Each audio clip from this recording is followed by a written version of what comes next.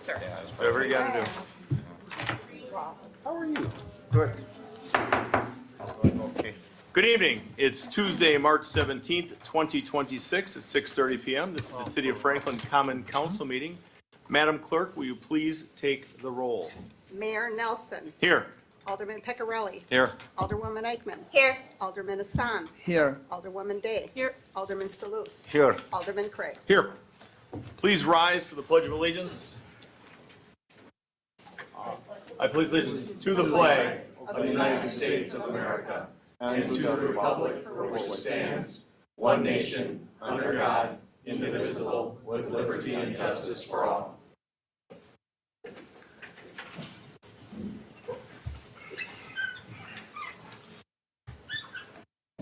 Okay, next up, item B, citizen comment period. I'll read this as I do every meeting. City of Franklin meeting rules of decorum for attendees and participants. For those attending City of Franklin meetings, number 1, respectful and orderly conduct is expected at all times. Number 2, disruptive or unruly behavior, including but not limited to clapping, verbal disruption, signs, and outbursts will not be tolerated. For those wishing to speak during City of Franklin meetings, number 1, approach the microphone when the chair opens the floor for citizen comments. Number 2, state your name and address for the record. Number 3, address your comments to the Common Council, Board, Commission, or Committee only. Limit your comments to 3 minutes or less. I will be the timekeeper. No endorsements or electioneering are allowed. Number 6, speakers shall refrain from presenting unduly repetitious, offensive, threatening, slanderous, defamatory, or obscene remarks. Number 7, persons wishing to speak as a spokesperson on behalf of a neighborhood, subdivision, homeowners, condominium, or business association or similar group with common interests shall demonstrate their qualifications to do so according to City of Franklin Resolution number 2007-6227 before speaking on that body's behalf. Number 8, questions may be answered immediately by the chair or referred to city staff for a future reply in a timely manner. Those not adhering to these rules of decorum for attendees and participants will be asked to leave or will be removed from the meeting if necessary. This is laminated and this is also on the podium. Second piece here is also laminated at the podium. This is chapter 19-2, order of business under citizen comment period. It says during the citizen comment period, no person shall speak for longer than 3 minutes at each council meeting, unless the city council shall direct otherwise to an individual. City council direction may take the form of a unanimous consent, last updated 2009-1976. So with that, we've got a full house, we've got a full agenda. Anybody wishing to speak? And after one person speaks, if you want to speak after, please fall in behind so we can make this kind of orderly. As usual, I don't have enough for everybody. Who are you? I'm going to announce that in a minute. Colonel, if you want to hit this, make sure it's working. My name is Robert Montgomery. I live at 8570 South 116th Street, Franklin, Wisconsin, 53132. Before you'll have 3 pieces of paper stapled together. The first one is an email dated March 4th of 2026, directed to the Department of Public Works. It states that I called the Department of Public Works 2 weeks ago prior to this email. So that would have been February. And I called stating that there's this big ditch. I call it the moat now in front of my driveway, which is a result of the City of Franklin building an on-ramp from my driveway to the 116th Street. It has failed. It's now about 8 inches deep. And if you look at the next piece of paper with the beautiful black and white picture with the red outline, that's the moat or the ditch. And that you can see the City of Franklin, the South 116th Street in the distance. You'll see the white line, which is the border, and you'll see this huge piece of water, about 8 inches thick. The third one will be a picture showing a picture of a truck tire coated in mud, grit, and dirt. Now, why are these relevant? I can't drive a personal vehicle, a sedan, through the moat. it'll tear off the front bumper and the air spoiler. It's been almost 5 weeks since I've asked the Department of Public Works to address this issue. And as stated in the email, I can't do anything about it because the city owns that area 45 feet from the center line either way. In fact, I'm not allowed to, so I haven't done anything. I'm still 5 weeks into it. The moat is still there. It still prevents me from driving sedans through it. I can drive a truck through it, like an F-150, a Silverado, but as you can see from the picture that shows all the dirt on the wheel, when you drive through it, you pick up all this dirt, and then it spreads it beautifully on the road, depending on which way you go. And apparently that upsets the city of Franklin.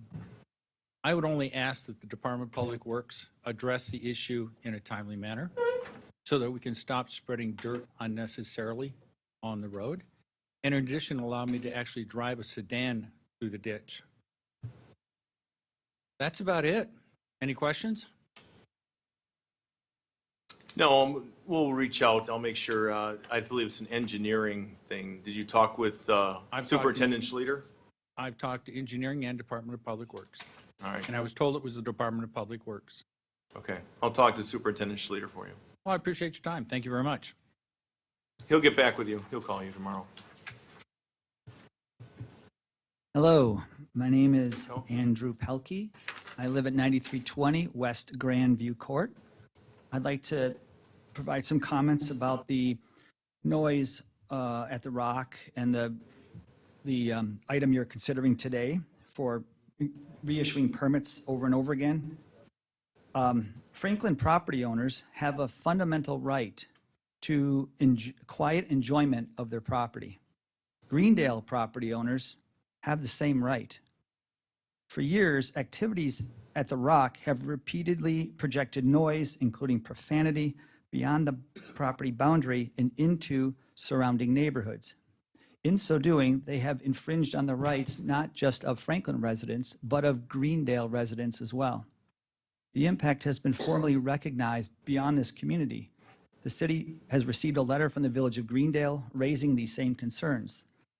The letter from Greendale should concern this council because it reflects how the city of Franklin and the residents that you represent are viewed by our neighbors. The worst part about this is that the residents have no control over these decisions. Last year, amplified profanity from the event was broadcast well beyond the property, across a broad area and into surrounding neighborhoods. Franklin residents heard it, Greendale residents heard it, yet there was no meaningful consequence. This is not an attempt to prevent or ban loud events. It is to ensure that loud events do not become a government-sanctioned intrusion on the surrounding property owners' rights to enjoy their property. The city ordinance already provides the correct standard. It allows activity on the property, even loud activity, but requires the sound be contained within the property and limits the decibel level at the line to 50. The question is not whether music can be played loudly. It can. The question is whether it can be played loudly without exceeding the limit at the property boundary. If it can't, the solution is simple. Either reduce the volume or improve mitigation until it complies. Mitigation efforts have been implemented in the past, but those efforts have been ineffective and therefore insufficient. Before any permit is issued, two conditions have to be met. First, the venue must be able to demonstrate that it can operate at their intended volume while remaining at or below the 50 decibels at the property line. Just, do they even have the capability? If they don't, you don't give them a permit.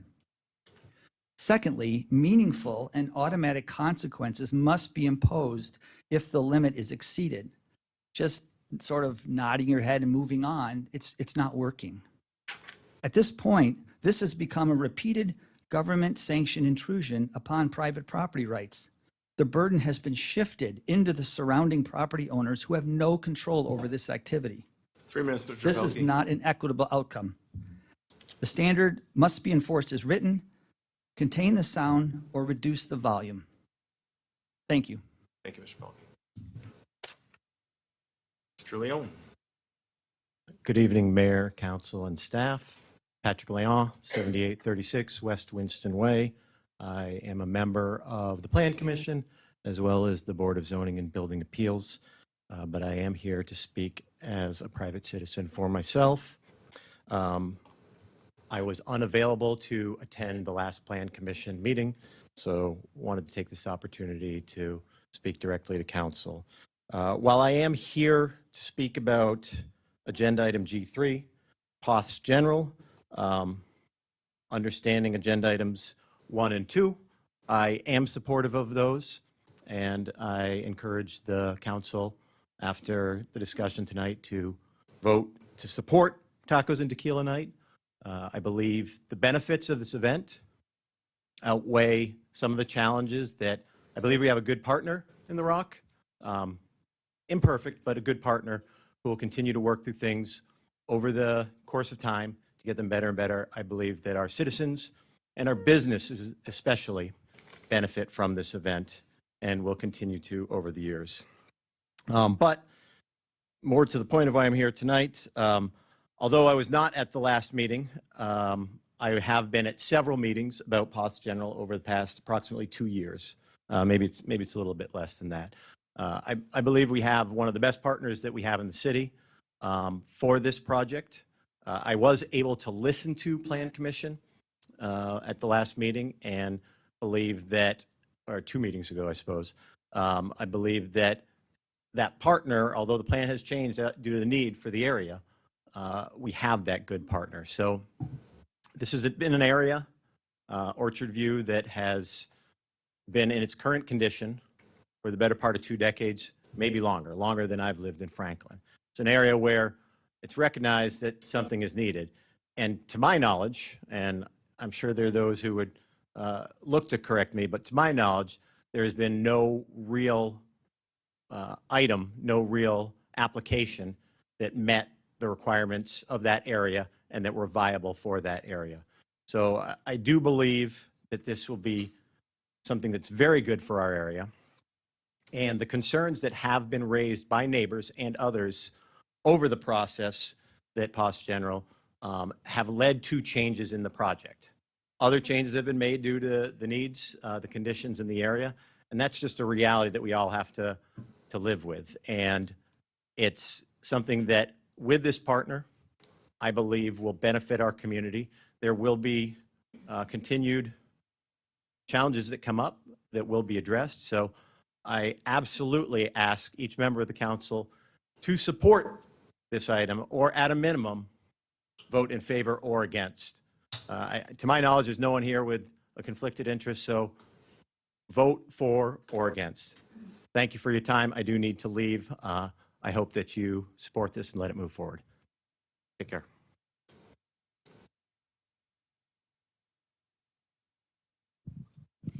Naomi Knoll, 8610 West Hawthorne Lane, Franklin. I'm going to speak about noise and sound. Throughout the last 10 years or so, I have personally learned that the science of sound can be very complicated. I know that it does not travel the same from one point throughout a single neighborhood or area. I'm thinking about the one point being the Rock and the neighborhood being the various neighborhoods around the Rock. It's different at different houses. For one, I know it bounces around depending on what's in its path. A few years ago, a man, I think named Mike Atkins, who worked for the Rock for I think around a year, he was able to control the stadium and umbrella bar sound level with a phone and with a computer standing in my driveway and in front of another neighbor's house that was close to 92nd Street. He obviously has had training in this area. The city of Franklin, the members of Common Council or the nearby neighbors do not really have training in this area, at least as much as he does, I don't think. Two sound studies have been done, or at least partially done. I ask that after 10 years now, that you set the goal to use the sound studies to contain the sound from the rock within their boundaries. Sound checks, decibel numbers that we've tried already don't really work because sound is complicated. I also ask that you defer special licensing until the noise sound problem is solved and a plan is implemented.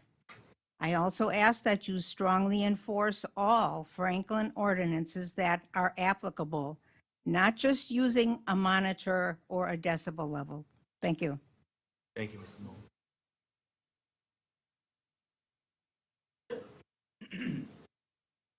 My name's Ryan. I'm the. Yeah, hold on. Thank you, sir. My name's Ryan Morglad. I'm the GM of the Sleep Inn Mainstay Suites in Franklin here, right by the Rock.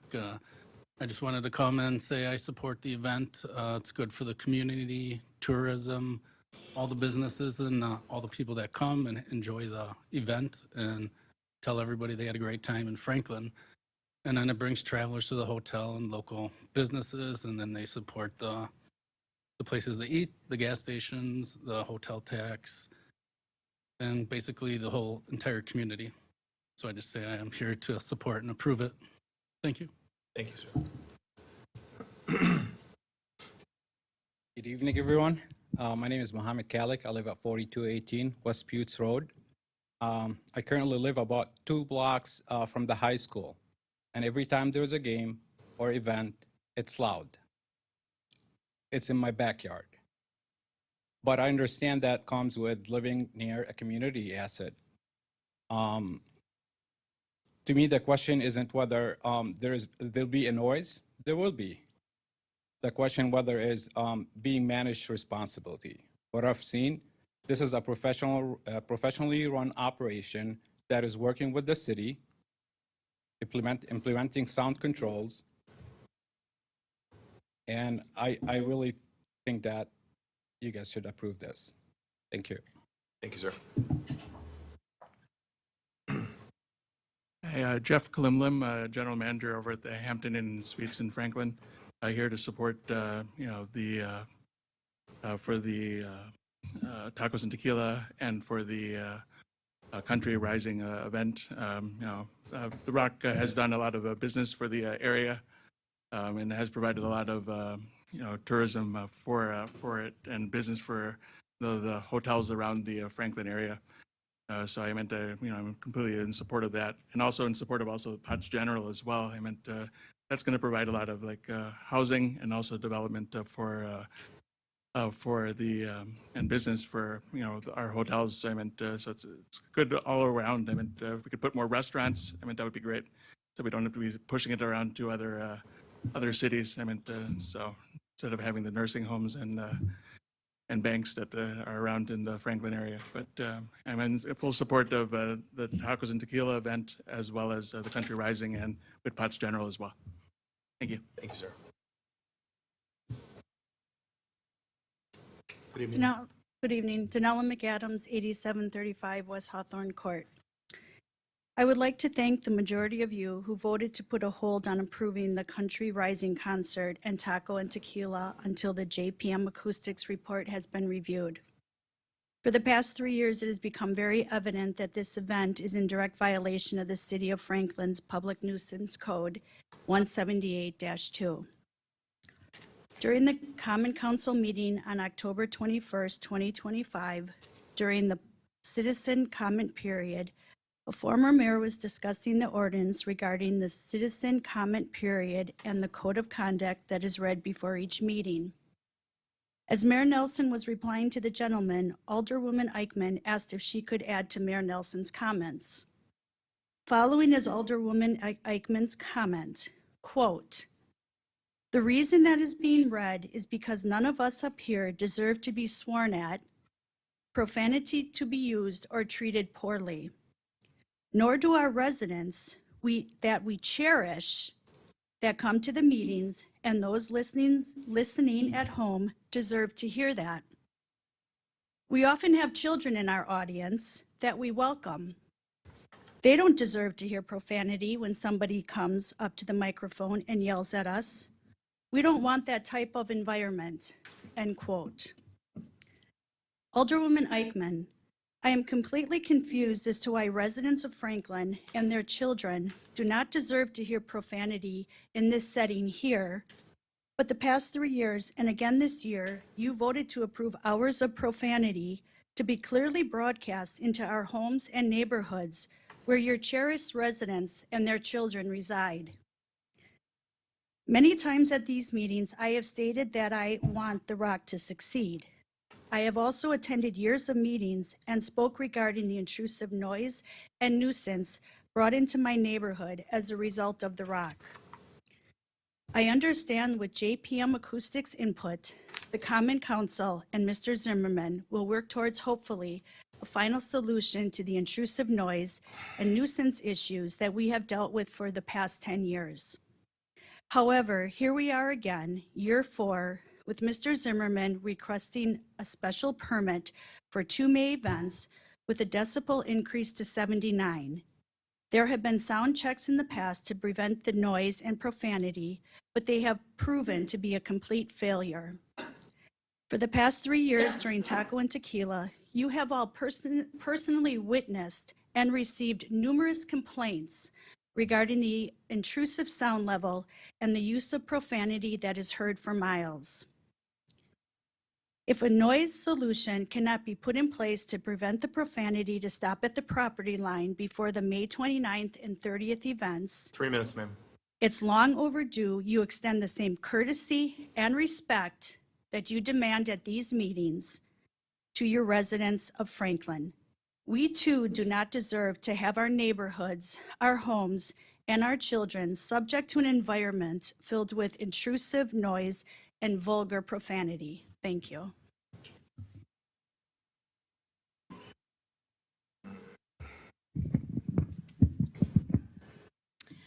Linda Mathwick, 7321 Front Drive. I respectfully ask that you give thoughtful consideration to item G3 on tonight's agenda regarding Poth's General. If approved, this moves to the Joint Review Board and could have significant financial consequences for the residents of this city. The creation of a tax incremental finance, or TIF, shifts risk from the developer to taxpayers. If the projected property values and tax revenues fall short, the public, not the developer, covers the gap. In a search that I did on Franklin's current open TIDs, that was an online search, I found this information based on the 2024 Financial City Report. Currently, there are 5 active TIDs, and let's start with the good news. On TID 4, Ascension Hospital, an example of a successful TIF, generated surplus revenue and paid off debt, now sending tax revenue back to the city and schools. It was created in 2005, scheduled to close in 2028, and the TIF was paid off early in 2023. That's the kind of TIFs and TIDs we would like to have. Now the information becomes challenging. TID 5, Ballpark Commons. The report states it doesn't generate enough increment to support the debt services, which many of us already are aware of. The city is relying on minimum assessment guarantee payments. Municipal revenue obligation, or MROs, haven't been triggered yet because the revenue is too low. In translation, according to the online search, this is an example of a TIF that is behind. TID 6, Loomis and Ryan Road Business Park, approaching stabilization depending on development pace. It appears to being close to a break-even point. TID 7, Vila Village, development has fallen short of the projections. This affects the city's ability to sustain developer MRO payments. Translation, again, according to the online search, not missing payments yet, but underperforming the TID plan, which threatens future payments. To date, business park overlay, still financing infrastructure for roads, stormwater, etc. The city issued debt, millions in bonds to support it, a strong sign that it is not yet cash positive. Considering this track record, what justifies the council imposing potential added burden to Franklin taxpayers? Additionally, the city of Franklin is currently understaffed both the fire and the police departments. It has been indicated that a loan for $4.7 million may be required to fund infrastructure improvements on Drexel Avenue for the Costco development. 3 minutes, ma'am. What is the anticipated source of funding for these expenses according to the Common Council? What is the anticipated source of funding for these expenses according to the Common Council? The authority is in this matter rests with you, the alderwomen and aldermen. I urge you to consider it in a manner that reflects your responsibility to the constituents of the city of Franklin.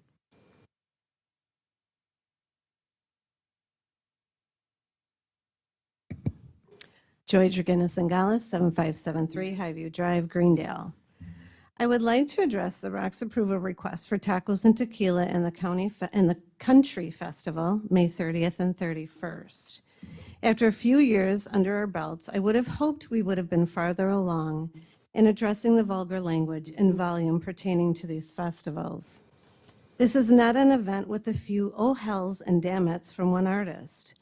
According to the application, this is a 12-hour event asking for 79 decibels with many F-bombs, B-bombs, C-bombs, as well as lyrics describing and pertaining to sexual acts. I'm sorry, but this is not the language anyone should unwillingly be exposed to. And for the city of Franklin's elected officials to knowingly allow it is openly condoning it. Would you allow this in your school classrooms or homes with young children? If your answer is no, then it is not acceptable to allow this at an open-air venue surrounded by neighborhoods and families either. Mr. Mayor, a few meetings ago you addressed a fellow Greendale neighbor, stating our village representatives have not addressed this issue in a while. My first question to you regarding this statement is, why should a neighboring municipality or citizen need to keep coming back week after week, year after year to address the same issue?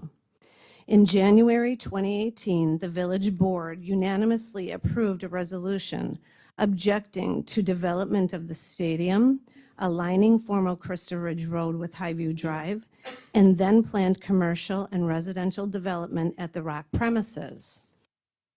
This resolution was all due to concerns over noise, traffic, light, and environmental pollution. On March 4th, 2026, the Greendale Village Manager was directed by the board to send a letter of concern regarding the vulgar, explicit language and noise levels associated with tacos and country rising festivals. This letter was sent due to residents contacting the village trustees and village manager regarding these issues. Would you be willing to read that letter into the record tonight? I do have a copy for each of you if you'd like. I am also aware of Greendale reaching out over the years to meet with Franklin in order to discuss the village's concerns associated with rock events, only to be ignored and unanswered. So this brings up my second question. Why haven't Franklin officials reached out to Greendale in good faith and in being a good neighbor to address the concerns brought forth by Greendale residents for years? I hope now this satisfies any doubts or concerns regarding Greendale's stance on issues pertaining to the Rock, as well as serves informative to those board members who were unaware of such documents. But most of all, I hope this information is used in making respectful and informed decisions, 3 minutes, ma'am. not just for this festival, but all Rock events, instead of Franklin's elected using it as ammunition to insult and demean Greendale's officials and citizens, as been done in the past. I'm not saying no. It is time we stop this hamster wheel and see real results the neighbors are satisfied with, because in the end, we, the neighbors, are the only ones who can determine if any steps to mitigate the issues at the Rock are actually working. Thank you.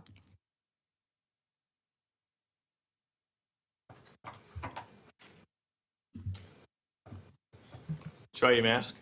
NJ Mathwig, Franklin, Wisconsin.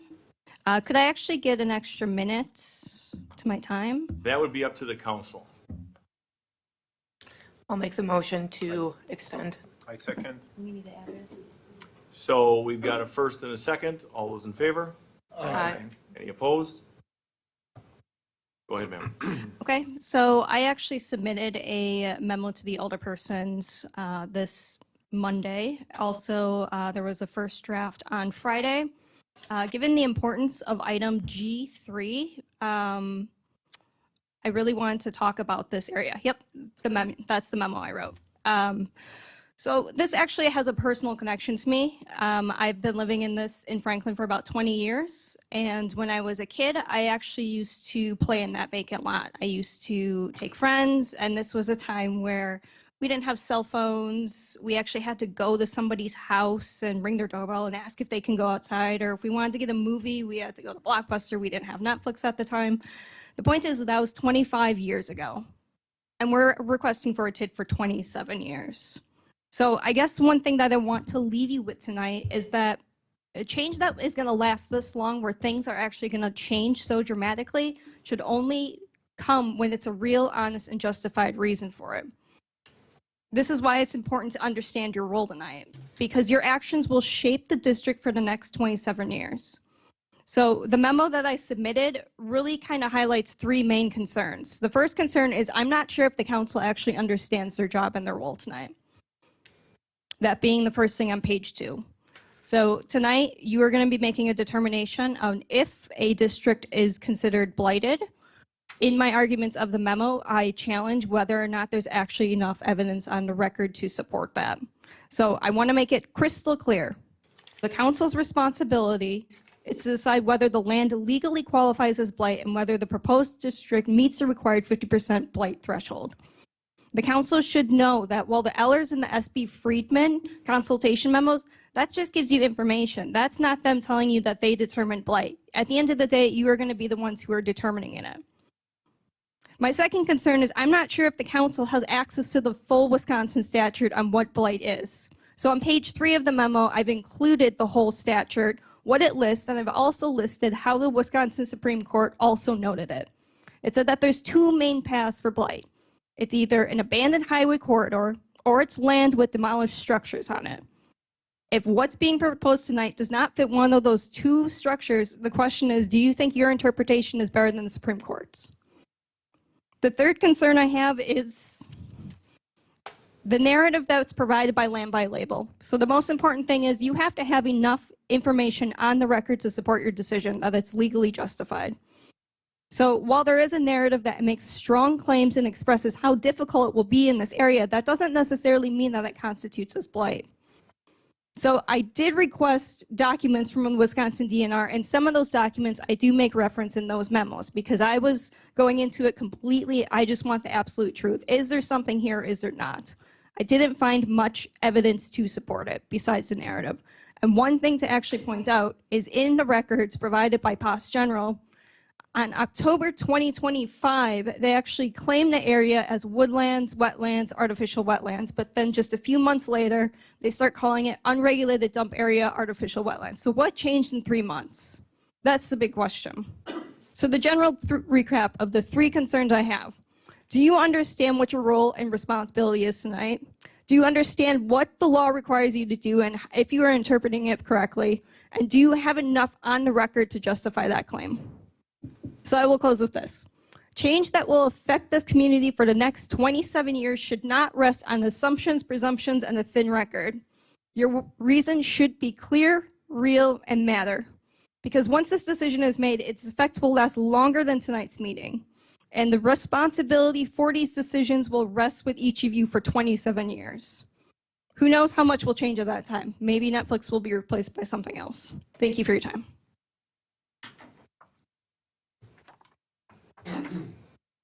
Mr. Benning. Tom Benning, 11720 Pine Road, Franklin, Tom, Wisconsin. can you just put it up a little bit, Tom? I'm here tonight to, unlike the last young lady, I remember that corner as a farm field, playing in it with Tom Carth. And now you have The Rock, a hotel, a lot of other businesses that have been there for a while.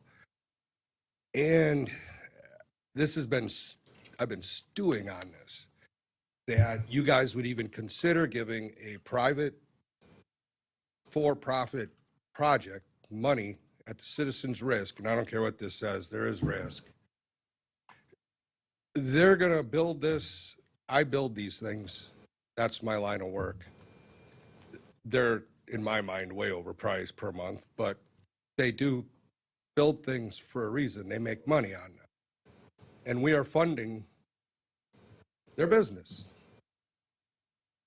There is nothing in that project that is for the general public or the citizens of Franklin. Nothing. So to use TIF or TID money for it is, in my mind, ridiculous unless there's something for the general public, not just for a developer to make money. And I strongly believe, and I've talked to a lot of people, I've lived in Franklin my whole life, they usually don't pay attention, but this one they are paying attention to. And I do believe there'll be consequences at the ballot box for the wrong decision. This is not a good idea. You're sitting on a prime piece of real estate that, as far as originally everybody talked about a town square and places people could go and gather, we're not going to go gather in somebody's apartment. So I hope you all really consider this before you make a decision. As the young lady stated, your decision tonight, that's it. I mean, 27 years, me and you, John, we grew up together. We could be in the ground. So please consider it carefully. Thank you. Thank you, sir.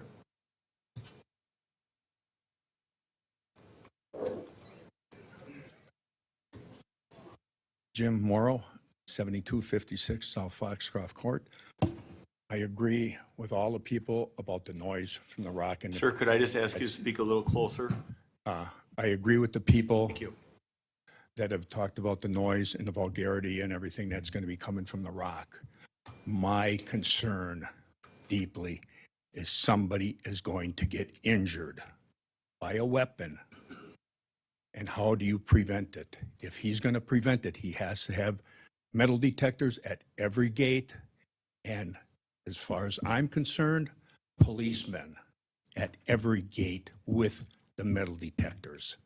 And if not, and if something happens and you give him his permit, he should never be able to get another permit. And I don't care, it's for racing turtles. Never again. Thank you. Thanks.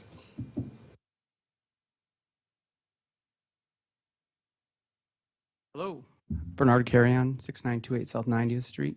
I want to thank many of you. Got emails from me the last few weeks. I didn't send one last week, but got some phone calls. Had some nice return phone calls. I really appreciate that. It makes you feel like people are listening because it's been over a decade since we've been talking about the noise here. And our perspective from our family, my wife and I we lived 2 blocks from Summerfest before we moved out here to Franklin. So our perspective will always be how loud was it in our condo 2 blocks from Summerfest versus how loud has it been a quarter mile, half mile from the rock since we've been there.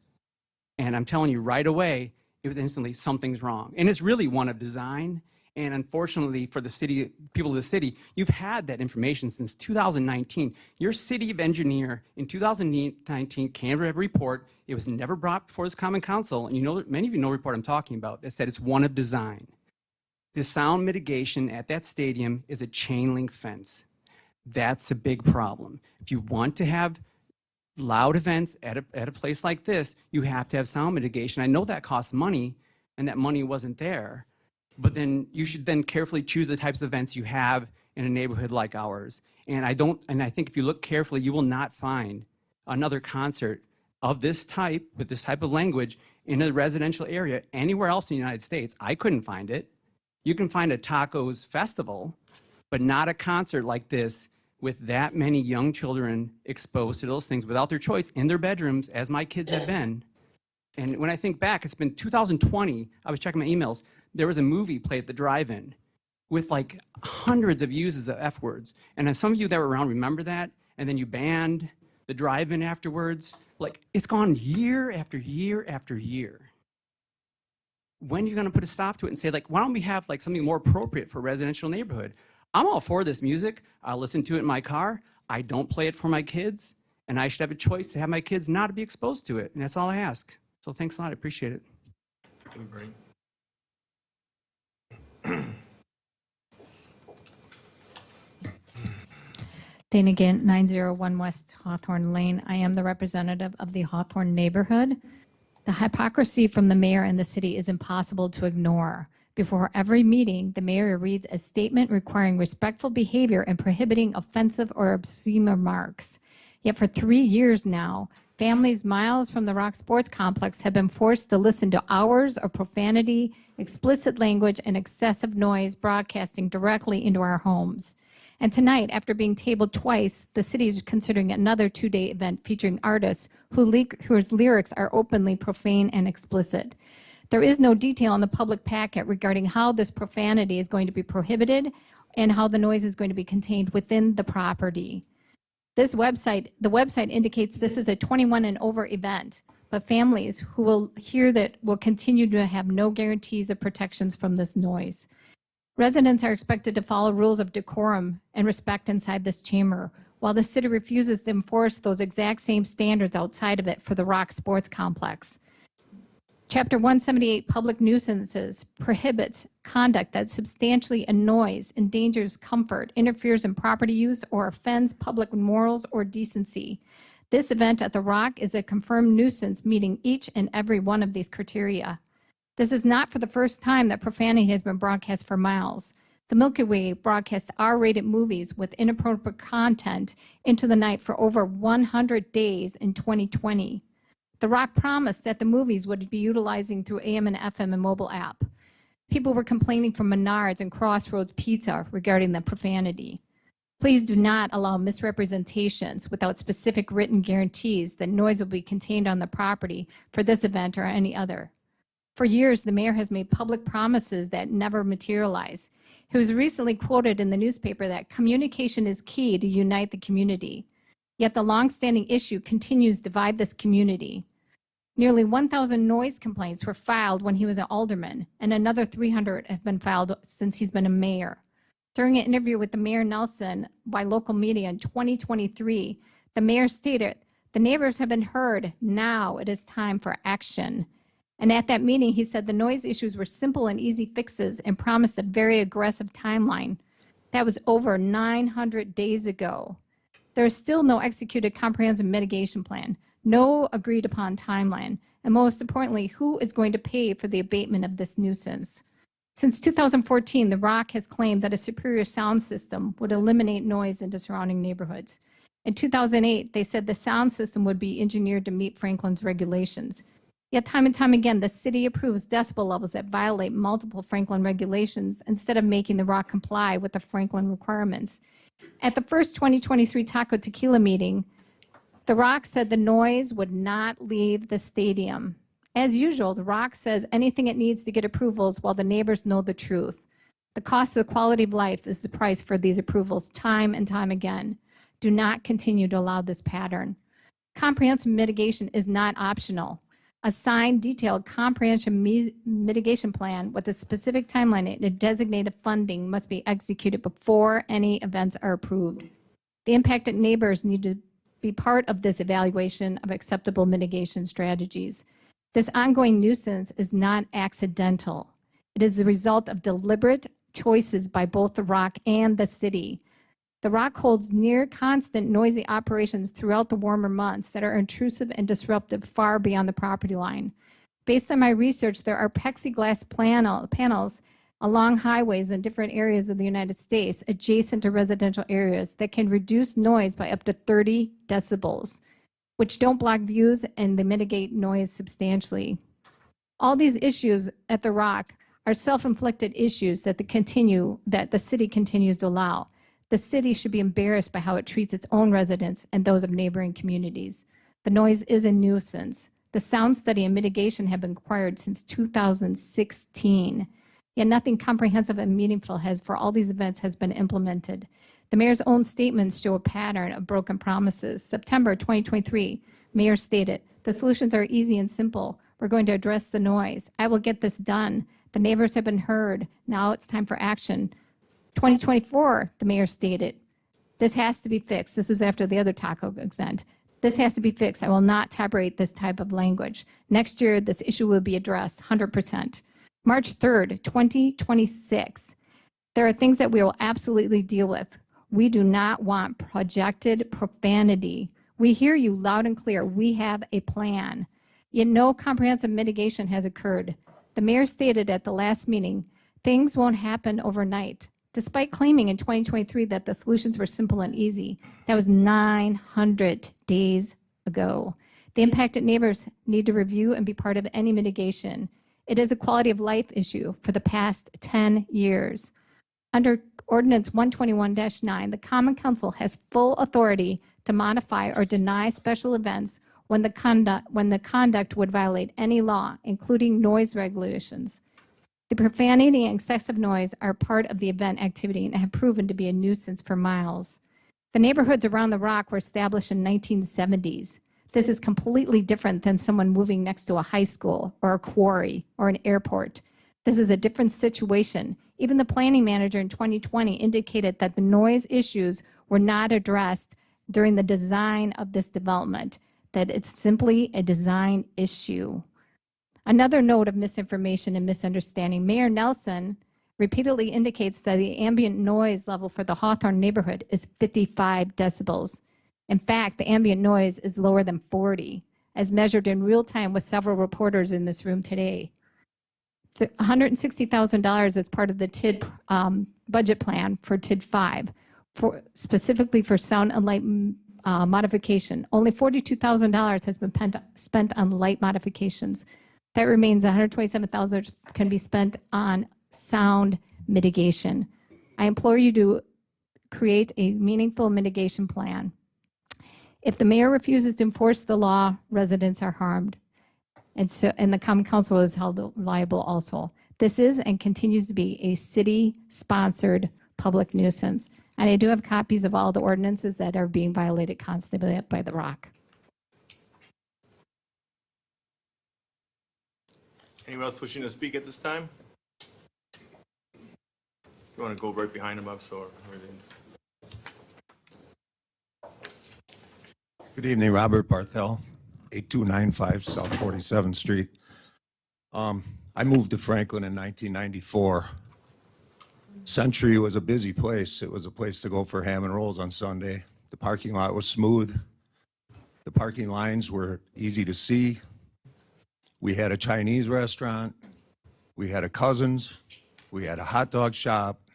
We had a frozen yogurt shop. It was a nice shopping center, and now all of these places are gone, and none of them are coming back if we put apartments there. I think as a taxpayer in Franklin, I'm going to get absolutely no benefit out of apartments. Yet, if this project doesn't perform as it should, the taxpayers are going to be on the hook for the difference. I had one other thought, if you could bear with me. Oh, it was a good one, too. Bet it Thank was, you. Bob.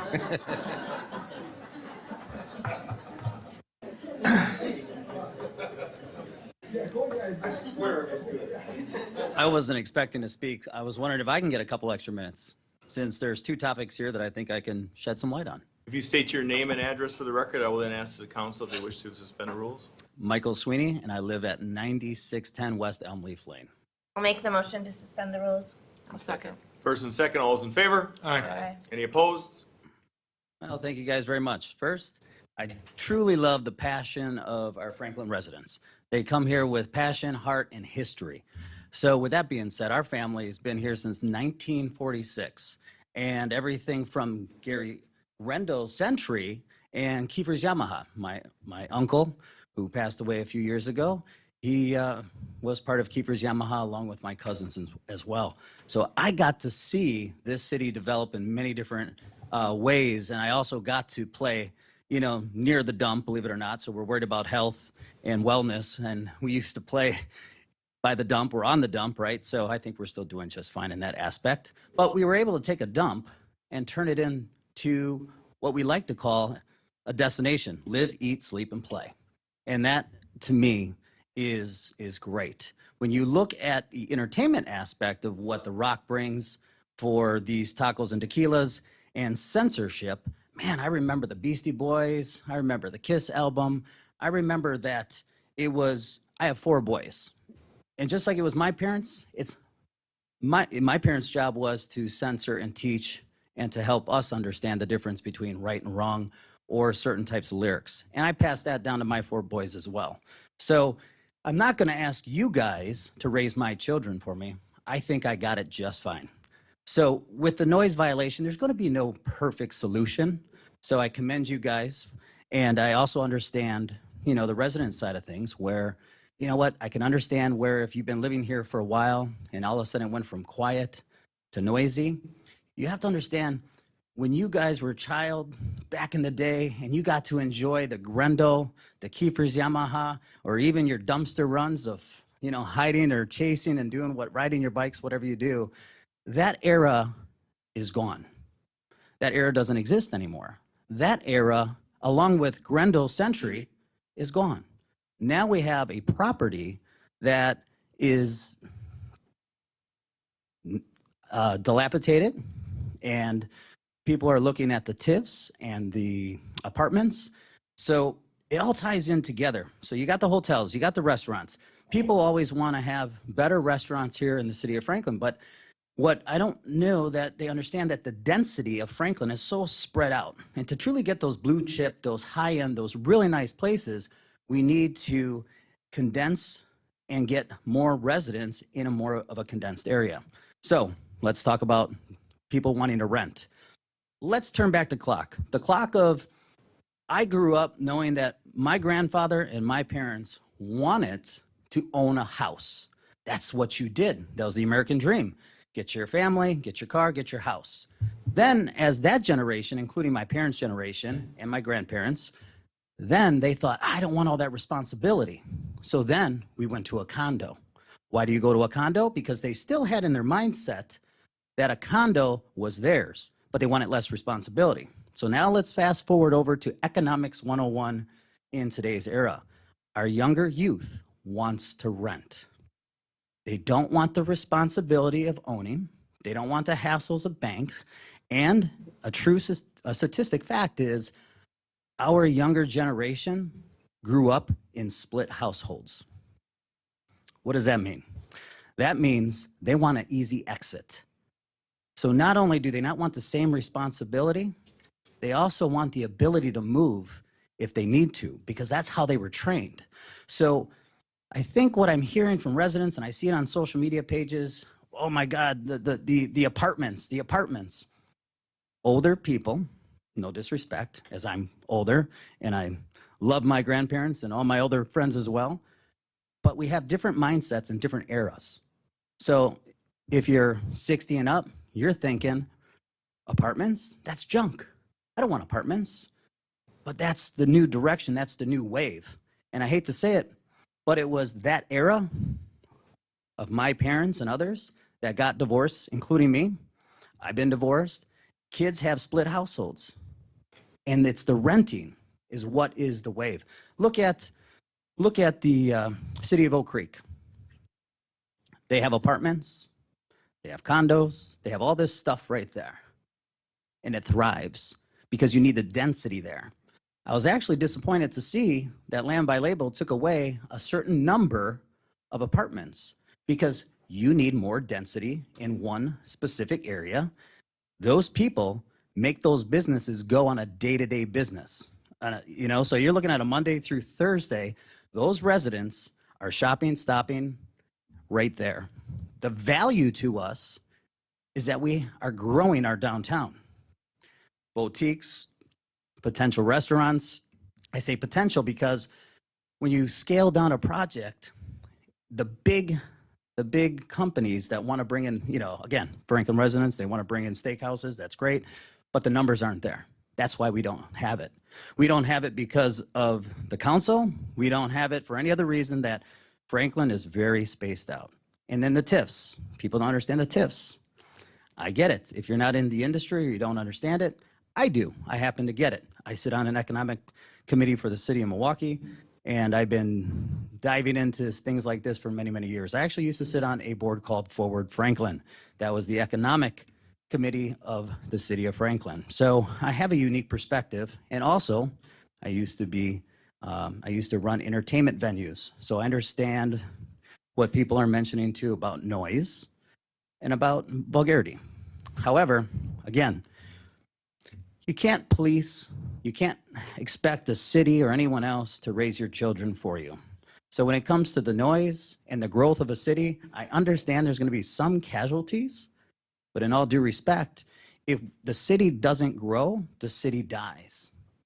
So if we don't have these, we have a unique situation of a venue where we can have these big concerts, big gatherings where our city can thrive and also generate new tax dollars. If you get a company like Land by Label, they want to go ahead and build a rundown, lost memory of the Gary Grendel century and so forth, we need to go on to the next step because that property isn't even buildable. We all know that. That property needs work to be able to build a proper development. So again, it's kind of like the dump scenario. We turned a dump into a destination. Now we're going to tear down an old strip mall to create a new one with the modern day necessities that make it thrive. So I guess I just want people to truly understand that as a city, you want to grow. And if you don't grow, you die. So with that being said, I am very happy to see that people take the effort of putting their lives on their line, putting their money on the line to build a rock, to go ahead and tear down a building to start it fresh. The city taking what they know with their business and their abilities with TIFs and understand how to generate new tax money. So what do you get out of those apartments? Don't look at it as apartments. Look at it as a destination where people can eat, sleep, and play. Without that concept, the city dies. Now you're not generating new tax dollars to fix your roads, to feed your police, to feed your fire department. So I just want people to open their eyes and look at it from a different viewing glass because I've lived here for 46 years. I've been to all these places in their heyday and in their dilapidated time that it is right now for that one property on 76. For 40 years, that was the corridor, and it still is the corridor. We have one side developed and the other side is not. So why would it be such a bad thing to take an eyesore, create new tax dollars, and the opportunity to give everyone what they want, which is food, retail, and a destination? That's called growth. That's what I see. And I, quite frankly, don't mind looking at something new, something pretty, where have to say, I know Gary Grendel, and I know he's okay with that store being torn down because it just looks bad. It looks bad on the city, and there's no tax money. So if you can generate new tax money through the TIF, through developers taking their 100% risk, not the city, not us taxpayers, because we don't have any skin in the game. The city doesn't, the residents, and we have all to gain from it. We have a thriving economy. We get more money in our pockets as residents through the city, through taxes, and I think it's a win-win. I just don't think it's really truly being presented correctly. So between sound, I get it. You're not going to make everyone happy. Types of music, I get it. You're not going to be making everyone happy. One guy listens to the music that he doesn't want to be broadcasted all over, the city of Franklin. Well, that's a catch-22. So, you're kind of either damned if you do or damned if you don't. And in this sense, I would love people to think a little bit more universally for not only what they loved as a child, but to give my children the opportunity to love something just like they did 20, 30 years ago. Thank you.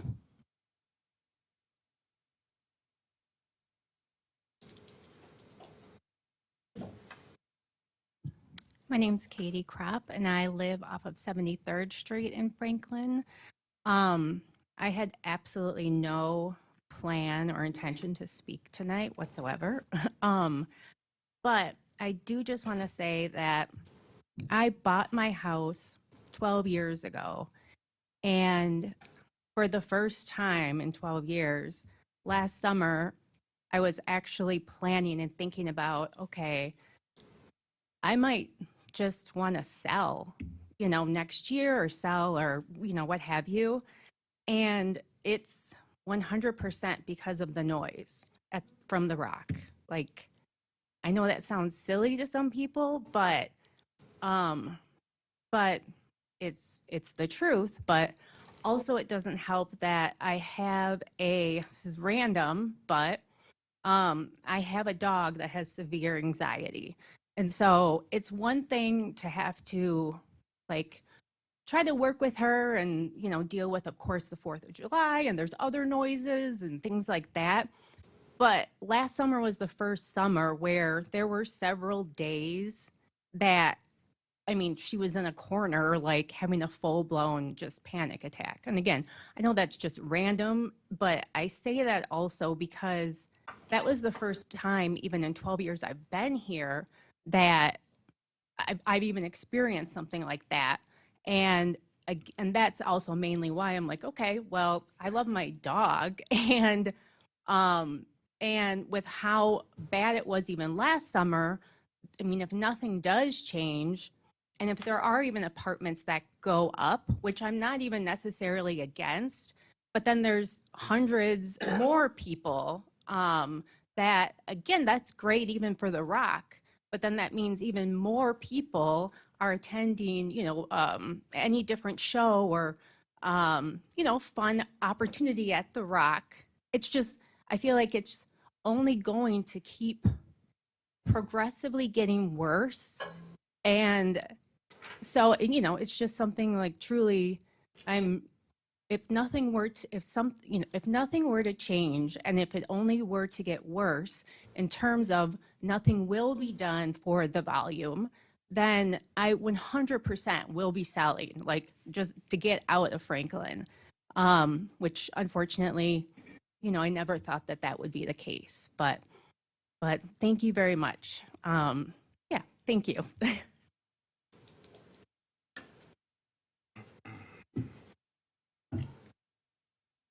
Good evening, sir.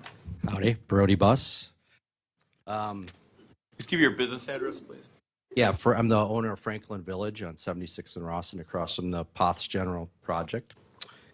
And been attending the meetings for, I don't know, about a year now, and I think there's been some great conversations, good concerns. I think the developers made some of the right moves to accommodate the feedback. And but I'd like to maybe hit this from a different perspective, because I think the businesses have been underrepresented in some of these meetings, some of the town halls. I guess I might be one of the few people in this room, or people that you've talked to that are actively looking for tenants, and I'm cold calling into regional, national retailers, trying to drum up interest. And I hear repeatedly some of the same things, and I think that's just a reality check for everybody, that we have to realize it's really, really competitive out there for retailers. We don't have the traffic, we don't have the densities. I hear both online and in the town hall meetings, people talk about retailers like Trader Joe's, and they're frankly just not interested in being here. And it's not anything personal, it's just we don't check the boxes. And I think it's nice to think about all the retailers that we want here, and but the reality is, if we took this entire property and made it all retail, which I think would look great on paper with ice skating rinks and dog parks and all these things, it wouldn't be viable. We don't have the densities. We would have empty retail. And I think the truth is that we need this residential to make the entire project work and make more retail come to the corner. I would love no more retail to come to the corner, but the reality is that the best for Franklin is to have more retail. But the truth is that we're challenged. I mean, we're in a deep competition with places like New Berlin, Brookfield, Greenfield. I mean, it is heated, and it's hard for these retailers also to make money. You know, we're going to be,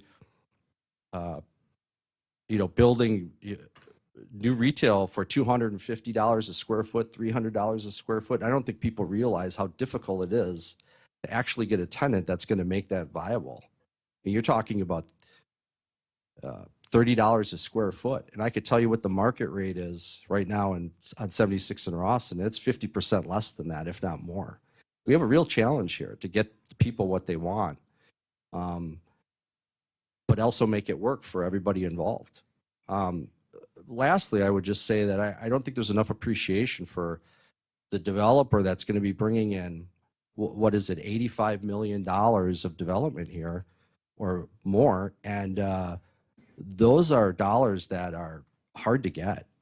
This isn't go to the bank and personally guarantee a $5 million loan and build something. These are institutional dollars that can go anywhere. And I think it's a gift actually to the city that we've gotten the project to this point. And I think a TIF is a small drop in the bucket for people talk about where we're going to be 20, 30 years from now. I may not be here either, but I hope something bigger happens in Franklin. I think this is the real start. I don't think it's the end either. If we want the retailers that we really want, I actually think there's going to be more that has to be done. So thanks. Thank you. I have some comments about the prepared statement about the Potts General. So if I could be allowed to speak on that topic. I know I already spoke about the noise, but these are two major issues. So Brief? what I'll do is got to be brief. 3 minutes, hard stop. Sure. We got to roll this. We're at 1 hour and 5 into citizen comment period. We got 25 items. So Absolutely. I'll Mr. make it Pelkey, fast. state your name and address again, please. Andrew Pelkey, 9320 West Grandview Court. Because the dangerous part is then we get round 2, and then we're here till midnight. I realize that. It's just that there's two main big issues, so I'll make it fast. Potts General TIF. Under the Wisconsin law, the city must determine that development would not occur but for the use of a TIF. You all know that. TIF is intended to address extraordinary redevelopment barriers, not to improve the economics of projects that are already financially viable. The conditions cited for this project appear to be ordinary redevelopment costs, not extraordinary barriers. The demolition of existing buildings is already planned. Site cleanup appears to be routine. These costs, these are costs that developers typically account for when purchasing a property. This is the key part. If ordinary costs qualify, then every redevelopment project could justify a TIF. This is really a density buy-down project. A common pattern seen across Wisconsin is a project is financially viable at a higher density. No TIF needed. The density is reduced in response to community concerns, excuse me, and then the developer requests public subsidies because obviously they're losing money by developing less dense, in this case, apartments. So the economic effect is that the subsidy, the public funds, replace the revenue that would have come from additional units.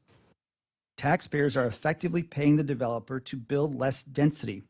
And what you just heard from the gentleman here, and the other gentleman that owns the property, is that we need higher density to support the commercial that everybody says that they want. So he expressed concerns right off the bat that this revised proposal doesn't have enough density.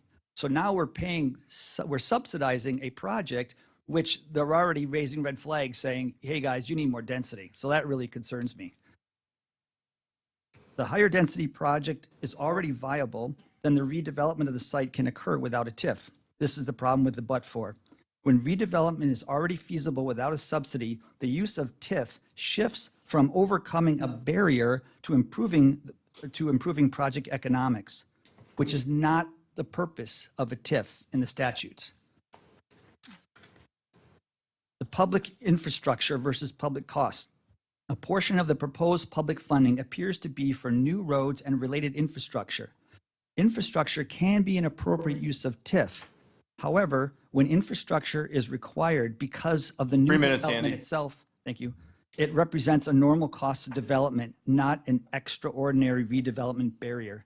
So you put roads in if you have like a landlocked piece of land where you can't develop the land, but without that road going in. But this isn't landlocked stuff. Andy, we got to. Thank you. Thank you, sir. All right.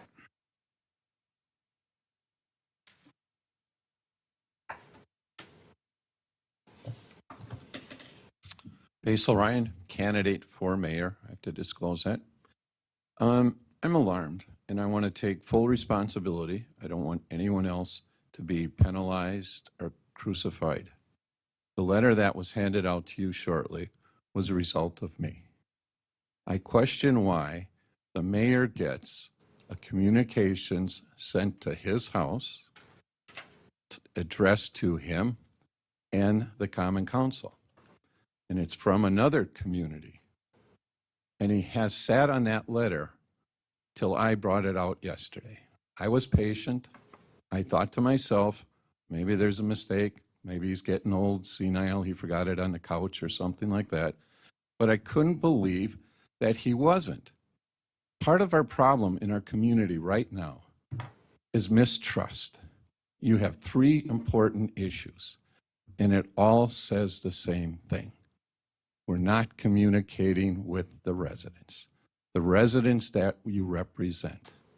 And when you have a letter from another community claiming that they would like to voice their concern about an event, and it doesn't get in the hands of the alderman, you should all be disturbed, because that's not open government.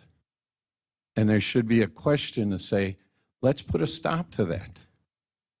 I know John should be the first one to say, hey, I don't know why I'm getting mail at my house. Clearly it says right under his address, and it's from another community, another business manager. Now, I understand he takes full responsibility because he sent it to the wrong house, but it just leaves you with a dirty taste in your mouth that this is how government works. And then you get the people that go conspiracy theories saying, oh, no, this was planned this way and that. So you have a tough job. You're hearing a lot of people, young, old, people that are professionals, non-professionals, but they're speaking from their heart. And I'll say, you didn't remember that thought yet, did you? I'd give you a chance to come back. I mean, obviously that was a nervous individual and forgot something. But all I'm trying to say is you have an issue that's greater than the 3 things. It's putting trust back into people. And John, I'm not here, I don't want to campaign, but I'd still like an explanation. I gave you the benefit of the doubt before I had to bring it forward. So if anyone wants to, come blame me. I'm the guy that's making you look bad. Wow, okay.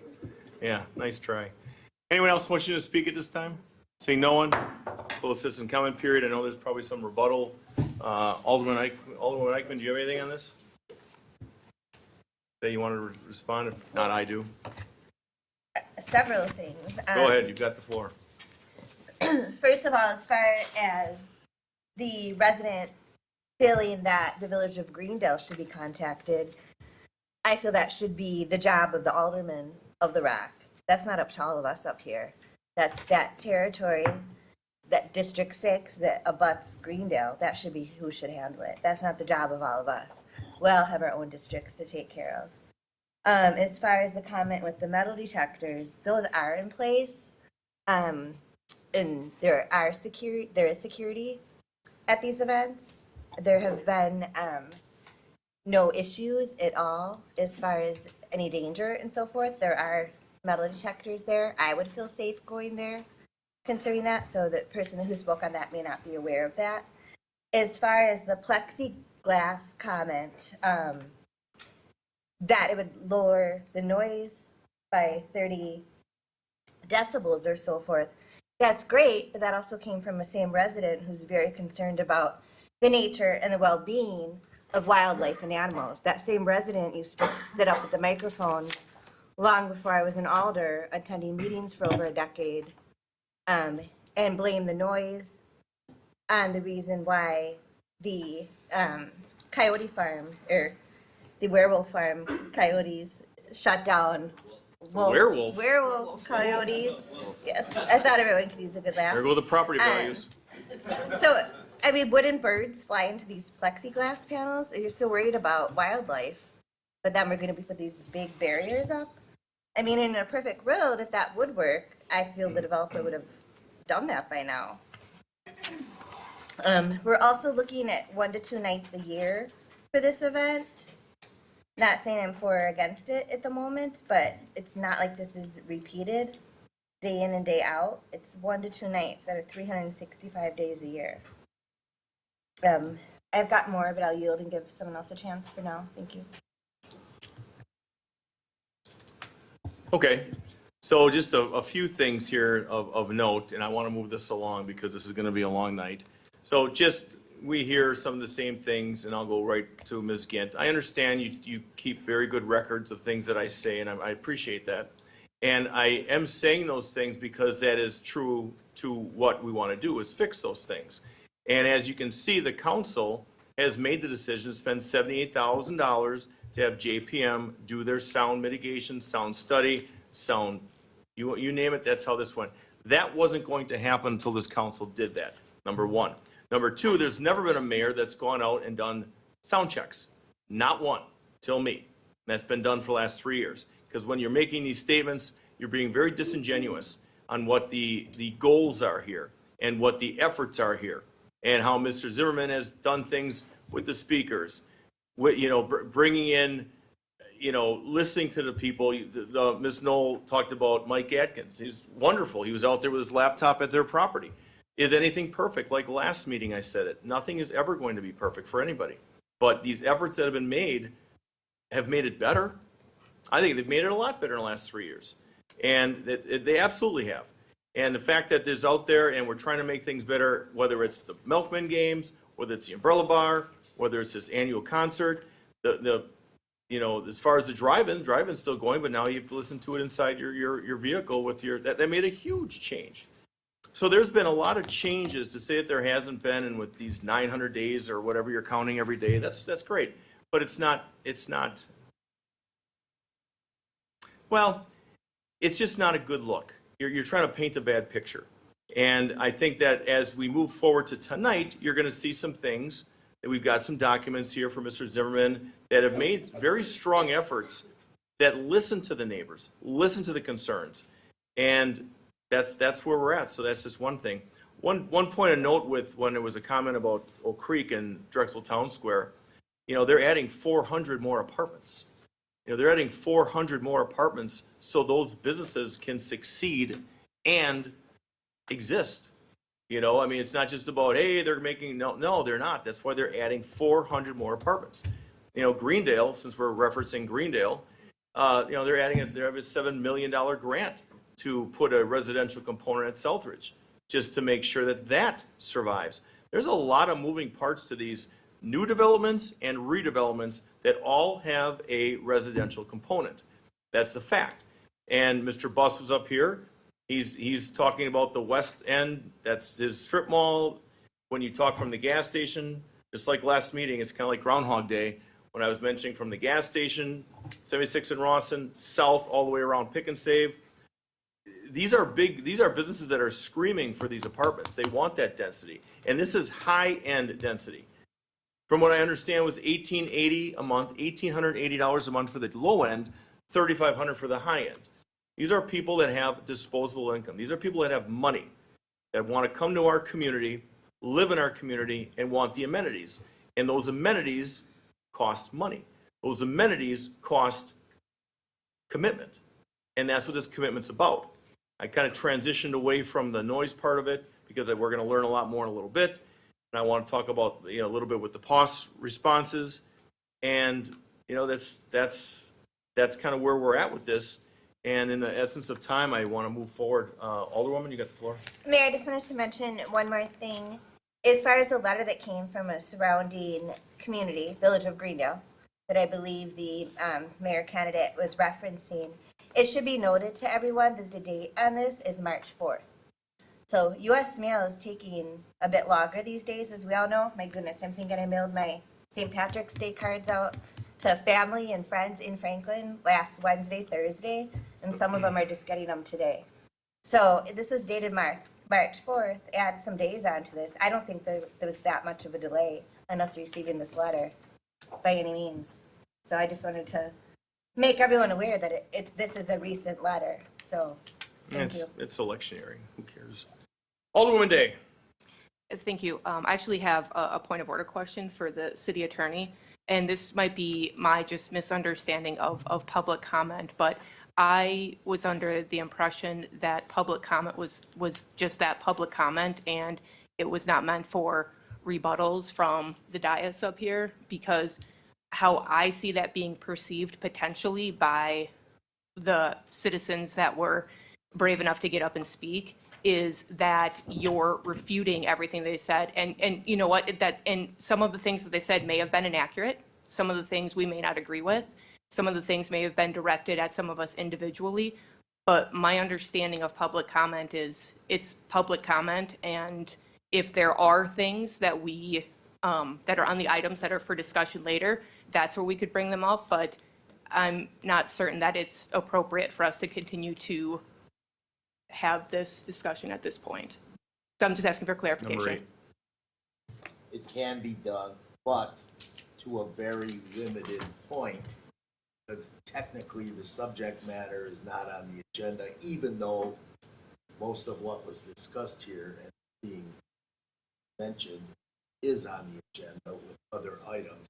But if it went much longer Kelly, or more detailed, please. I would have brought that up. I was prepared to do that. Okay, thank you. That That was that. I just wanted clarity before we kept going around, so I didn't want to be out of bounds with anything. Thank you. Thank No, you. That's fine, and that's why number 8 here, questions may be answered immediately by the chair, that's me, or referred to city staff for a future reply in timely manner. And when some of these comments are made, I responded back. So moving forward, item C, approve the minutes, regular common council meeting of March 3rd, 2026. Is there a motion? Motion to approve. First and a second, any further discussion? Seeing none, all those in favor? Aye. Any opposed? Ayes have it, motion carries. We have no hearings under D as in David, no organizational business under E as in Edward, no letters under F as in Frank. Going to G1. Receive and place on file JPM Acoustics Noise Monitoring Report for the Tacos and Tequila event. Administrator Hirsch, do you want to start?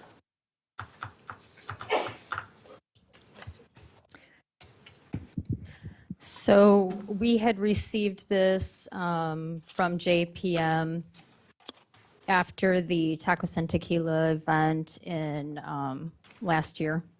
And the report was not brought forward because I was waiting for the complete package, but that's obviously changed a little bit. So I thought I would bring this forward so that way it can be discussed and placed on file.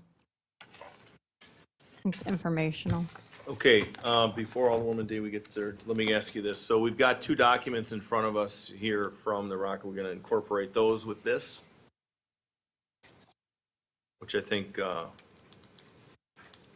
pretty relevant, but I'm going to yield to Alderwoman Day at this point.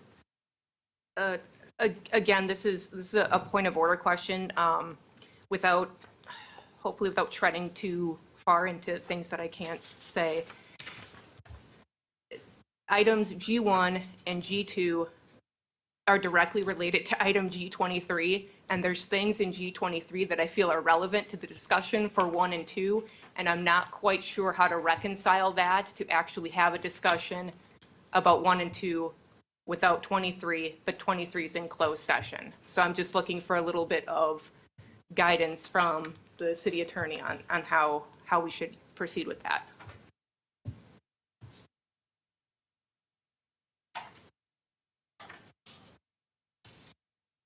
I believe the city administrator put item G1 on the agenda for the Common Council's information with regard to status of the sound monitoring, et cetera, and did say receive and place on file. Well, the council's had that information. With regard to contract itself, that's a separate discussion.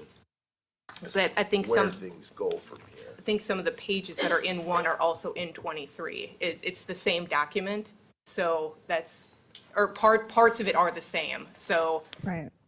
There's going to be parts. Has to be. And I think this overlaps more with number 2 than right now, but I want to figure out where the battle lines are, especially when we get into further conversations, because, Well, number 2 is number 2. Right. And that one gets addressed, no matter what. Right, yeah, this is something that, like I said, this is from last year's information, last year's concert, bringing it forward, realizing that I was not going to have like a full package to bring forward at this time. So it's brought forward to be placed on, in the record and on file, and it's purely informational. It's got a weird timing, but that's what it is. I didn't actually have but anything to do with separate but the 2. same at the same time. Yes. Okay, got it. For different purposes. Yep. Right. Okay, that was my point, about different purposes. Mr. Pecorelli? So I just have one, I don't know if you'll be able to answer this or not, but one question. So on the 3 graphs that are on here in the packet, I think they're from 3 different sound locations. Correct. So the second and third, all 3, I'll call it the x-axis across the bottom, the timeline. Mm-hmm. The second and the third are real close, but the first one ends at noon, I think it is, on the 14th. But the others go, I need my glasses, to 10, maybe midnight. Do we know why the first one's missing the rest of that timeline? I have no idea why. 'Cause I know they Yeah. produced this report, so. Right. JPM. Right. So this is all that I had received. I didn't receive any talking points around it or anything like that. All right, thank you. Sorry. Alderman? Yeah, and to that point, I apologize for not asking this when I had the floor before. To Alderman Pecorelli's point, on graphs 2 and 3, there is another spike that's over the 75 at the same time frame on 2 and 3, but 1 doesn't show that. So to say, the report to say that there was only 1 variance over 75 seems to be incorrect. So I'm not sure what that is, but that's not captured here, so. That did go over 75 more than once. It was on the second day, so. Alderman Sluse? Just my question, could you please update us on what happens on the financial front with the contract between us, the payment, all that kind of That's stuff? item 23. That's the closed session one, Alderman. So any update on the mitigation, because this is the report, and what about like the recommendations? Did we get any of that information? There's nothing beside this. This is what we received formally from them for the Tacos and Tequila event in 2025. I see that Mr. Zimmerman is here. Is he going to present anything to us? Yes. I don't know. Our items are completely unrelated, but related, I guess. They're Okay. Alderman, if you're referring to the documents that we received, I would ask Mr. Zimmerman to come up and speak on that, yes, for sure. that would be for G2, correct? Right. Yeah. All right. So maybe we could just place this on Right. file and move forward. Yeah, if there's no any further questions on G1, specifically G1, if there's a motion to receive and place on file, that would be great. I will make the motion to receive and place on file. I'll second. First and a second, all those in favor? Aye. Any opposed? Ayes have it, motion carries. G2, Country Rising Concert and Tacos and Tequila. And if Mr. Zimmerman will come up to the main table. And everybody received, good evening, sir. Please don't have a seat, and we'll test one of those microphones, make sure they're working. You can just state your name and business address for the record, please. Michael Zimmerman, 7044 South Ballpark Drive. Good evening and welcome. And just a couple of things, I guess, as we move forward with this. We were provided 2 documents. If you'd like to pick whichever one you'd like to start with and go from there. That way we can follow along with whichever one you're picking. So I may jump around based on some of the questions, but yeah, you have 2 documents. The one titled Supplemental Report Stadium Event Permit Application is the more comprehensive overview, talking about the work, sort of historical context, the work that's been done since we met a month ago when you guys decided to table it, and other sort of like relevant information specifically around how we're going to execute this year. The second document is just a summary of that with a proposed motion. I just said if somebody wants to make a motion that holds us accountable to the things that we're talking about tonight, this is a document that facilitates that for your consideration. So if you don't mind, I'd like to just maybe start with the larger document. You might jump around a little bit. So I'm going to start with just, our perspective of whenever that was, 30 days ago. So if you guys go to page 2, item 4, summary of 2025 event performance, right after the event, and I want to say this is a week ago, there was an email that was sent out by the mayor from the police department that was essentially our scorecard of how we did. And the following are the results of that. So it broke it out into noise complaints and said that there were 7 total noise complaints recorded. 1 complaint occurred prior to the start of the event, 6 during the event, and that generally complaints occurred between 10:34 a.m., which would have been the sound check, and 10:02 p.m. At 9:17, the sound engineer reported that sound levels did indeed go over the 75. It reached 77 dBA. We were then notified at 9:19 by Franklin PD that we exceeded it. And if, as a reminder, our permit allowed for a 15-minute correction period, which we did, so the volume was immediately reduced and turned back into compliance. It also examines public safety outcomes. There were 6 ejections, 0 arrests, and 1 citation. So all in all, from our perspective, especially considering the last 4 years, that was a major success. Not perfect. I don't think these events are ever meant to be perfect, but a major success. So we fast forward, kind of working in a bit of a vacuum, to be frank, to the meeting that we had that started with the license committee, where we started to hear that there were more complaints done within Hawthorne around largely profanity.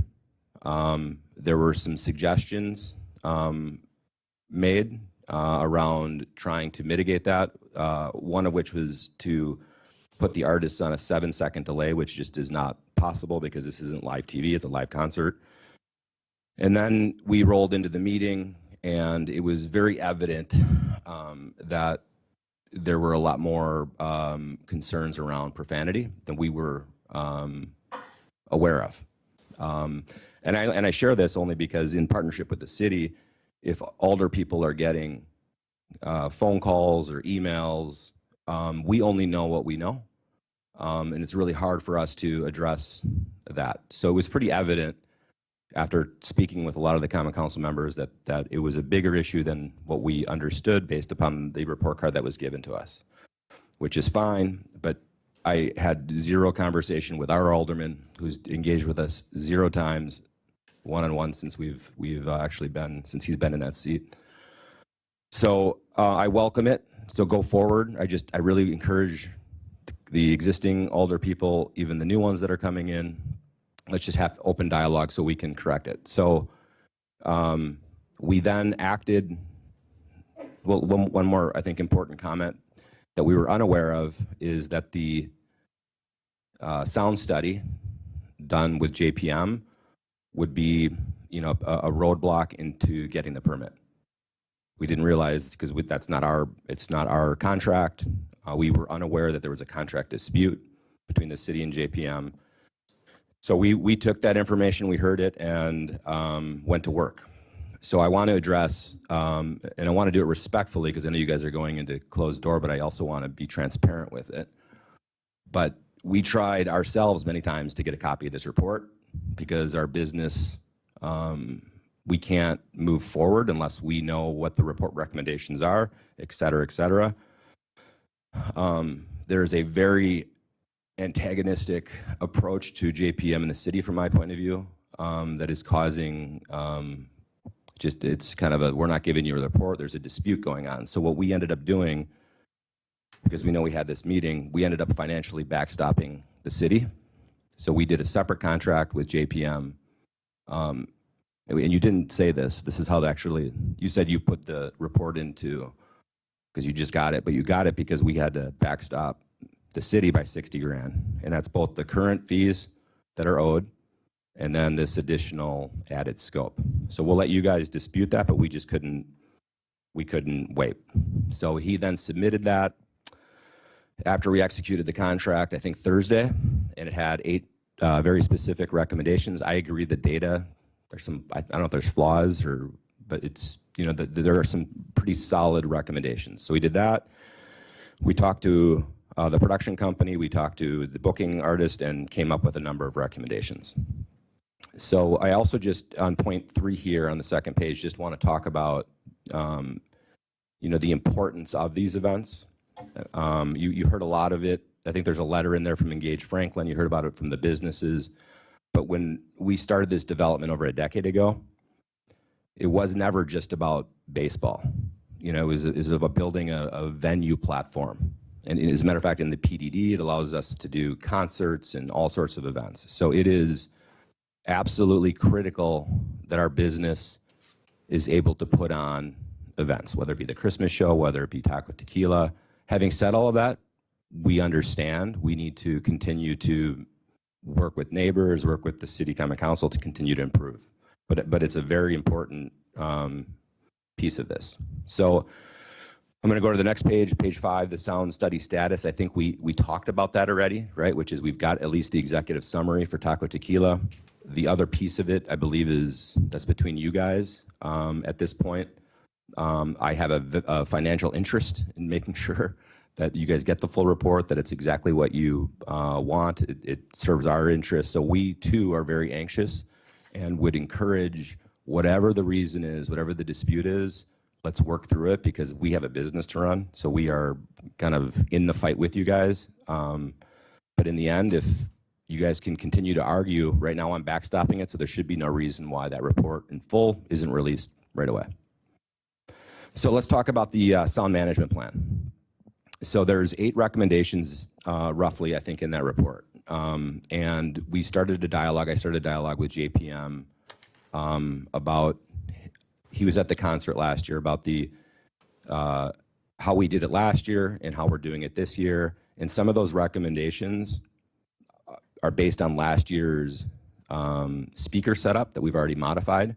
So the sound management plan that we think makes a lot of sense is to hire an independent third party, an acoustical consultant, whether it's JPM or somebody else, we'll let you guys make that decision, but works on behalf of the city as the representative of the city. And their job is to implement as much of that report as possible in real time. So they would show up on Tuesday when the production company gets here. They would move the speakers around like they talked about. They would put a limiter on the speakers, which they talked about. They would change the location of the subwoofers. They might change the stage. There were a number of recommendations in there that made a lot of sense short term, but I wanted to make sure that they were working with the latest and greatest stuff. So we would let them set it up the way that they want to set it up.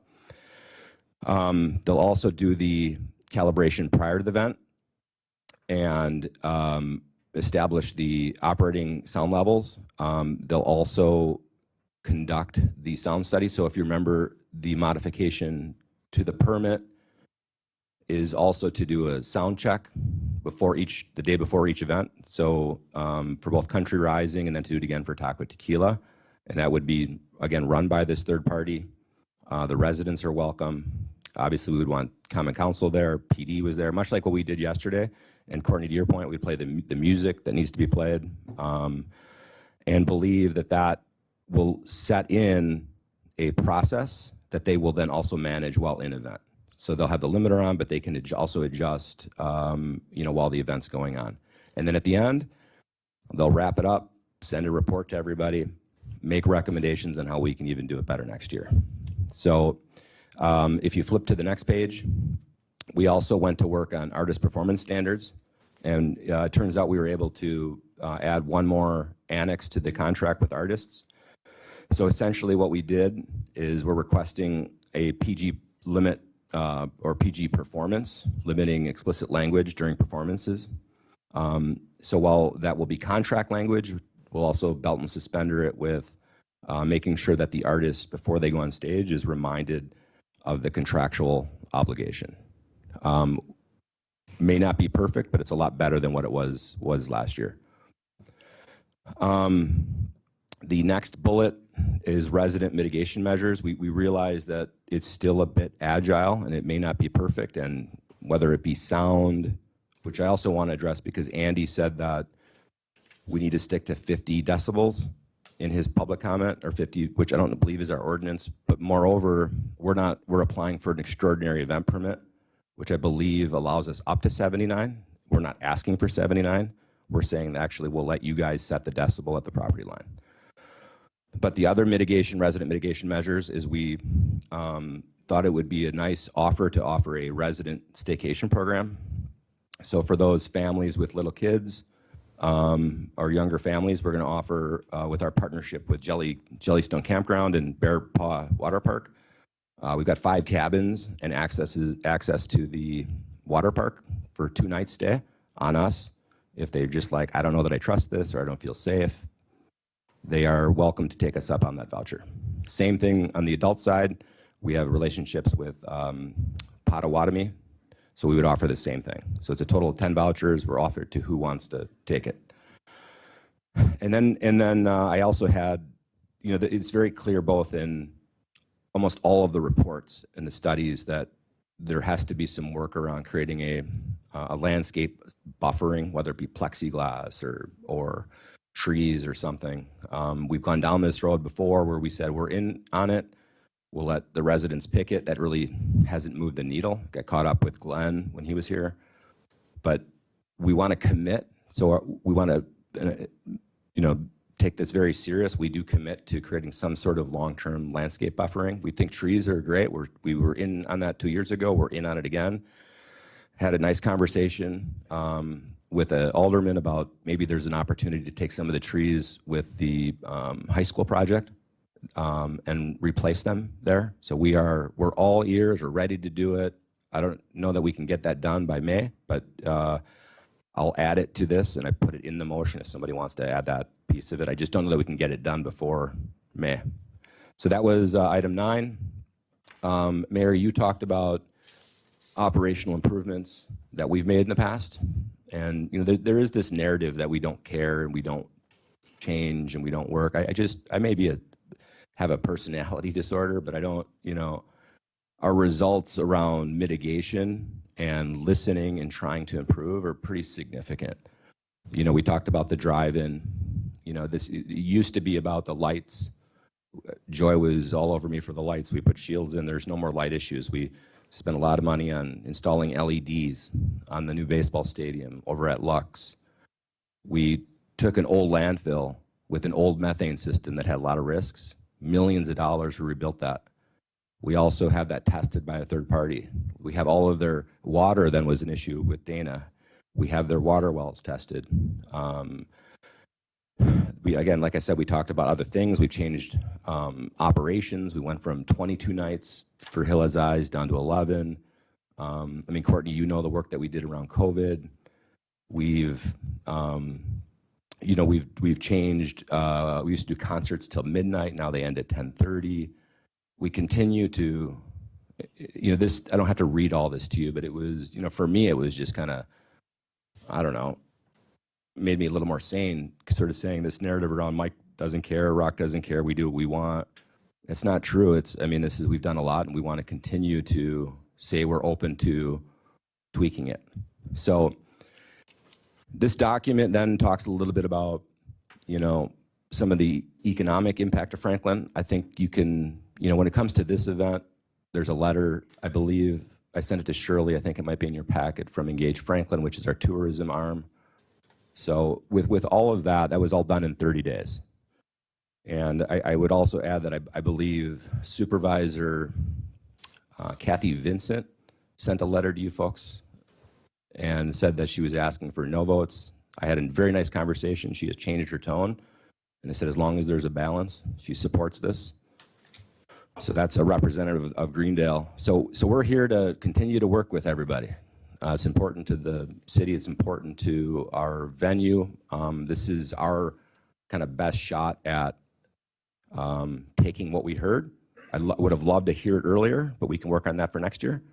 So we can get on it a bit earlier. And then in terms of the sound study, I don't know what needs to be done. I'm wearing the city's jersey. I'm also backstopping JPM. So like whatever we need to do to get that to you guys, if you want me in the fight with you, I'm there with you. Because this is just one piece of a much more comprehensive plan. So that's my report. There's more here, but I'm going to yield to questions and comments. Okay, thank you, Mike, for coming here tonight and explaining a lot of this. And for those that don't have access to these two documents, because you went over them pretty quick, which is fine because we all have them. And you have a big agenda too. But what I wanted to make sure that it's out there is the big thing we heard, the big pushback, the big issue was the swearing. And the language that was put out by these groups, these acts. And I know when they had the problem with Phase Fest, since we're going back in time, mentioning things up to 6 years ago with the movie theater. I mean, a couple of years ago, yeah, Phase Fest on that Sunday was out of hand, and they're gone. You got rid of them. You not only did you shut them down with the volume earlier, you got rid of them. They no longer are part of your organization. You don't your organizational plan. That's action. You couldn't take care of it that night. I mean, it was crazy. It was a Sunday. The other thing I like about this event is a Friday and Saturday night. You're also offering people, if they want to go away for the weekend, you're offering to pay for it. So that's another positive to this. But I really like that PG setting. PG-13, Mayor. Oh, PG-13. Yes. Uh-oh. Well, this isn't Disney, but I hear your point. So PG. it felt like a good compromise. Yeah. Yes, PG-13. I did highlight the PG, but not the 13. See? Good job. Mayor, So- just one other comment, as you guys, I don't know how much you follow the music scene, but I think it's important. It's this larger narrative. Mr. Sweeney was talking about it.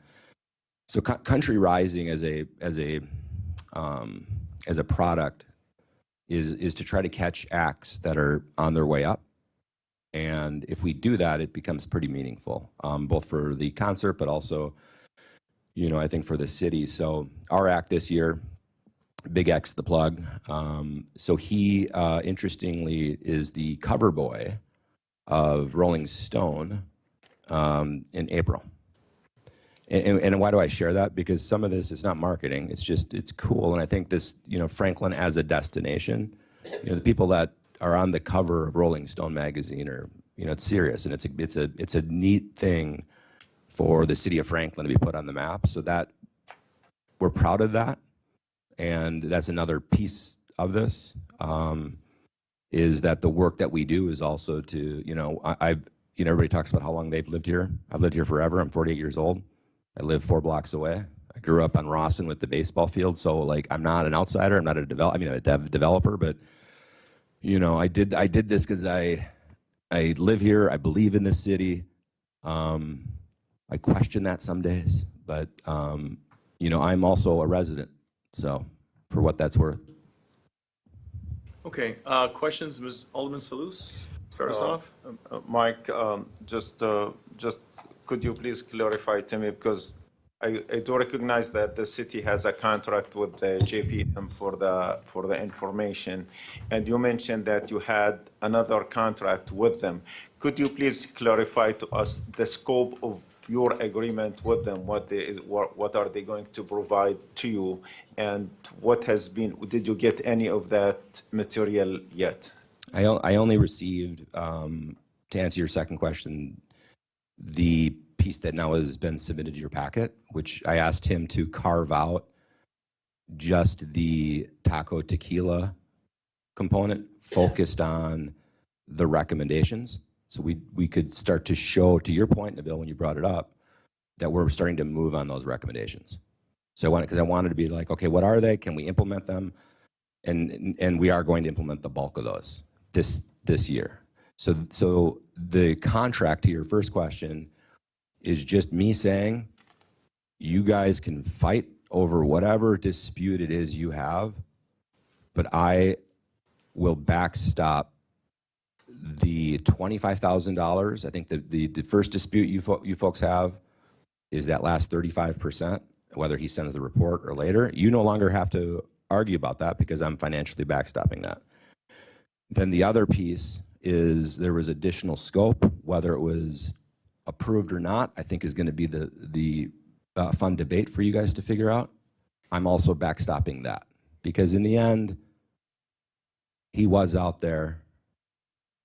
I assume there's value there. We as a community, the city and the business need that information. And if I have to end up paying for that and you guys don't want to, that is just the cost of doing business. But I don't influence the report. I didn't change the scope. I just said, if you guys are fighting over money, let me step in and remove that. Based on your dealing with the JPM, do you feel that you have confidence in them? Like, do you feel that they know what they're doing? I don't know the answer to that, Nabil. I think John is a nice guy. I think he seems decent. He's one of one. Right, when you guys did that complex RFP, and you're asking for my opinion, yes? When you did that complex RFP, I think he was the only one to respond.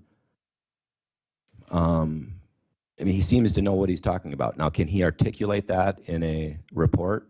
I mean, there were some recommendations in there that, like changing the ordinance and putting up a plexiglass wall, and then just some things he missed that when paired with an actual, the folks putting in the speakers, I think creates a better outcome.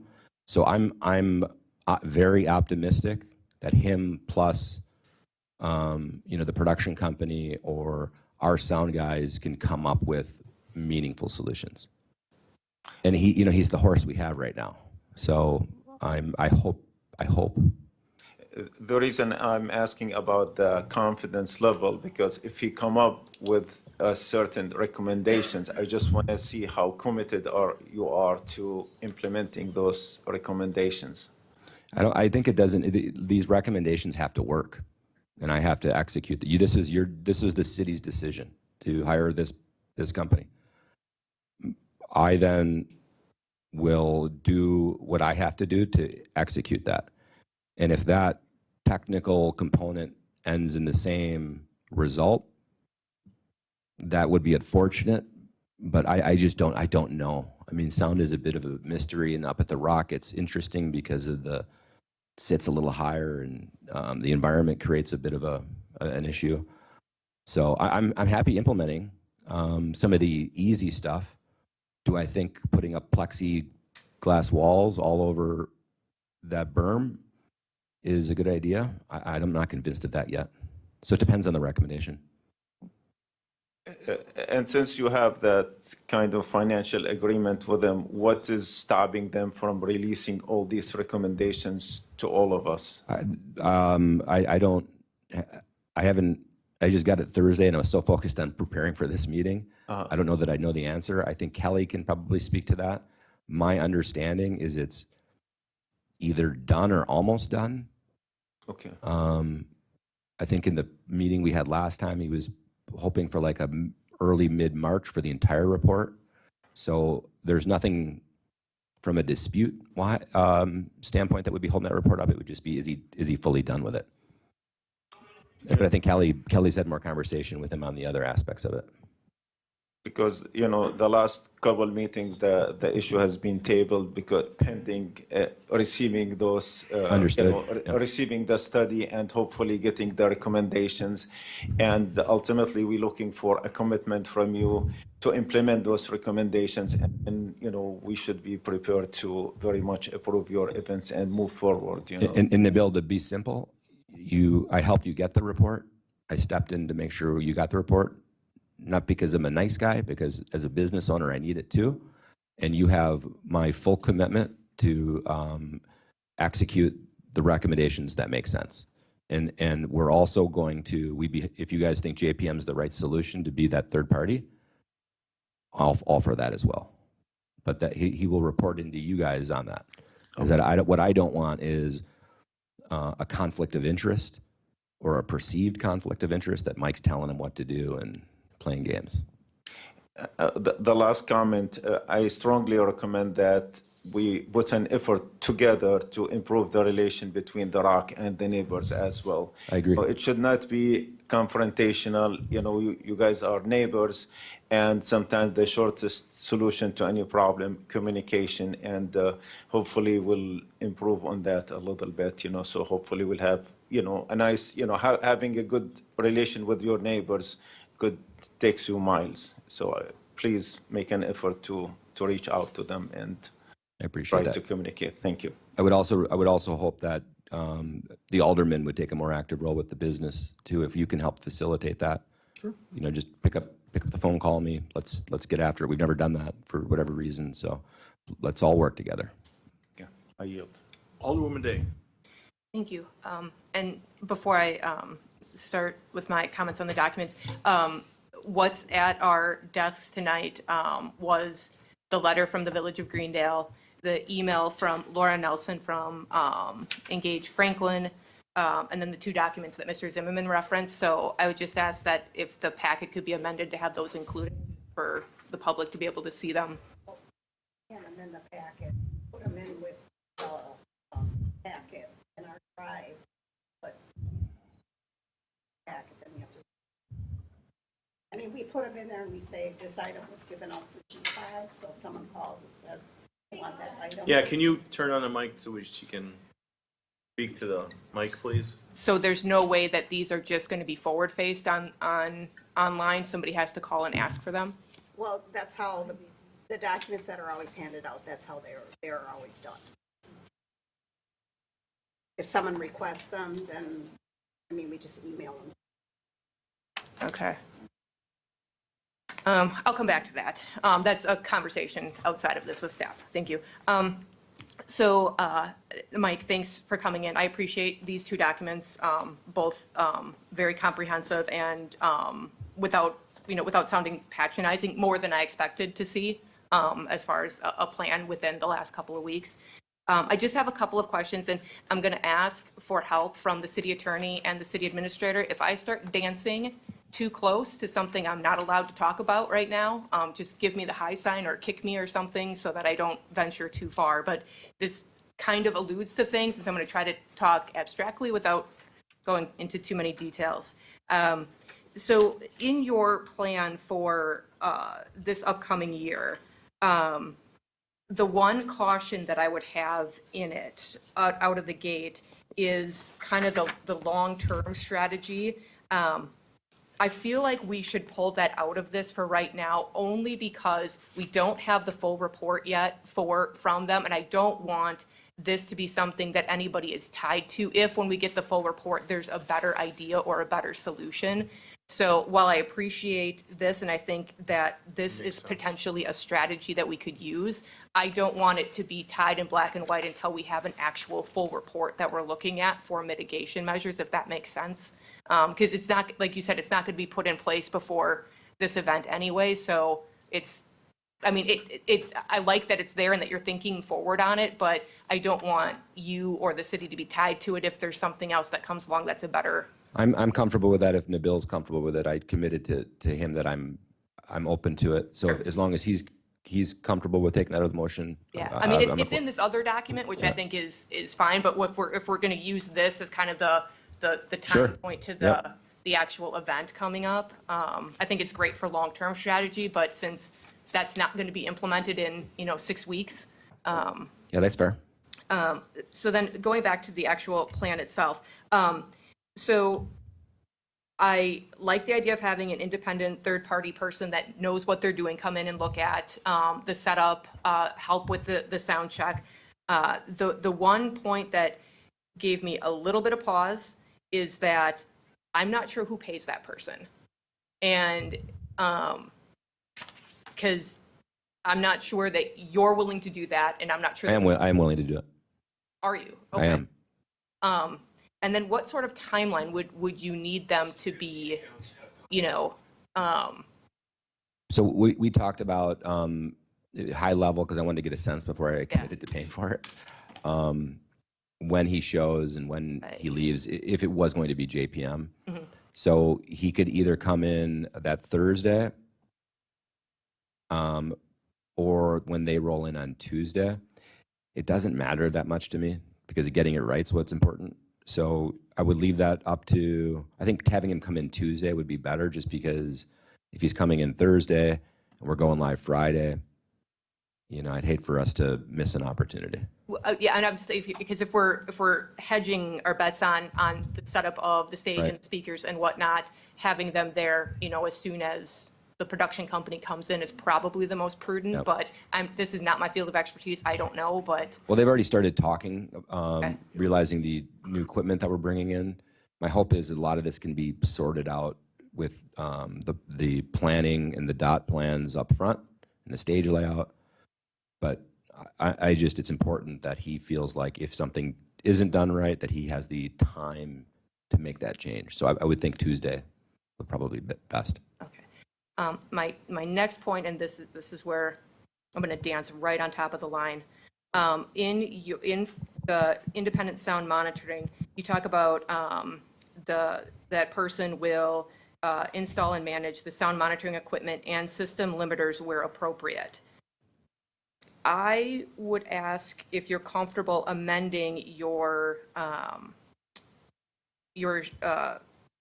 criteria here to be and putting the system limiters on it, just flat, period, end of sentence, not where appropriate, just there, that once it's set, there's a limiter put on, it's locked, that's the end of it. And the only reason I bring that up is because when Phase Fest happened, as you know, I agree. somebody had the ability to move it. We don't know who or why, but that happened and that caused. Yeah, I would take that recommendation. Okay, just because that was part of. Phase Fest. I also believe that may be part of the document that you received as well, that was one of their recommendations, maybe, I think. It was one of the recommendations. Yeah. And then the last point that I had was, and I don't know that this is possible, but I think some of the problems with the sound check that happens is, as you mentioned before, it wasn't like for like music. So I think for the day that's the Taco and Tequila Day, it should be, that genre of music. For Rising Country, it should be that genre of music. But I also wonder if it could be live music as opposed to somebody just playing a Spotify playlist. Because I think we can all agree that even if you're not a sound expert, live music sounds different than recorded music.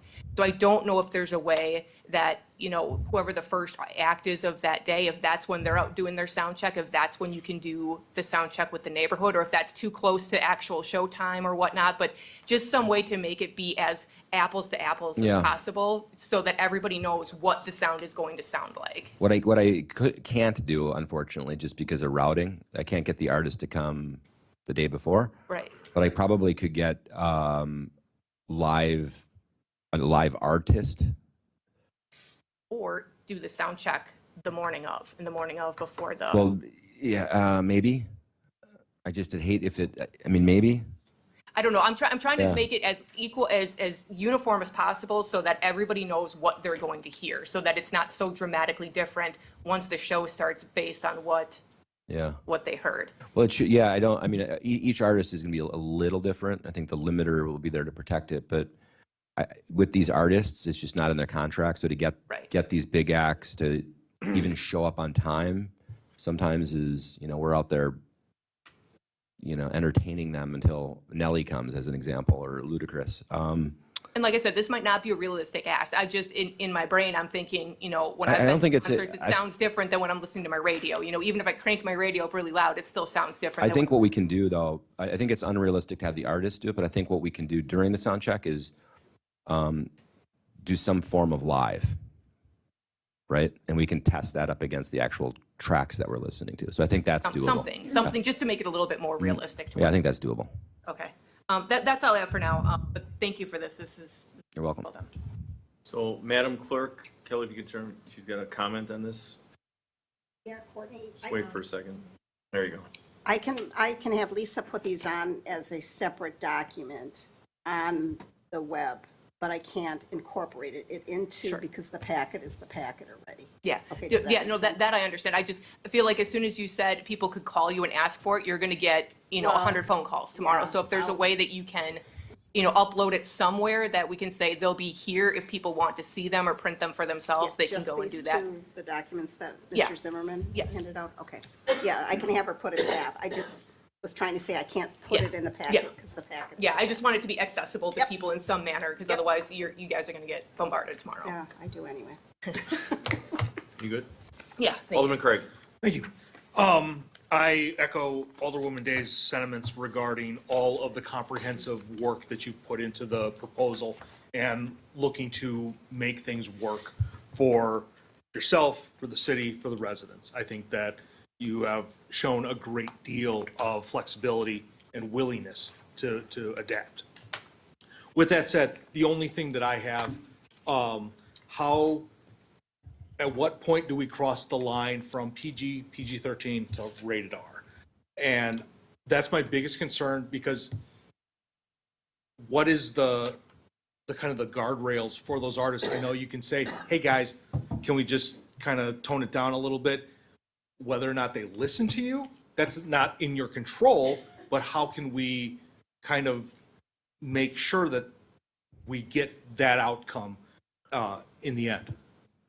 Yeah, it's a good question. I don't know that I struggle. Yeah, I think it's, I don't think it's exclusively about the, your definition of art and my definition of art, your definition of what's, wrong or right, I think may differ. What we really have to think about is what is the disruption to the neighborhood, right? So I think I can knock a lot of, the PG-13, hold them accountable, try to knock that sound down as much as we can at the property line. And we're going to try some things in venue. If it does go, we can probably ratchet it down. I just don't know, because some of these artists are, when they get up there, they're Kind of unleashed. freewheeling and. But what I can do in future years is I think I can curate, I can be more thoughtful about how I curate artists. So, right, you look at Shaggy, his music's much different than, some of these other artists. So I think part of it, knowing that if I'm going to be coming here every year asking for a permit, I have to be able to fight that fight. And I just don't know the answer, but I'm starting to think about it. I know that probably wasn't, the best answer, but that's the reality of it. Sure, because where if you get caught in the moment and it all of a sudden, it's the snowball effect that it just goes downhill, and all of a sudden everyone's looking at you and saying, hey man, what's up? And to your credit, I mean, the Mayor Nelson made this point of when Phase Fest was Phase Fest, and you took that feedback and said, this is not something that I want to put on in my venue. And you pulled that in your the third year, which, to your credit, you said, this is not what I want to produce, and I don't want this to be tied to my name. I would assume that was. Yeah, that's exactly what happened. I think what's confusing a bit about Taco Tequila, it's got, such mixed reviews. So looking back at last year's artist, looking back at this year's artist, I think that's a big piece of it. But I think Taco Tequila as an event makes a lot of sense. I mean, the profanity was not a big issue in years 1, 2, I thought 3, up until I found out, you know, this a month ago. I think year one yeah. was still an issue, but I think there was, because it was so nebulous with a lot of other issues that went along with that. Weather. The weather, the traffic, yep. the parking, like there was, and you've said so yourself, that year one was a very much of a learning experience of, okay, how can we make this better? And that was one of the bigger drivers for you. And I think that getting the traffic side of things handled, the Right. parking, those were more higher priority. Right. And I mean, I think Jason, it's like no similar to when you guys are doing the civic celebration, right? And I think it was 2 years ago, band played Crazy Bitch. And if you those lyrics are crazy. Couldn't control it, but you didn't, I think, have them back next year, I think was how you remedied that. Yeah, but, they were not invited back. yeah, so, you know. But I don't know, but we're on it. so that's my, like I said, that's, you know, we talked about that in licensing originally, was the language was a problem. And, you know, I'm glad to see that you're recognizing that as a major issue. And I think that there are some very good steps that are being taken, but, you know, that will still need to be something that will be addressed in terms of the what and in the moment, holding artists accountable in that regard as well. Yep. Thank you. Mr. Piccarelli. Excuse me. I also appreciate the plan that's been put forward here.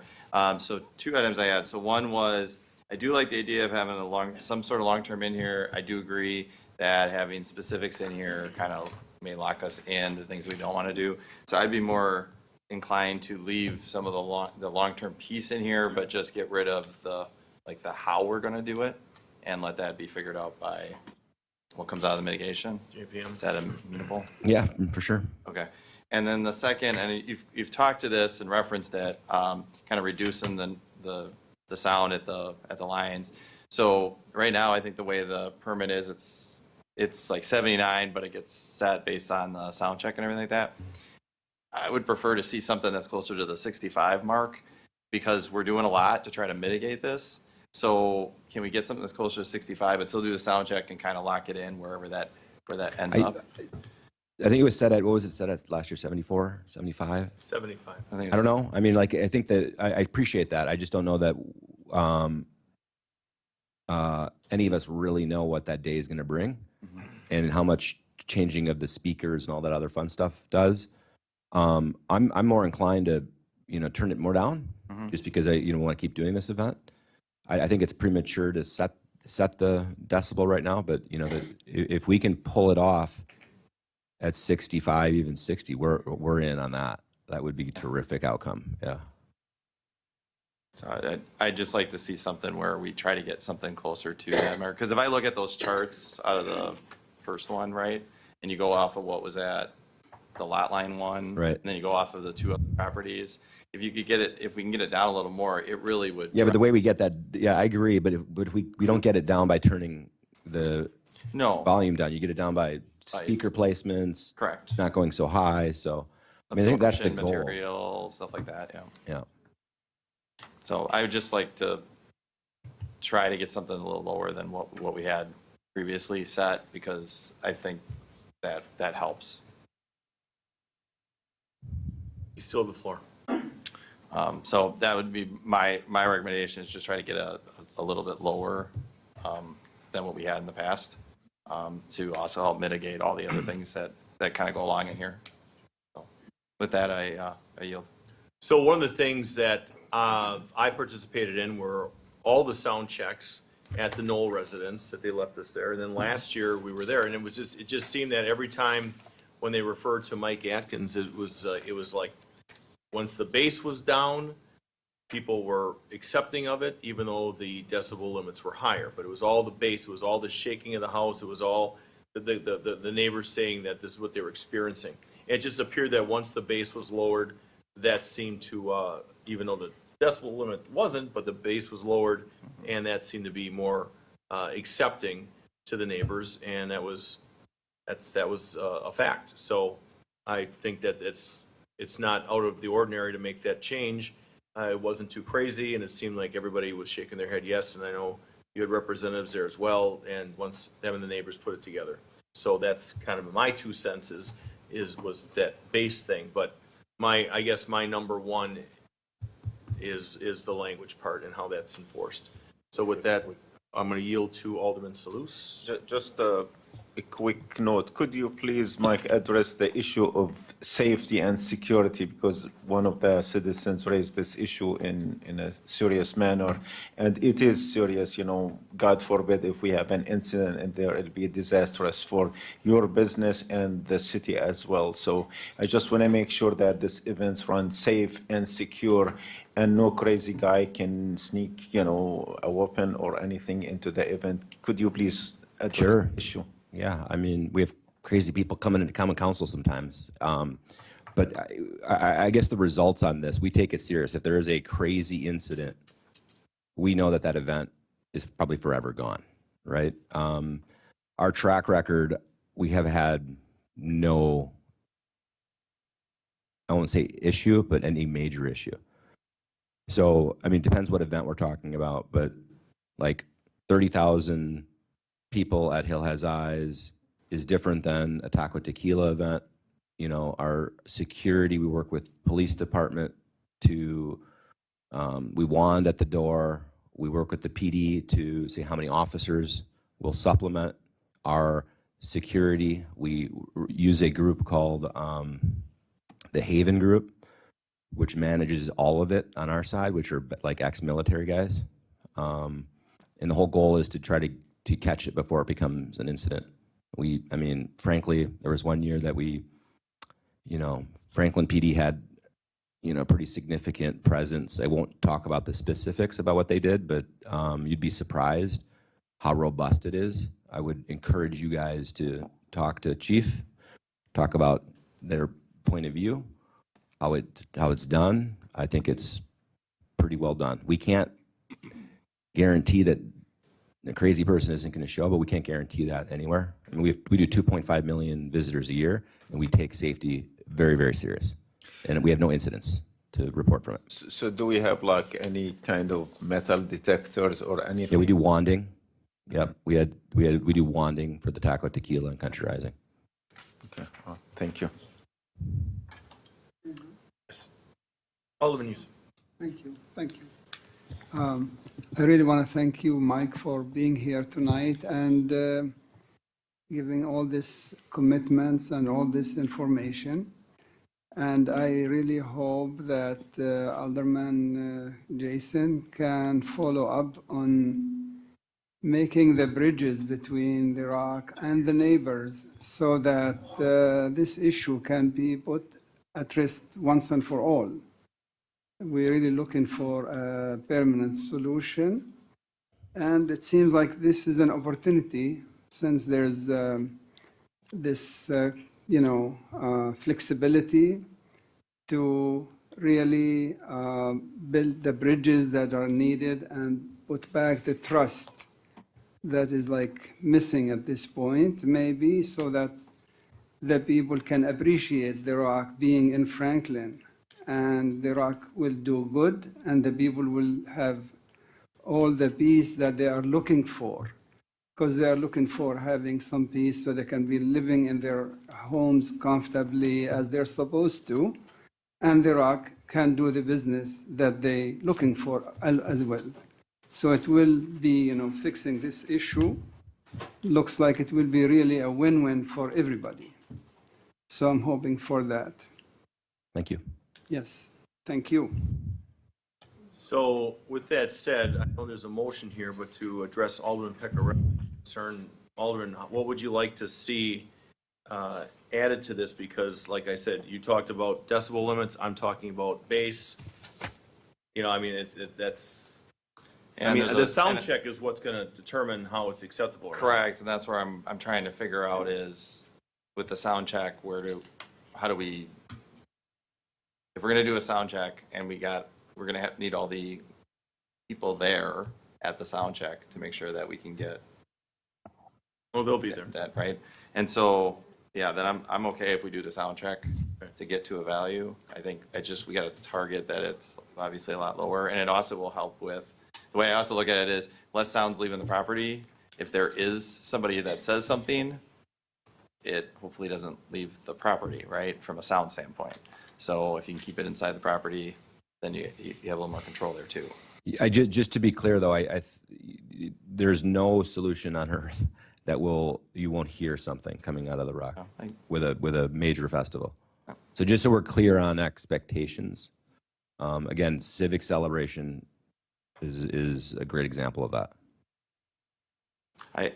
I live pretty close to Civic Celebration. I can hear that something's going on. I can't usually audibly tell you. Right. I'm just, because I think sometimes the perception is I won't hear anything and I'll hear, crickets, and I don't know that, Well, not to interrupt you, but I'm in a little bit. When we did the I'm sound done. check, there was a pretty big showing. I mean, it was a pretty big showing of electeds and neighbors, and it was there, and it was pretty much brought up, and I think it was the controlling of that base that made it acceptable to the people that were there. And I was there, I loved it, I saw it. There were a number of us that were up here that did the same thing, and a number of neighbors that are out here. I think that's how we should look at it again. But it's tough to put a number because, you were at 75 is what everybody said okay with, but that's because you lowered the base. And well, in Phase Fest, we did the same thing as a reminder, and then the got wind, weird. wind shifted, and the phase people went crazy. So you have limiters on this too? yeah, we're committed to the limiters, yeah. So that's another big deal is once that's locked in, nobody can touch it. How some rascal got in there and did what he did and changed everything with that Phase Fest to where Yeah, I don't know what happened. Let's not blame the rascal. I'm going to but, blame the rascal. Deal. He's not here. So, so with this, we're looking for this motion to your district. Oh, Alderwoman Day. Well, I was just going to add that I think the second day of sound check will help with some of that too, because I know both years that there were events on 2 days. There was pretty dramatic weather shift Right. in those days, so I think that'll help too, that, it might not be set at the same settings one day as the next day, depending on what's going on too. So a I good think point. Very good that'll point. help. It's a very good point. Okay. Alderman, there's a motion here. Would you like to? I'm not sure how to articulate that with all the different changes that everyone has kind of weighed in on. Alderman Pecorelli, Alderwoman Day. Well, I think it's as stated with the two sound checks, a Friday sound check and a Saturday sound check. Alderman Day, hold on. Yeah, I was, if the alderman doesn't mind, I was trying to write one. Do you want to? I was trying to Please. write one as everybody was talking to I include would all the too. stuff. Bring it. Okay, so I would say the motion to approve as written based on the conditions set forth in the document, supplemental event conditions memorandum dated 3/16/26, signed by Michael Zimmerman. So it encompasses all the stuff that we talked about. The sound checks are in there Friday, And Saturday? the two sound checks are in there. Okay. Is that amenable? Yes. So are you, Mr. Pecorelli? So I think you just have to adjust, because that has the landscape buffering in it, and you still want it to have the long-term, but just get rid of the fact of exactly how you're going to go about doing it. Yeah. Just has to be struck from that. So it's still long-term sound buffering. Long-term landscape buffering, But but get then rid of the content. Yeah, like what, that you're going to do additional trees or those kind of things. Yeah, we don't We'll want- wait for the mitigation plan. Correct. Okay, Shirley, I'll start again. All right, motion to approve the Rock Ventures Country Rising Concert and Tacos and Tequila Concert Festival as written, and also based on the conditions set forth in the supplemental event conditions memorandum dated 3/16/26, signed by Michael Zimmerman, which includes a sound check on May 29th and May 30th. It includes long-term landscape buffering as an item, but we are removing the content below that until a future date to be determined later. A second. And And that, it's not clear in here, but that the ROC is picking up the tab essentially for the sound engineer, because I don't think that's stated. yes, we'll in retain here. an independent. You're good? Yeah. Or maybe I'll pay you to pay them. That's, we can work through the details. Yeah. Yes. Okay. That's a good point. Reimburse. All right, so, everybody hold on a minute. Madam Clerk, are you good with it? Yes, I'm going to listen to the tape. Perfect. Tape works. So Alderwoman Day made the motion. This will be a roll call vote too, by the way. Alderwoman Day made the motion. Who did the second? I did. Alderwoman Eichman is the second. Roll call, please. Alderman Pecorelli? Aye. Alderwoman Eichman? Aye. Alderman Hassan? Aye. Alderwoman Day? Aye. Alderman Salus? Aye. Alderman Craig? No. 5 ayes, 1 no. Motion carries. Thank you. Thank you, Mike. sir. So with that said, let's, we're going to take a 10-minute recess. It's 8:55 PM. We're going to come back at 9:05. 9:05. Thank you, Mayor. 9:05.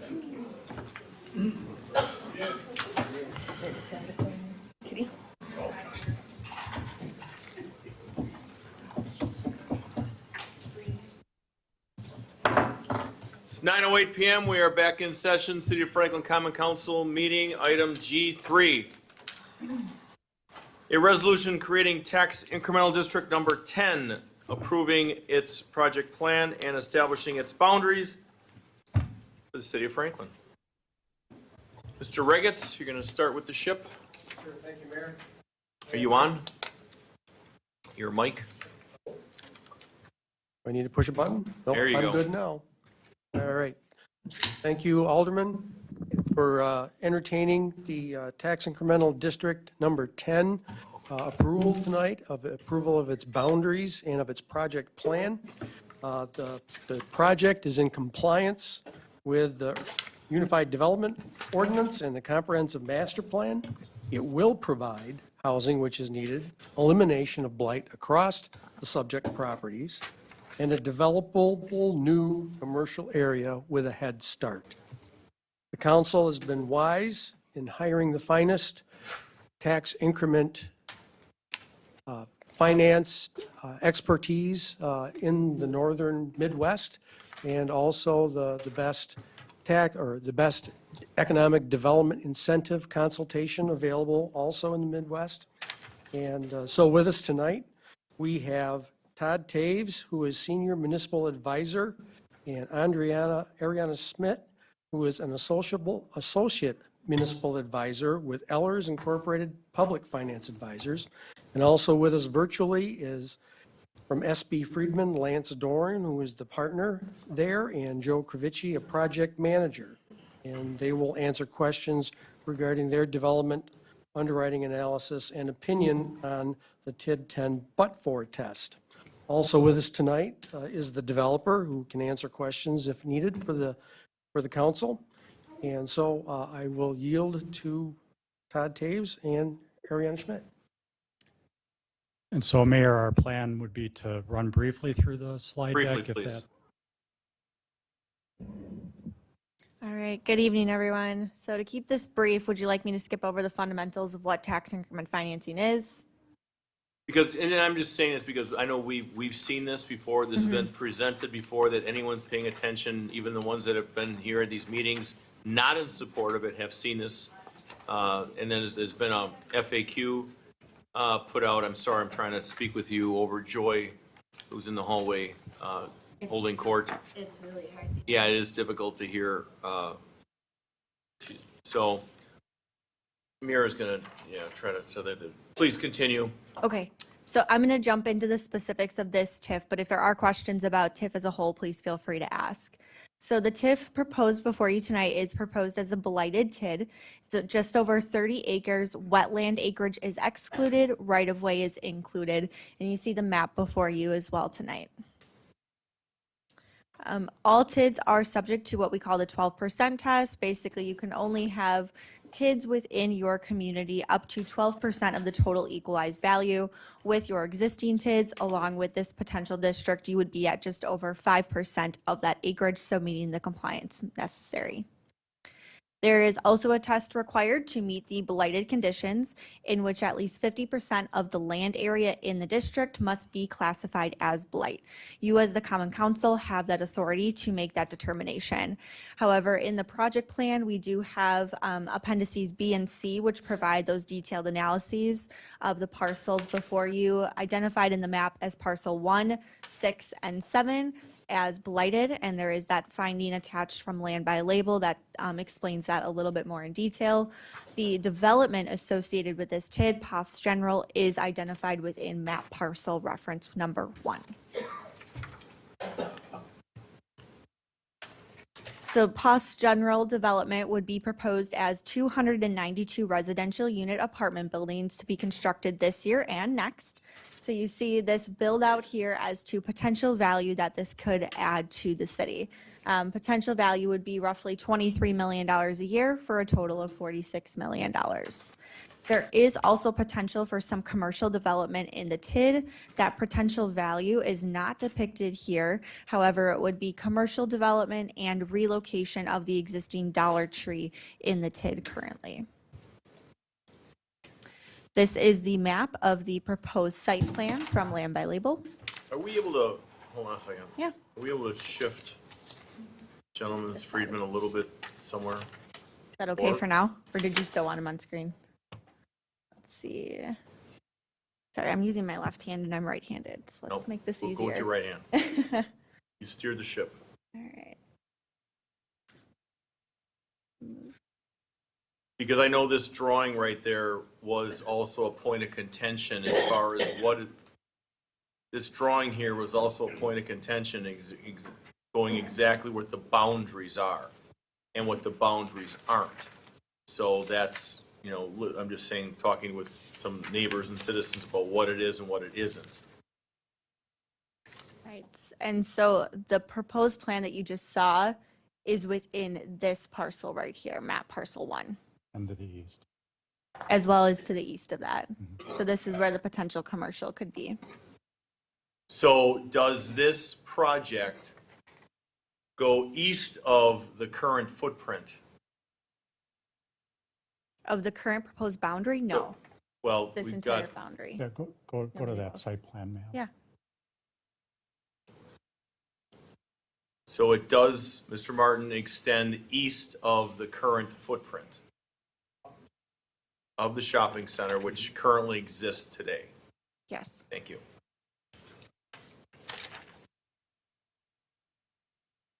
So the development is the sole project cost of the TID. This is structured as a pay-go development incentive, meaning as the project is built, as tax incremental growth is generated and that additional tax revenue is generated, 90% of the tax increment would be reimbursed to Land by Label. So by doing this as a pay-go structure, this removes the risk from the city, because if the development doesn't happen, if that value is not added, the city therefore does not have to make that payment back to the developer. So it is based on the actual tax increment generated. There's nothing the city is upfront providing to the developer. This is memorialized in a development agreement that the council has already approved, subject to the creation of the TID. So approving the TID tonight basically puts that development into effect. The other piece of this is the but-for test, as John alluded to earlier. As a part of a tax increment district, the Joint Review Board's ultimate responsibility is to prove that but for the creation of the district, the proposed development wouldn't occur in the same manner or on the same time frame as depicted. So SB Friedman has run a pro forma analysis that shows that but for test. So I'll let them answer any questions on that further, but that was attached to the project plan as well. And then we do have some projected numbers here. So this is the projected tax increment value that could be generated from the properties or the proposed development from Poth's General. It would result in roughly $17 million over the 27-year life of the TID. We then carry that incremental revenue forward into a cash flow to show you what this could look like over the life of the district. On the left-hand side, we have the projected $17 million of revenue. On the right-hand side in green, we have the sole project expenditure of the municipal revenue obligation to provide the pay-go development incentive back to the developer, 90% of the increment generated by that development. And then we do have additional ongoing planning and administrative costs that are built into the cash flow as well. And then you see here the district would close at its max life of 27 years. And we did include a timeline here of all of the statutorily required approval processes, which tonight we are at the common council portion of this. If the council were to approve the district tonight, this would become the creation district or creation date. However, this still goes back to the joint review board who already met as an organizational meeting at the beginning of the process. And that is the point in which they would consider the but-for test and if the TID does meet that but-for test or not, which is tentatively scheduled for later this month. Are there any questions or comments we can provide additional context into?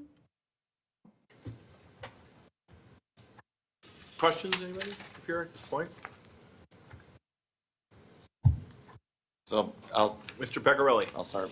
So first question, so you brought up the financials, so it's probably more SB Freeman, but you brought up the financial slide. And you had payments, right, as tax payments are made in years all the way out to 2053. There's payments in here that are part of that pay-go structure. The dollars that are listed in here, are those in dollars I'm trying to not get super financially technical here. Are those in dollars that are depicted in the year in which they are, as opposed to another way you could look at this is if you the term would be discounting them back to today's dollars. Those are, if I look at 2053, if I'm making a payment of the increment 610,000, that's 610,000 in 2053, not 610,000 in 2026 dollars, correct? All the numbers on the exhibits are future value. So the 15 million max incentive has a smaller present value than that future value cash flow. Yep. Yeah. So get out in the future, when you're talking 27 years, that really does change call it the economic picture of that, correct? Right. Yeah.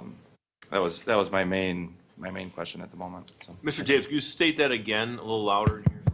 Because that was one big point brought up about the $15 million and that we're giving $15 million to a developer to build apartments. Yeah, so to just take off a comment that Ariana just emphasized as well, the city is not giving the developer any money on the front end of this. So there's no money's being borrowed. This pay-go mechanism works by providing a portion of the real estate taxes actually paid by the development back to the developer, in this case 90%, up to $15 million. But some of those payments won't be made for 27 years if the TID ends up running that long. So when we look at what the economic value of that 15 million is, if we look at what the economic value of that 15 million is, that's a smaller number due to the time value of money. Okay, there's a lot of misnomers out there, inaccuracies, however you want to say it, electioneering, whatever it is, that we want to make sure that actual facts are coming out and how they were derived. Not just, you're a financial expert. This is what you do. Okay, so just please continue because there's questions up here that we want to make clear. Are you up next, sir? No? Not yet. Not yet? Okay.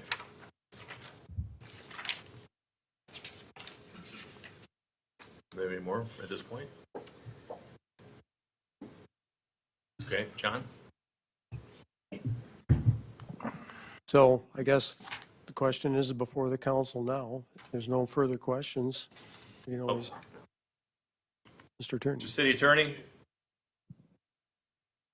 There was a handout from a citizen earlier with regard to the blighted area of the TID with specific questions, et cetera. And I received that this morning and got to it later this afternoon. I did send it to Mr. Taves for review, et cetera. And It's a lot in there.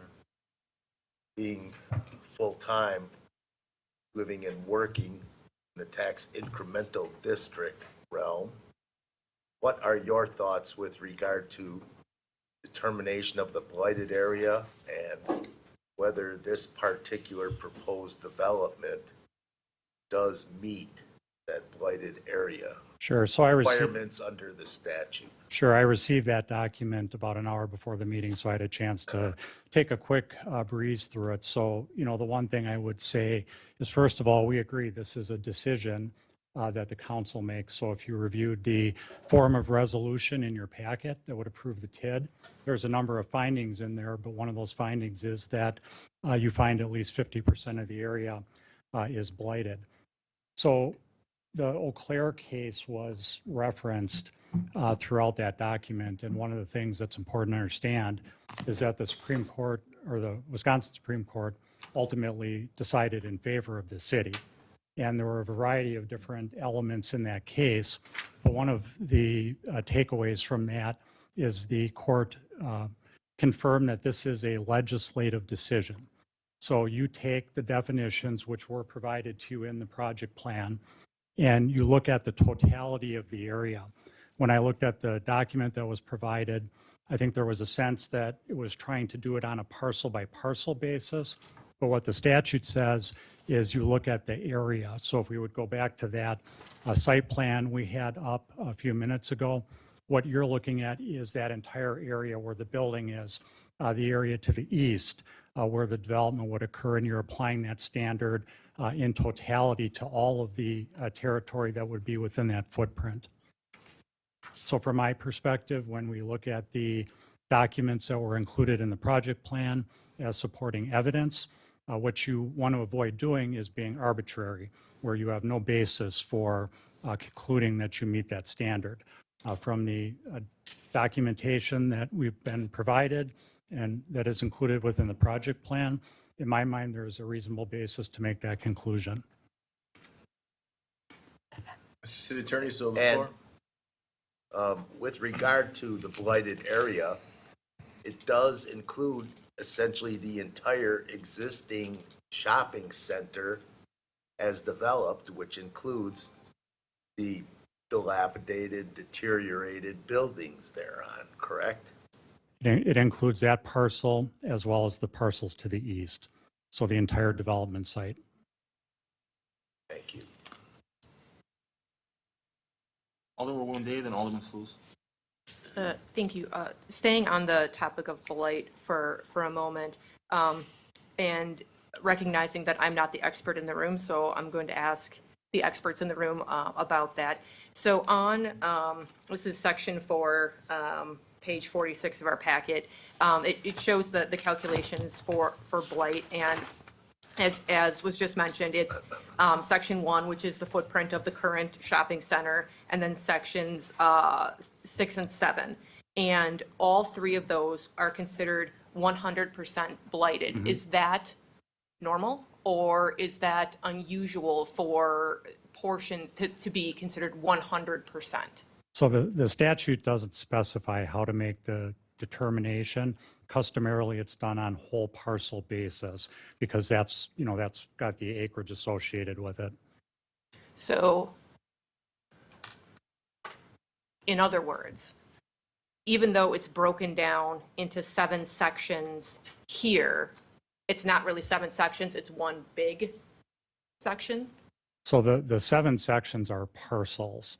And what we're saying is the area that would be where the development will occur, that's the blighted area. So that consists of several parcels. Okay.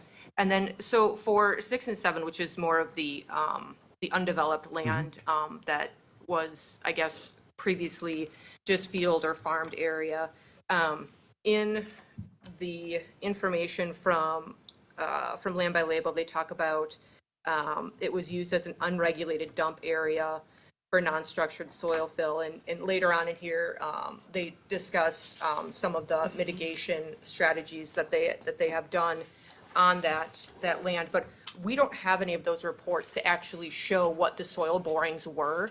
So to me, I feel like that's an important component for us to determine blight, because you could put a number of things as fill on that site that isn't necessarily would constitute blight.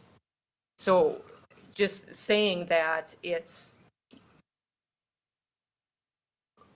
bad and could be blight, we don't have anything that's showing us what was there. So tell me what I'm missing here, because I feel like there's a lot of vague, this is what the state statute says, you feel it meets it. The description that we're getting from the developer, which may be true, but I would argue is biased because it is in their best interest for the property to be blighted. Otherwise, the TID piece kind of falls apart. So I'm trying to figure out how we actually have a determination, because most of us up here, gentleman to my left excluded, most of us up here are not experts on, development and this type of thing. So how, if the true litmus test stands with this body determine if it's blighted, where's the proof? Like, what are we supposed to look at? If I could interrupt you for 1 second. Mr. Martin, do you want to slide up here? There's room right here. Perfect. And then if you could just state your name and business address for the record. That way, between the, between the three of you. Which one's hot? Okay. Ian Martin, Land by Label, 638 Milwaukee Street, Delafield, Wisconsin. Alderwoman Day, to your specific question about where's the proof, the proof is in a third-party geotechnical analysis prepared by Geotest. That report was submitted to the city, I think initially back in October of last year. That report shows all the various borings that have been done. It looks at the historic Sanborn maps, historic uses, and that's where the proof, so to speak, for the unregulated dump site comes from. The mitigating efforts we have to go through for that's information where we take that geotechnical report to our contractor and our structural engineers and all that stuff has also been submitted to the city. And I may have missed it because, there's been multiple meetings and multiple iterations of this project, but has that been something that's come before us that we've actually seen, or that another committee or commission has seen? The city staff's reviewed it and approved it. It's part of we have to submit it as part of our engineering review, as part of our building plan review. So it has been submitted and the corresponding plans have been approved. I'm sorry, I would like to clarify that. We got our 4th round of comments from the city engineering staff, but none of it has anything to do with the geotechnical conditions. They're all minor stormwater tweaks that we think will be cleared up next week. Okay, I will move off of that for 1 moment.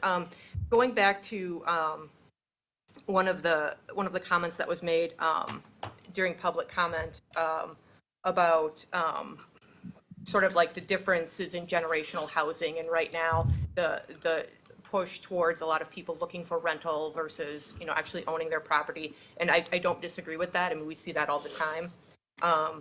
But what I would say is that going to be the case over 27 years? And we were talking generationally, that's another generation. So it could shift again back to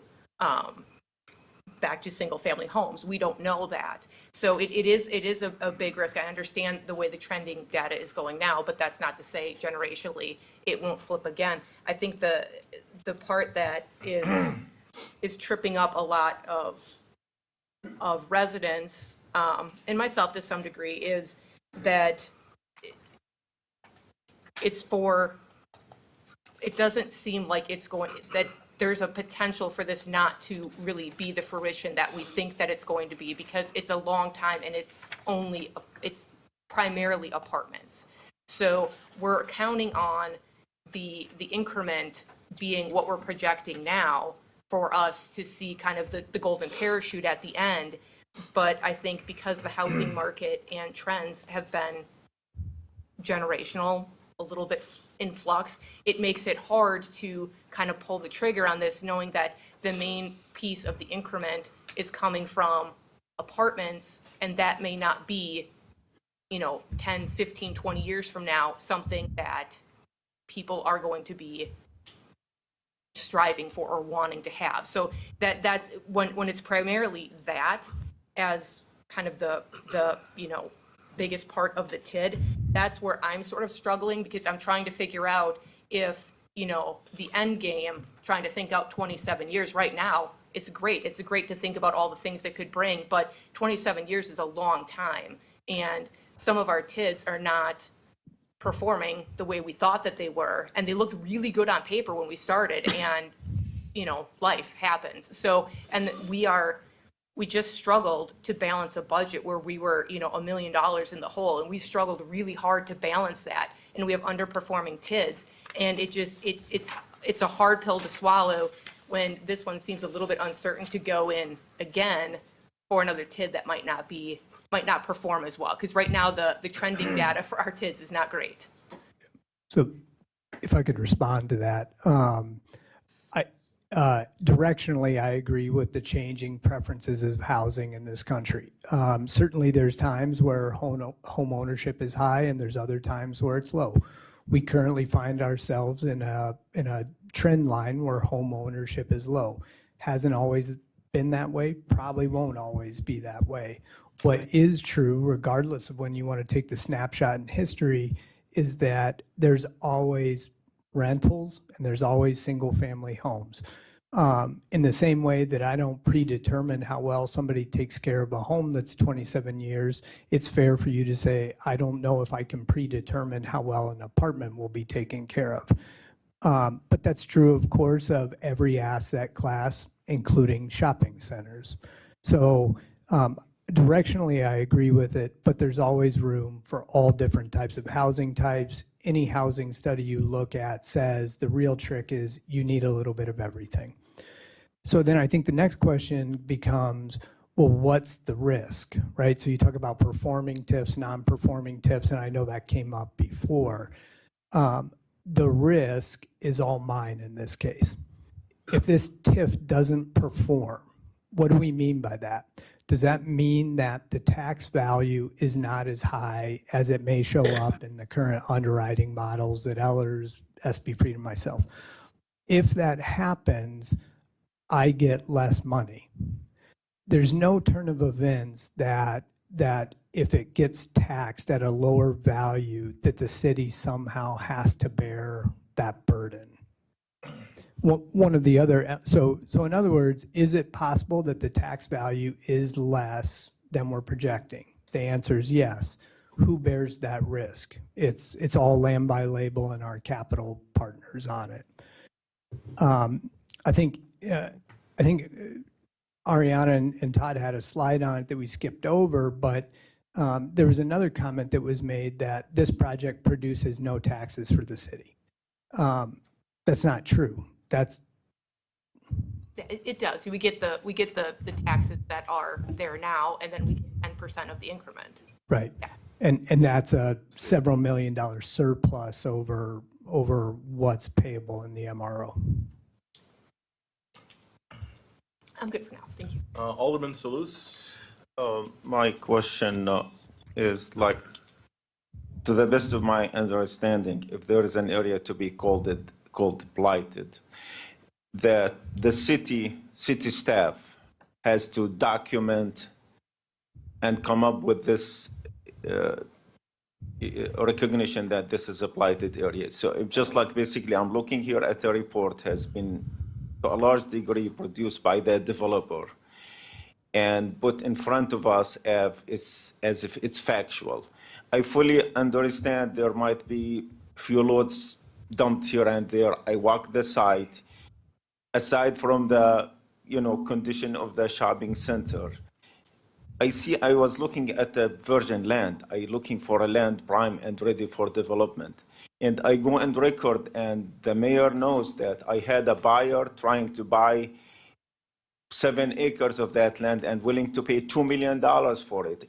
But the owners said, no, thanks, that's not enough for us. So, for us to come and say, well, this land is a blighted area. The blighted land or blighted area, the way I look at it and the way it's defined in the statute, deteriorated property, deteriorated streets, closed shops, shabby, poor utilities. There is no utilities there, so where the development become extremely difficult. So this clearly does not meet the threshold of being blighted. And what bothers me the most that this declaration should come from the city based on the recommendation of our staff, rather than from the developer who somehow it's a clear conflict of interest because he, trying to declare it as a blighted area.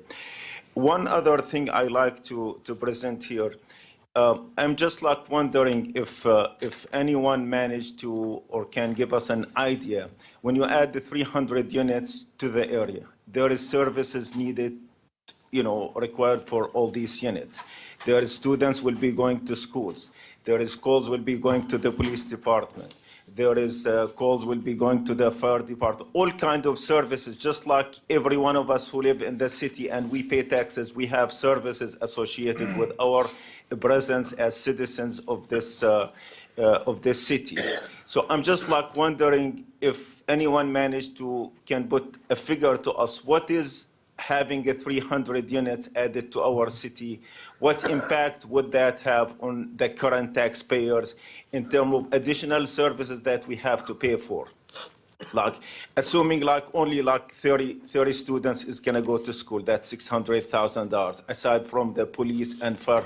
In my humble estimate, this project will cost the current taxpayer additional $1 million on a yearly basis to service those residents who will be living on those units. And the idea for anyone to say this doesn't cost you any additional money, it can't be, this is not accurate.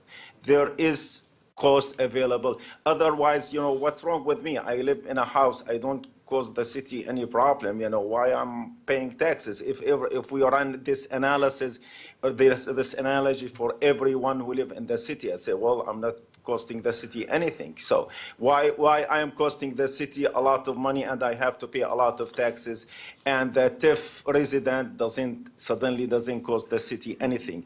In my concern about this, that the services that the city has to provide to those residents would exceed the amount of money will be coming out of the tax revenue, because the tax revenue is going away. So basically, that's where the shortfall coming. If we have more and more of these, TIFs in our city, basically it's more burden on the current taxpayers. And I just want to emphasize that and to make it clear. But other than that, I like to know if there is any information coming out of our staff and our engineering department that contribute to the declaration of the blight. Thanks. Mr. So we Reagan? didn't put forward any other data because were able to get a summary of the technical studies that were referenced. And I don't know why anybody would pay for technical studies and then misrepresent them. But that summary, and you saw the pictorial and the description of the blighted building were what were provided, and that moved us farther ahead than what we had for going out and researching the technical studies with the engineering department and putting them in your packets. So I guess the thing is on blighted land, it's like the definition goes that you heard, vacant property with demolished buildings. And we've seen buildings in this area, TID area, that have been demolished and were eyesores, and everybody would have said, yes, that's blighted property. The thing is blighted property also has to do with the compromised landscape that Mr. Martin described to you, where there's been improper uses of the land where there's been fill, or whether it's been in old building foundations, or if it's been filled wetlands, and that happens. And that's because we're part of a metro area. That's going to happen on every vacant lot that sits around long enough. Yeah, grass grows over the top. Doesn't mean that what's underneath isn't compromised. It isn't going to cost more to develop, and that's where you get the offset for assistance. There was a couple of other questions, I think. I'm not going to address the city services one. Respectfully, we've talked about it before, and I've given that answer, and I think you and I just reasonably disagree about it, so I'll leave it at that. In the same way that you're saying, well, where's the proof? Is it just coming from my mouth or the developer's mouth? I guess I would ask you to provide backup for your estimate of $1 million burden on the city annually from the project. I've not heard that from anybody until just now. Setting that issue aside, we talked about the unregulated dump site, but that's not the only part that makes the vacant land blighted. There is no access to the property to the east. It's landlocked. I know somebody got up and said, well, it's not. Well, it is. That's a fact. That's not me saying it. That's what our engineers said. That's what's included in the submittals to the city. That's why we're building a road on city right-of-way so the property has access. It currently does not have access, and that's specifically been identified as a condition of blight. So again, it's not me saying it, it's our engineers saying it on plans that have been submitted to the city, reviewed, and approved. So we've got unregulated dump site. We have no access. The vacant land to the east is not served by any utilities. Now, that may get into your question about, oh, well, that's a burden on city services because now we have to install utilities, water, sewer to the site. That's not true because we're paying to install it. And it's all privately maintained unless the city determines that they would like it to be public, in which case they're responsible for it. From my standpoint, I don't care if it's public or private. So a third condition of the blight on the vacant land, unregulated dump site, landlocked with no access, it has no utility service to it. So those are three conditions of blight. Admittedly, it may not be as self-evident as a dilapidated rundown building. I agree with that. But that doesn't mean that that's the only condition of blight.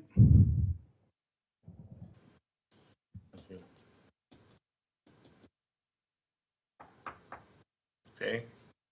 We're still moving forward with this to entertain any other questions, comments on this. Okay, well, city attorney and then. And what you just said with regard to blighted area, that's in conjunction with the entire shopping center with the dilapidated, deteriorated buildings, correct? That's correct. As the Ellers folks said, in the totality, you look at the whole area and the combination of the compromised land with the building creates a blighted condition. In my opinion, based on the data that's been provided by third parties that are professional engineers in the matter.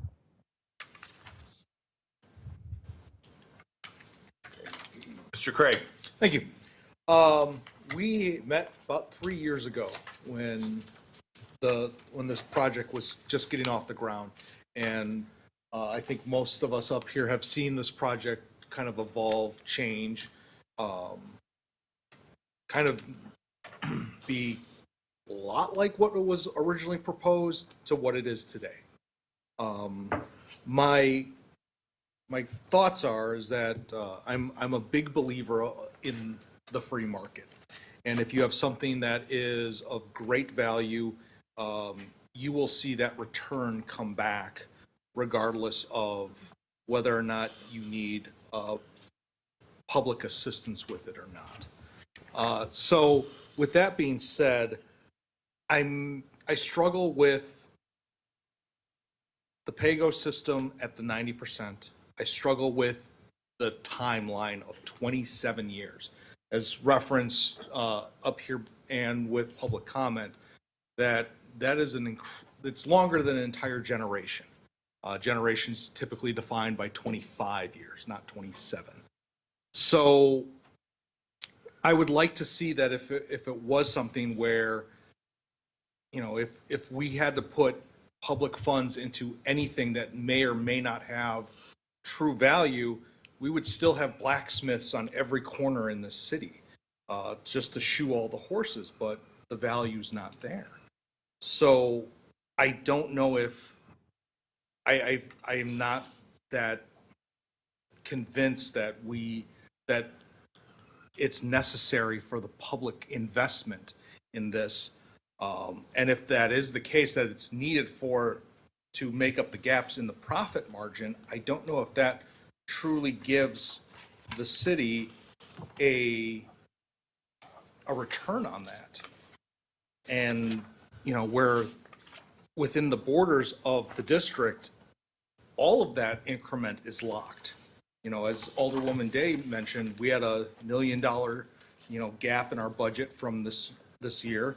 We're looking at borrowing multiple millions moving forward on capital projects. And I'll be honest, if we didn't have the 90% return back on the PAYGO, that could go a long way in terms of improving our city with infrastructure, with equipment, with salaries to our staff. And I would be much more enthusiastic about those proceeds going in that manner. So those are just my comments. Thank you. Mr. Piccarelli. So I know we've talked about a bunch of different items. I think the one that I think would be helpful for making the blighted determination in my mind is to actually have that information from a city standpoint, like how do we view that? And we don't have that. So I think that makes this a little challenging to vote one way or the other at the moment.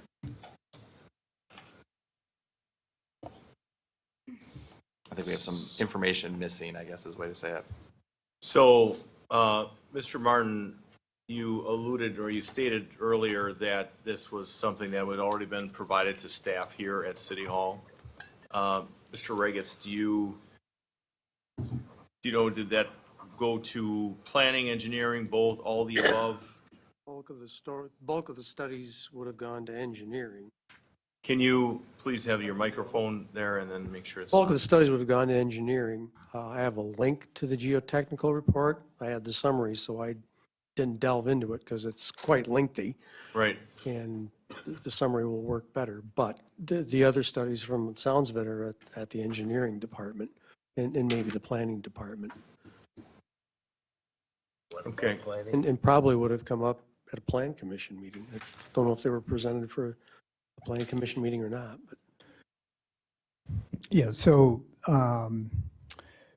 the geotechnical report falls into the city review on the engineering and the permitting side. So the city has that, the engineering staff has it, John has it. It is a long report, so we thought it'd be helpful to summarize it for people. If the question is, well, what about the other reasons we're saying we believe it's blighted, like the property being landlocked, all that would be reflected in the civil engineering documents that were submitted to the city as part of our engineering review. That issue also came up in a number of planning commission meetings, but also council meetings, where the city requested that we add pedestrian connectivity from the property to Rawson along the new road we have to build to make the property not landlocked. So it's not a novel, admittedly, it's been a long time. Jason's right, it's 3 years. So we're all forgiven for forgetting about it, but it was presented, it was discussed, and it's been in the city's engineering staff's hands for quite some time. There's a discussion about wetlands that have come up. The wetland study, which is, by the way, by a certified wetland delineator, that's a professional that has to go to the DNR to be certified to perform that work. That report was submitted as part of it, one of the engineering applications. It was also submitted as part of the zoning review, which we went through with both the Planning Commission and this council. That document, the reason it's part of the planning and the zoning is because it's part of the natural resource protection plan that we have to prepare for the city staff that gets reviewed and approved. So that's been submitted. I don't know, we submitted photographs of the buildings, so I'm not sure what the other missing information is that I can provide. It's not already been provided. Mr. Piccarelli, you still have the floor? Yeah, I think when I look through the packet, right, that we have in front of us, we got land by label information in here. We got the report from Ellers, but we don't have I don't think we have the city piece in here. And I guess that's the part I'm questioning. We talk about the summarization from a city standpoint. I don't see the summarization from the city standpoint in here. That's The why. project plan is the report. You have a project plan in front of you. That's So the that- report that tells you that's- what's it's from going. Ellers, From Ellers, right. yes. Yeah. And I think that's where I guess I'm expecting it to have the Ellers report in here. I'm expecting Plan by Label would have their stuff in here, right? And then I would expect something in here from the city. So I guess that's where it makes it difficult because I don't have that piece, right? So it makes it difficult for me to make a decision right now because of that, I guess the way I'm saying that. So what in the staff report are you looking for? Well, I would say corroboration that what is being said from the one side is actually agreed to on the city side, right? I don't want to be in a situation where later on we find out, well, the city had this information and it kind of was a little different.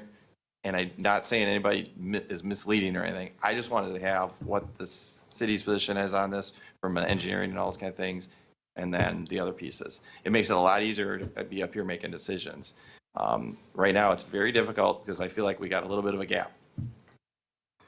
So the technical reports you would like summarized and basically digested. Yeah, you could have them summarized. I don't mind having the technical document in the packet because at least then it's all combined and we have it together because it's been going on for a long time. But again, it comes down to a judgment call.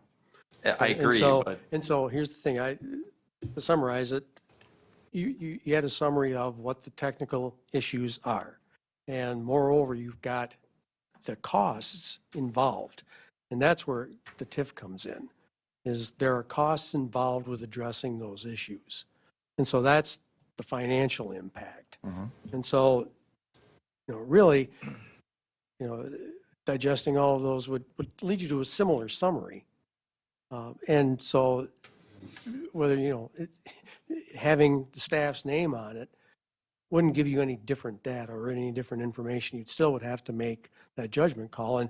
And given that legislation, the statutes don't, indicate what's required, none of that, the materials you're wanting are not required for the decision to be made.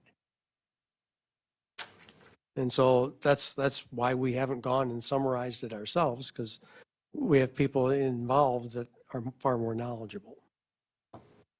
And that's why in the past, when we did have we done when we did TID 9, we didn't put a staff summary. have we done a blighted one before? You have. 7? Six. I don't. So, am I missing something? There's not a. No, I think you hit the key that it's in the discretion of the Common Council to determine whether or not it meets the criteria. There is nothing in statute. There is nothing that says you have to have this report or you have to have this evidence. It's at your discretion.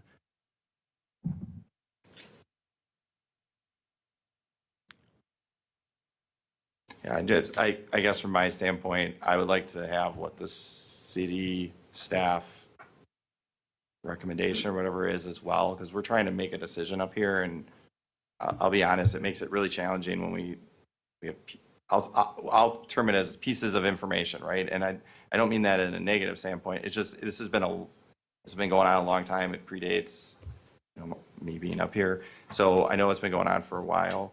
I think that would be helpful to have in when we have to make this determination. I'll yield. So before we move on, because we got other alders, and I get why the concerns are here. I mean, this is the largest redevelopment in the city's history. It's got an $80+ million potential valuation. It's got a multi-million-dollar investment with the developer. And this weighs heavy on every one of our heads to make sure that we are making the right decision. And, I want this redeveloped. I want the redevelopment to happen tomorrow. There's nothing is perfect, but it's got to go. It has to go. It is in terrible shape. We talked about this ad nauseum.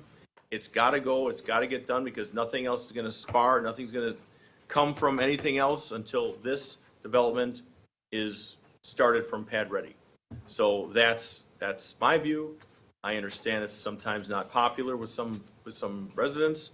I've been a resident longer than any of them, other than Tommy Benning, that we've been around each other since less than a year old. And it's the reality of where do we want our city to go and what else is gonna pop from this. And I know it's a commitment. And I just know that this is a very daunting, this is not an easy decision for many to make that commitment. So with that said, I'll yield to Alderwoman Day. Were you first, or? Mayor, I've been waiting patiently. Have you? Okay, Alderwoman Eichman, then Alderman Salus. Thank you. So Well, I you've was been waiting waiting since patiently. before. Well, you called on me when I didn't ask to be called on after We're citizen still comment getting over period the- and put me on the spot. We're still getting over the I that didn't really birds and want to stuff. be put on the spot after citizen comment period. Keep I've been talking, sitting good. here You're good. patiently waiting. I know. So, Victim. like many, I also grew up here in the city. I rode on the back of snowmobiles purchased at Kiefer's on the land, on the farmland, with permission from the farmer. My childhood friends and I built one heck of a tree fort back on that land. I mean, yes, it's got memories. Times have changed. It's an eyesore. We're in a position up here where we're kind of darned if we do, darned if we don't. It's really divided the city. Many obviously don't want the structure to stay in the shape that it's in. It's falling apart. It's not safe. Comes with common sense that when buildings are vacant for so long, they can start, worse things can start to happen. I worry about it being rodent infested. The bricks are starting to fall off the building. Anything can get in these buildings. No one likes change. That's obvious anywhere, but especially in our fine city here. Something has to be done with it. I don't think it's impossible for everybody to agree what's going to go up there. People don't like that times have changed. Look at what happened in our neighboring community in Greendale to Southridge Mall. Would any of us ever thought, even 30 years ago, that Southridge would be where it's at today? Probably not. So, we could sit here and discuss it all night long. What I guess I'm disappointed in this evening is in fairness to the developer, the city staff, to all of us up here, the residents' time, so forth, and this is not directed towards any one person at all, but we've had the time to ask these important questions. We knew these important decisions were coming up. I'm usually the first one, probably because I live the closest, but I'm usually the first one in here to get my packet Friday when they come out around dinner time. And granted, for those that don't know, they come out around dinner time on Friday. And for a packet of this size, we have all of this to read through, prior to our meeting on Tuesday. But I guess my point being is these questions could have been asked in the meantime. Anyone can pick up the phone and call Ian. I've called him on Sunday night before, and I've been able to reach him with questions. And I'm just not feeling the confidence up here this evening from everyone that they're ready to make a decision. But I do ask, when I suggest a motion that I believe we should make, in all fairness, again, to the developer, to city staff, to all of us, the residents' time, is that you please really buckle down on this and get those questions out there. if you're not familiar with the blighted recommendations that we've been given, ask questions, gain more information. It's really needed to be done. A lot of this has been covered throughout the past 3 years. Granted, it's easy to be forgotten and so forth, but I just don't feel this council has the confidence tonight, unfortunately, as much as some of us want to get it done, some of us don't. I came in with a different mindset than what I have now from hearing everyone talk up here. So I'm going to recommend we give it, it's a huge project, it's a lot of money, and I'm going to recommend that we table it for a short time. Counselor? Thoughts on that? What's the timing involved? Since the joint review board meeting is next, Well, if the council were to table it this evening, we would cancel that okay? meeting. So it is able to be Yes. postponed, the council meeting. Yes. You still have the floor, Alderwoman. Thank you. And we have one shot at this. We want to do it. We want to do it right. I think we've come very close to getting there, but we're, from what I'm hearing from others up here, we're just not quite there yet.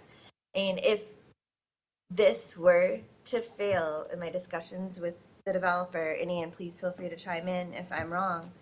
I mean, it's not like the developer is just going to come up with this money himself. He doesn't just have it laying around. I mean, it can't sit how it is now. Something has to be done. So we're going to have to come to a common agreement soon, but it just feels like it's going to be too rushed up here tonight, because if it fails this evening, it's just going to get worse. It's just going to keep falling apart more and more. The complaints are going to continue to come in. The potholes are going to get worse. The list goes on and on. So as much as I don't like making others wait on this decision, it is a big decision to be had. So I am going to make the recommendation that we do go ahead and table it, and I'll make the motion for that. Like the council said, till when? I'm sorry to interrupt. Could I ask a question? Mhm. It's tabled pending the submittal of what additional information? Because I understand it's being tabled, and while I disagree with that, I can understand that decision. I guess the struggle I have sitting here today is if you table it because you need more information, I walk out of here not knowing what exactly that information is. And so it's a little frustrating because I feel like I've been about as transparent as any developer's ever been. Yes, you All have. of this information is in the city's hands. I'm sorry that it wasn't summarized by whoever's responsible for doing that for the city.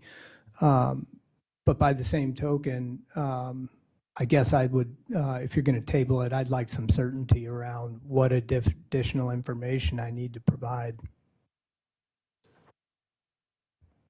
I think, well, I'm not going to speak for the alders, but if they want to get exactly what you're looking for emailed to John Rigetts, and he can be the point on what needs to be done. What? Council?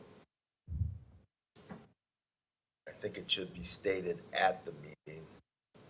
And Okay, we'll go right down you the line. already heard Alderman Pecorelli with regard to the reports that were submitted to the engineering department, and whatever reports or,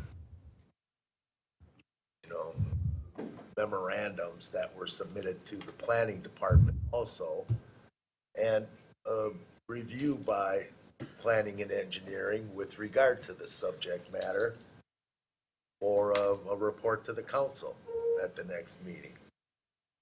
Does that sound accurate, Mr. Pecorelli? Yes. So for just sticking with the geotech report for a second, is the request that the staff review the report and summarize the findings of that report for the council? Yes, and if they can provide any recommendation as well. And then I would also have the detail in here. So the summary, but I'd also like to have the detail in here just so it's together. Because again, this has gone on for a while, so. And I'm totally good with that. I've Yeah. already given it to you. It's a 500-page report. I understand. Okay. And similar with the A big wetland. decision. Yeah, no, it's probably worth 500 pages or more. Yeah. Okay. All right, so geotechnical report, anything else? Alderwoman Eichman, anything specific, or we can come back to you? I'm just going right down the line. So the 500-page report of the blight is what, It's the of the geotechnical. geotechnical. I guess a more broken down detail of the blight of it. So we have a better understanding, because it kind of sounds like we're all on a different page up here of what's considered a blight and what's not. I mean, I can look at something and tell you, as an interior designer by trade, and say, wow, it's a gorgeous house, it's absolutely beautiful and breathtaking, and one of you could sit up here and say it's the ugliest house I've ever seen. You know, we has to be more than just an opinion. And I know we've gone over this, so hopefully it'll be something that's easy, a document that's easy to come across again, to provide to us, because we have gone over it again. But I'm just feeling that what I'm hearing up here is that everyone needs a refresher on that. Definition of blight. Yeah. So- With facts of this project on it, of course, not just a broad definition of blight, but Well, the definition of blight is in the project plan. It's statutory. Alderwoman. it's, I guess, the confusion that I'm hearing up here, and when I'm done, anyone else, of course, please feel free to add to this, is it's statutory. So I feel, because it's statutory, there was the confidence level of that before, but then now hearing tonight, I'm just hearing different things tonight on it from up here. A lot of doubt. Different things as in, Just, it almost seems like everyone up here is on a different page with this from some of the comments made this evening.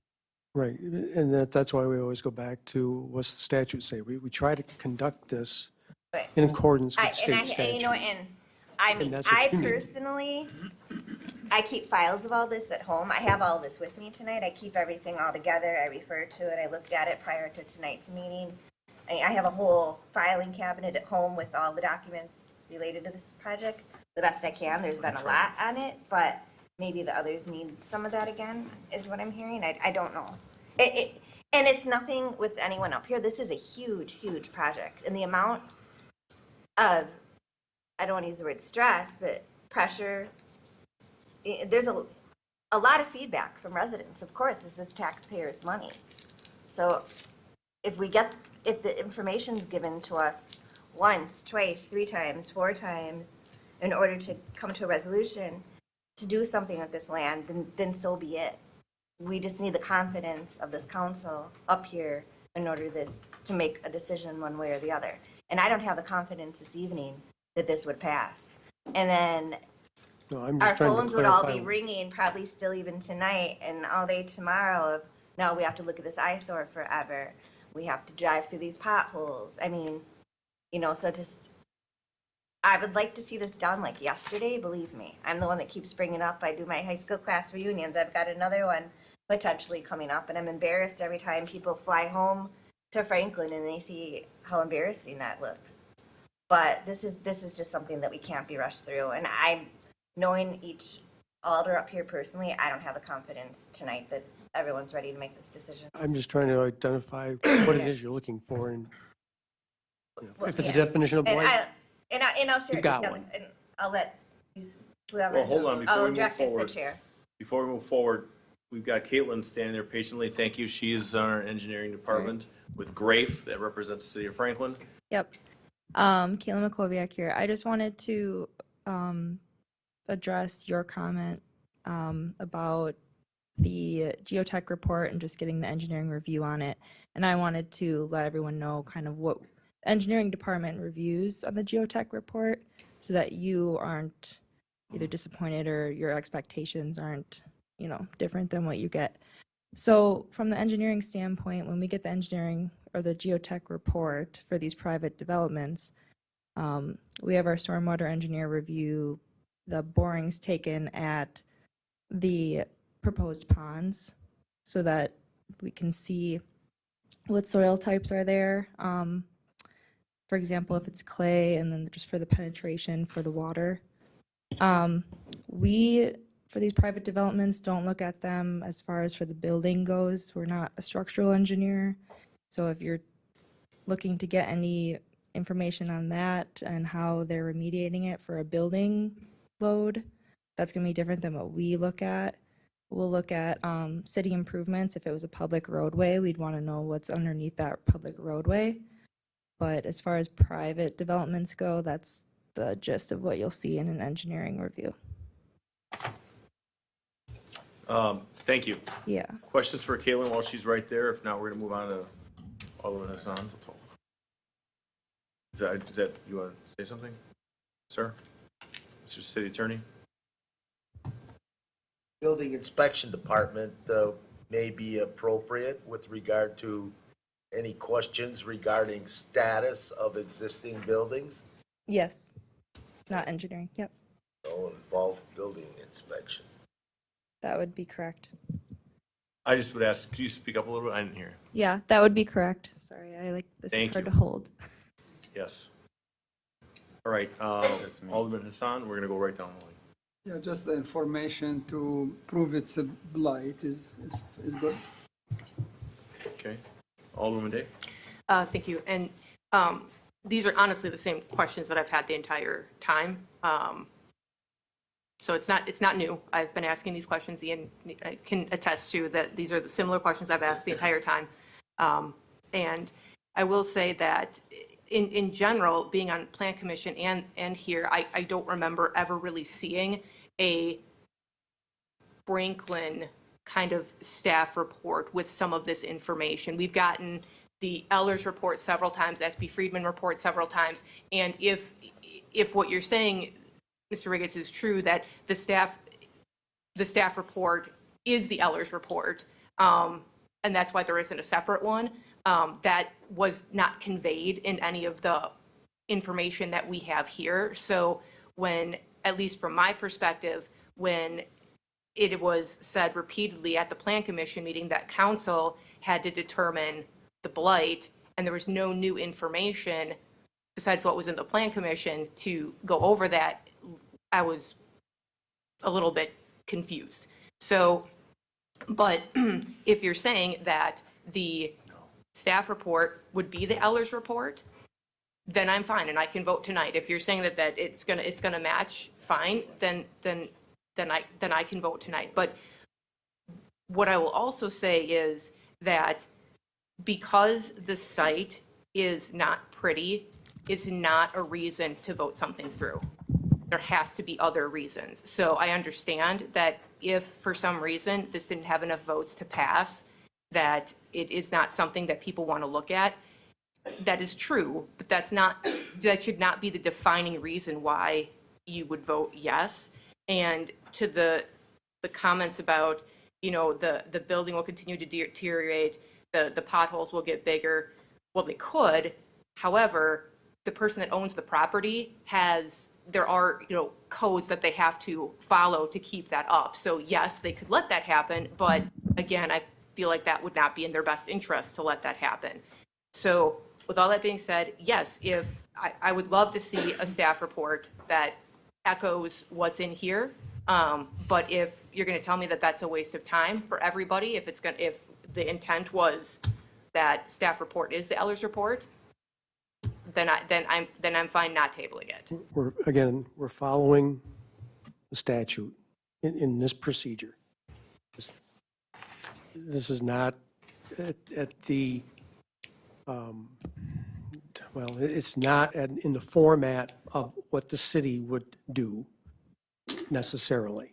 We're following the legal format, meeting the legal requirements.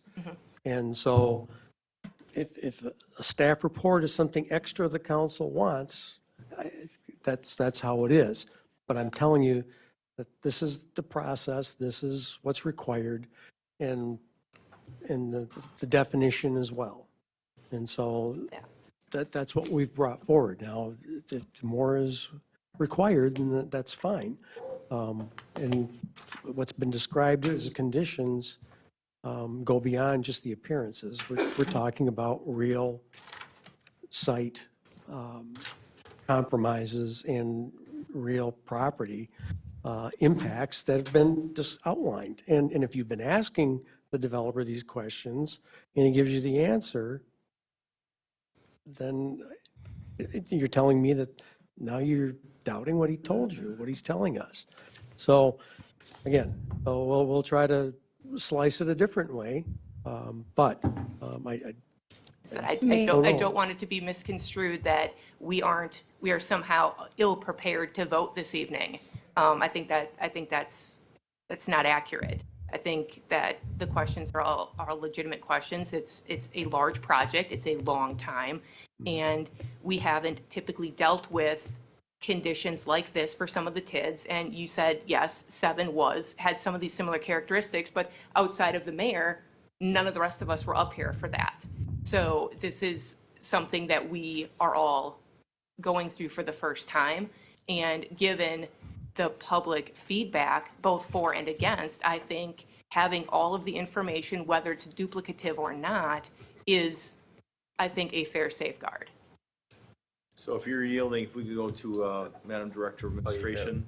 I No, just wanted to point out a couple of things. Staff doesn't make a determination on what is or is not blighted. The city and staff also hired 2 different consultant groups to basically help us get to where we are right now. And that is what we've leaned on, is their advice, because that's what we've paid money to hire, is the 2 groups, SB Friedman and Ellers, to do this. So staff reports aren't really going to be reflective of what the consultants that we've paid money to provide us with these reports are. It's unclear what else is needed, I guess, at this stage, because we've got experts that have been here multiple times to talk about their recommendations. And as I said, we hired, as a city, we hired these consultants to basically guide us through this. So I don't understand what the request is, I guess, because at this stage, we asked them to provide us with this information. Thank you. So with the voting electeds up here, you still have the floor? Yeah, so then I go back to what I said when I initially started. If you're telling me that there's nothing different that would come from anything else outside of potentially having that geotechnical report in front of us to look at, then I'm fine to move forward and vote this evening. I'm not looking to prolong it if it's going to be a fruitless endeavor for everybody involved. So if you're telling me that there's nothing new outside of that geotechnical report that we would see, then fine. But it made it seem when we started asking questions that there was some other report or some other review that was done that we didn't have up here. Can I Go can I ahead, sir, chime then we'll in? go to Alderman Solis. Yeah, sorry. I'm going to try to rephrase it a little bit. I don't think the question is the information located in the city's hands in various departments? It seems to me that and please correct me if I'm wrong, but what I'm hearing is the council would like the staff to pull together a high-level summary with the supporting documentation that summarizes the blight recommendation to the council. And so that would be, I think, somebody on the city staff, and I don't know who it is, maybe it's John because he's in charge of economic development or what, but it would be soliciting feedback on, hey, does the geotechnical report say that this piece of property, albeit vacant, is an unregulated dump site? I can help with that because I have been through the 500 pages and I can provide references to those paragraphs and give those to the staff. If that's helpful, I want to be sensitive to creating a conflict of interest in my effort to provide the information. So you'll have to give me a little guidance on that. I can provide a full set of civil engineering documents, and I can do a referral to the plan sheet that shows the new road construction. You know, that I don't know that that's difficult for the staff to say, yeah, that parcel doesn't have access unless we build a road. That should be pretty easy. I think that's the kind of thing you're looking for.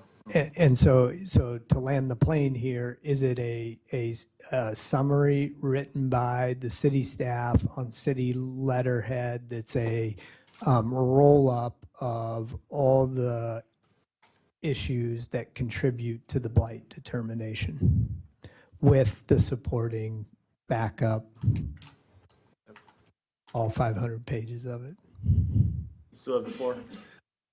I'm done. Okay, Alderman Salus? Okay, I like to be productive. You might know my position toward, my position is clear. I would not support any TIF for residential purposes, but having said all of that, there's a three consideration I like to present here. Aside from the blight issue, which is going to be, discussed in detail at a later time, there is an issue of the timeline, like, the feedback I got from people. Everyone, including myself, you say, you know what? When is the city going to benefit from this project? 27 years? Okay, I'm 60 plus 27, 87. Forget it. I'm not going to survive that long. And that applies to many, many people, many taxpayers living in the neighborhood. That's one factor. A second factor I like to present that many of the residents and citizens live around here developed some level of a trust with Mr. Ian Martin and his team. They say this man, he is a man of his word. When he promised to do something, he does it. And they felt, we recognize the fact that he started with a project with a much higher number of units, and there was a request for reducing them down, and he was cooperative with the neighbors, and he followed through with his promise. A third component, that's developers are in the business, and the concern many people, including myself, have, they'll say, you know what, this project will develop in 2 years or so. It will get stabilized, and it will be sold at a substantial profit. And we, the taxpayer, have to live with the implication of the TIF for 27 years, which is far too long. The compromise I have, it might indicate an adjustment or the revisiting of the development agreement. What about if we approve this project and let it proceed and let this development happen, please, but tie the TIF to the developer? If the moment he can develop it, he can own it for 27 years, him and his team, and let that TIF be as is. And I don't even ask for this $2.5 million on the upside. If he sold the profit at a profit that his money, he's entitled to it. But if he decided to sell the profit, that should be the end of the TIF, that the TIF will be closed at that time, whether it's 2 years, 5 years, 10 years, or 27 years. Just tie the TIF with the developer ownership. And this way, at least it's generational issue. If he held on it for 10 years, he'll enjoy the TIF for 10 years. Once he decided to sell at a profit, hopefully, then that should put an end to the TIF. If we comfortable with such a little amendment to the development agreement, I'll be in support. I'm trying to find a way to yes. I appreciate it, but without capturing the value of the TIF district, there is no profit, and I won't do the project. Here again, that is my perspective of it. You could consult, and maybe we need another memo on this. You could consult the city staff. They've hired SB Friedman, who's on the call here. I think that report, the SB Friedman report, I can see it there, it was included in the project plan. And the underwriting includes a value of that TIF duration. So, I couldn't agree to it because I just wouldn't do the project with that provision, nor do I think any other developer would do it. How long are you planning to own the project? I don't predetermine any of those outcomes. If it's a good project, we're likely to own it for a long time. Okay, maybe my proposal should work then. Well, maybe, but I might sell it. I don't know. That's why I'm saying I don't predetermine an outcome. In the same way that I don't tell somebody you have to own or operate your store for a certain time period because you got a block grant or something like that. How my company makes money, if we make money, I can't surrender my ability to make those kind of business decisions. So I can't agree to that. What I can share with you, and this hasn't been talked about tonight, but the city is allowed to prepay their obligations whenever they want. So if the project goes better than we think it will, the city can prepay it whenever they want. So I think somebody mentioned a TIF district as a successful one. Maybe it was the Extension project, and that it was created in 2005 and it'll close in 2028. That's a 23-year TIF district. If you were to look at this income stream and say, how long does it take on this projection to get to the cap of $15 million, you could probably take the 3 additional years, the last 3 years. I think the increment at that time is about $500,000 a year, prepay it and close the district in 24 years. That's a right that the city staff, Ellers and SB Friedman negotiated for, that I agreed to. So I appreciate the conversation is around the 27 years, but the city, to their credit, has negotiated the ability to shorten that if they can. One other detail, and I'm sorry if this gets a little wonky, but we're here. The underwriting on the MRO and the increment, and somebody jump in here if I'm wrong, it shows a declining mill rate every year for 27 years. So the current underwriting shows that the payment to Land by Label goes down every year for 27 years. That would be a pretty miraculous outcome if the taxes on the property were to go down every year for 27 years. I only mention it here because let's just say taxes stayed flat, right? In other words, they didn't go down, they didn't go up, they just were what they were and they stayed.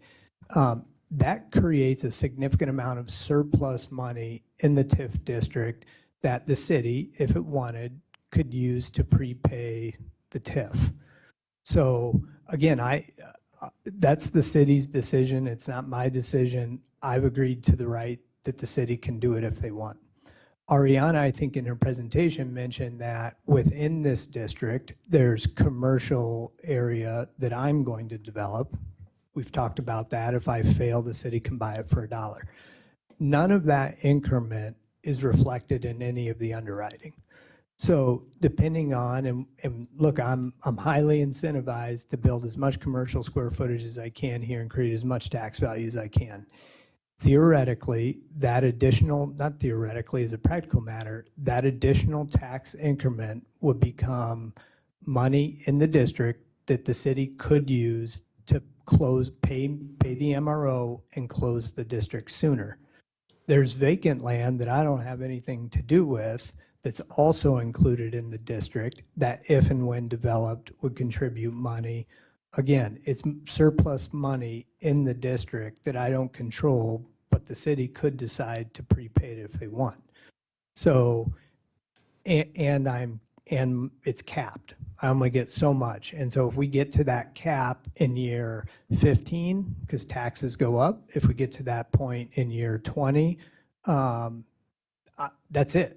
TIF district can close unless the city were to decide to use that surplus money for some other purpose. Again, that's pretty wonky stuff, but I think it's relevant here because we're talking about a 27-year timeline. And before we all just conclude that we're going to be etching our gravestones before we get to that point, let's all embrace the reality that there's a strong possibility that it never lasts that long unless the city decides it wants it to last that long. I don't know if the Ellers or team or John, you want to weigh in on the, or SB Friedman on the accuracy of any of that commentary, but I think it's true.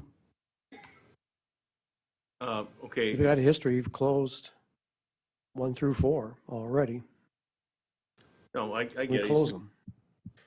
You still have the floor.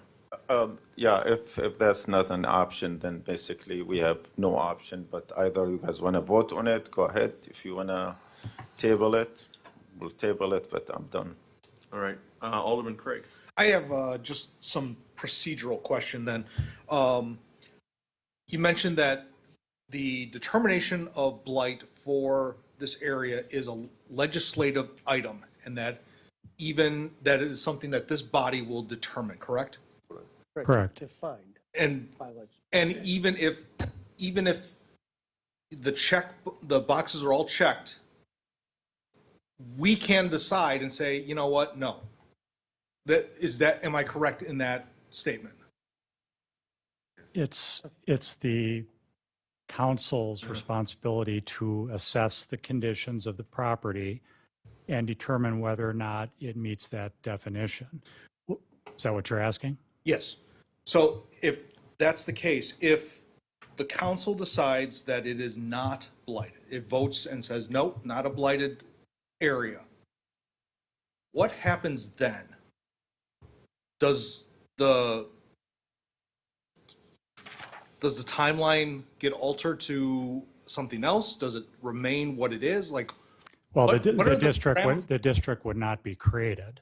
Okay. So, and the other thing I would add too is, I think you have to look at the blighting factor somewhat independent of the project. So for example, if you find that this area is not blighted, by extension, if another project comes along, you ought not find that it's blighted in that case either. So it's kind of it is or it isn't. In your opinion, it shouldn't be conditioned on this particular project. So I just suggest you look at it But also, objectively. also conditions can change. If it burns to the ground, that's a different set of circumstances than what we're talking about today, correct? I mean, that's your perspective. I'm just cautioning that you don't tie your decision on whether it's blighted or not to your position on the project itself. Very good. Okay, so we have a motion to table till next meeting, which would be April 8th. Was there a second on that? I'll second. We've got a first and we've got a second. This will be a roll call, please, to table it, to come back with information that was requested tonight. Alderman Craig? No. Alderman Salus? No. Alderwoman Day? No. Alderman Hassan? Yes. Alderwoman Eichman? Aye. Alderman Peccarelli? Aye. Mayor votes aye to postpone till next meeting.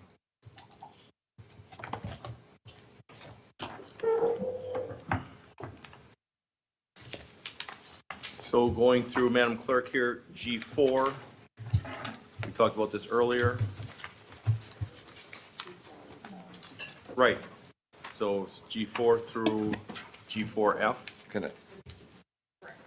So can we break out G4E for a second? Because when I read that one, staff was, if I read that correctly, staff is not recommending that one.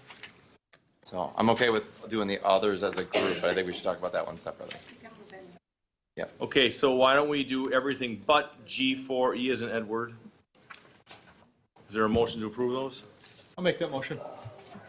I will second. First and second, all those in favor? Aye. Any opposed? Ayes have it. Now specifically looking at G4E as in Edward. Okay, land combination.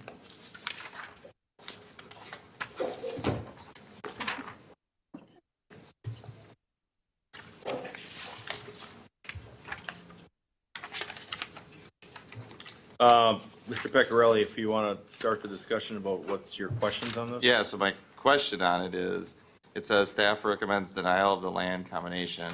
And so I had a couple questions around why that was. And one of them is, is the other parcel, it sounded like the other parcel was not a, I'll call it a buildable lot. I don't know what the technical term is, but is it something you could build on, or is it considered an outlot, so to speak? So if you want, because I'm versed on, because I was at the plan commission meeting when it happened. Were you at that one? No. Okay, so to answer that, so the gentleman came here, Mr. DeGrave. So he came here, and this is probably the oldest subdivision in the city of Franklin. And so he owns the property, and that undeveloped property has been undeveloped for 50-some years. And he's looking to buy the two. And at some point, could he develop it? Yes, but at this point, he wants to join the two lots together. And that was it in a nutshell. I mean, he came here and it's what he discussed, because plan, and the two alders to my left, I believe maybe both were there, but it was, we were in support of him being able to do that. So we were in support of him. Staff was not, for whatever reason, but we were, the plan commission was in support of that. And we let him know that when he left, that we were in support of it. To me, it made no sense why to not allow a resident that's living in the oldest area of Franklin as far as subdivisions goes, and nothing has touched that lot in 50-plus years. Why should we think something's going to touch it tomorrow? So that was the whole plan, and that was the whole point of that one. So hopefully that he can get that approved. Mr. Salus? Because I was initially against that, because I said this land, should be developed and a house should be built on it. But when he said this land has been sitting there for 50, 60 years, Yeah. no one developed that. So it looks like it's an old subdivision that there's no appetite for someone to build a new house on it. So, that was kind of how I changed my mind. Otherwise, I agree with you. So this one here, to make that motion to approve is what we'd be looking for individually for this one. And so, Just yeah, want what- to add to that, parcel 2, the one that is currently vacant, is not an outlet. It's technically a buildable parcel. Okay, but to the point, it's been that way for 50 or whatever Yeah. years. Well over 50 years. 50, 60 years, so nothing can happen. Okay. So with this one, is there then a motion? I'll make a motion to approve. I'll second. First and a second, all those in favor? Aye. Any opposed? Ayes have, the motion carries. Thank you, Mr. Martinez.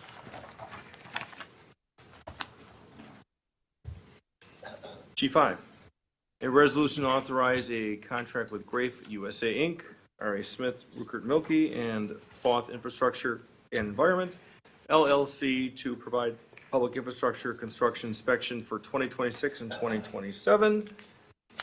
Engineering Department, good evening I'm again. busy today. No, They're just hanging out. I'm here because Mike's on vacation. But if you want a little bit of background on this item, so this is a 2-year contract. We had this for the last 2 years, so 2024 and 2025. This is for construction inspection services. So I know we have multiple city projects going on as well as private developments. So the engineering department contracts with, these 4 firms for construction engineering inspection services. So for public utilities, infrastructure, all of that. We did reach out, as I mentioned, to the 4 companies here. So we do have a blended rate. That way, whatever developer, whatever firm they have do their inspection, it's the same rate. Okay.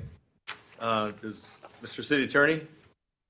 Ellie? Go ahead. There aren't any copies of the subject contracts in the agenda packet. Is the city standard form services agreement being used? Yes, it's still being worked out. So I do have in the motion that it's subject to the agreement review and approval by you. In the recommended motion. Correct. Okay, but that is the standard form contract being used. Correct. We'll use the boilerplate. Very good. Thank you. Alderman Pecorelli? So I just want to maybe restate so the developers are who choose which of the firms are going to work with, and then the rates are what we've determined here.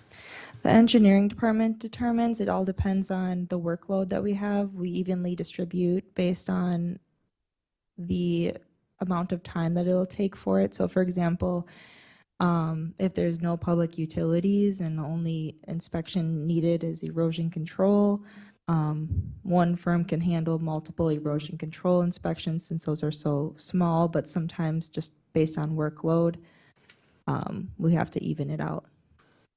So it's engineering department determining it, but that way the developer gets the same fee no matter who we select. Okay, so it's us making that selection, and then, but that, to your point, the developer gets the fee no matter Correct. who we ended up selecting, and that's based on trying to even out load across those. Correct. Sometimes just based on availability, and different firms have different workloads at a time. Yep. So that's why we'll reach out and say, do you have availability to do this project? So sometimes they may not, and which is why we have 4 different to choose from. Yeah, I think it was just important to clarify how we choose which one. Yeah. So, thank you. Okay, the suggested motion? I'll make the motion. I second. First and second, all those in favor? Aye. Any, well, hold on. Because it's one motion. Well, technically, It should be 4.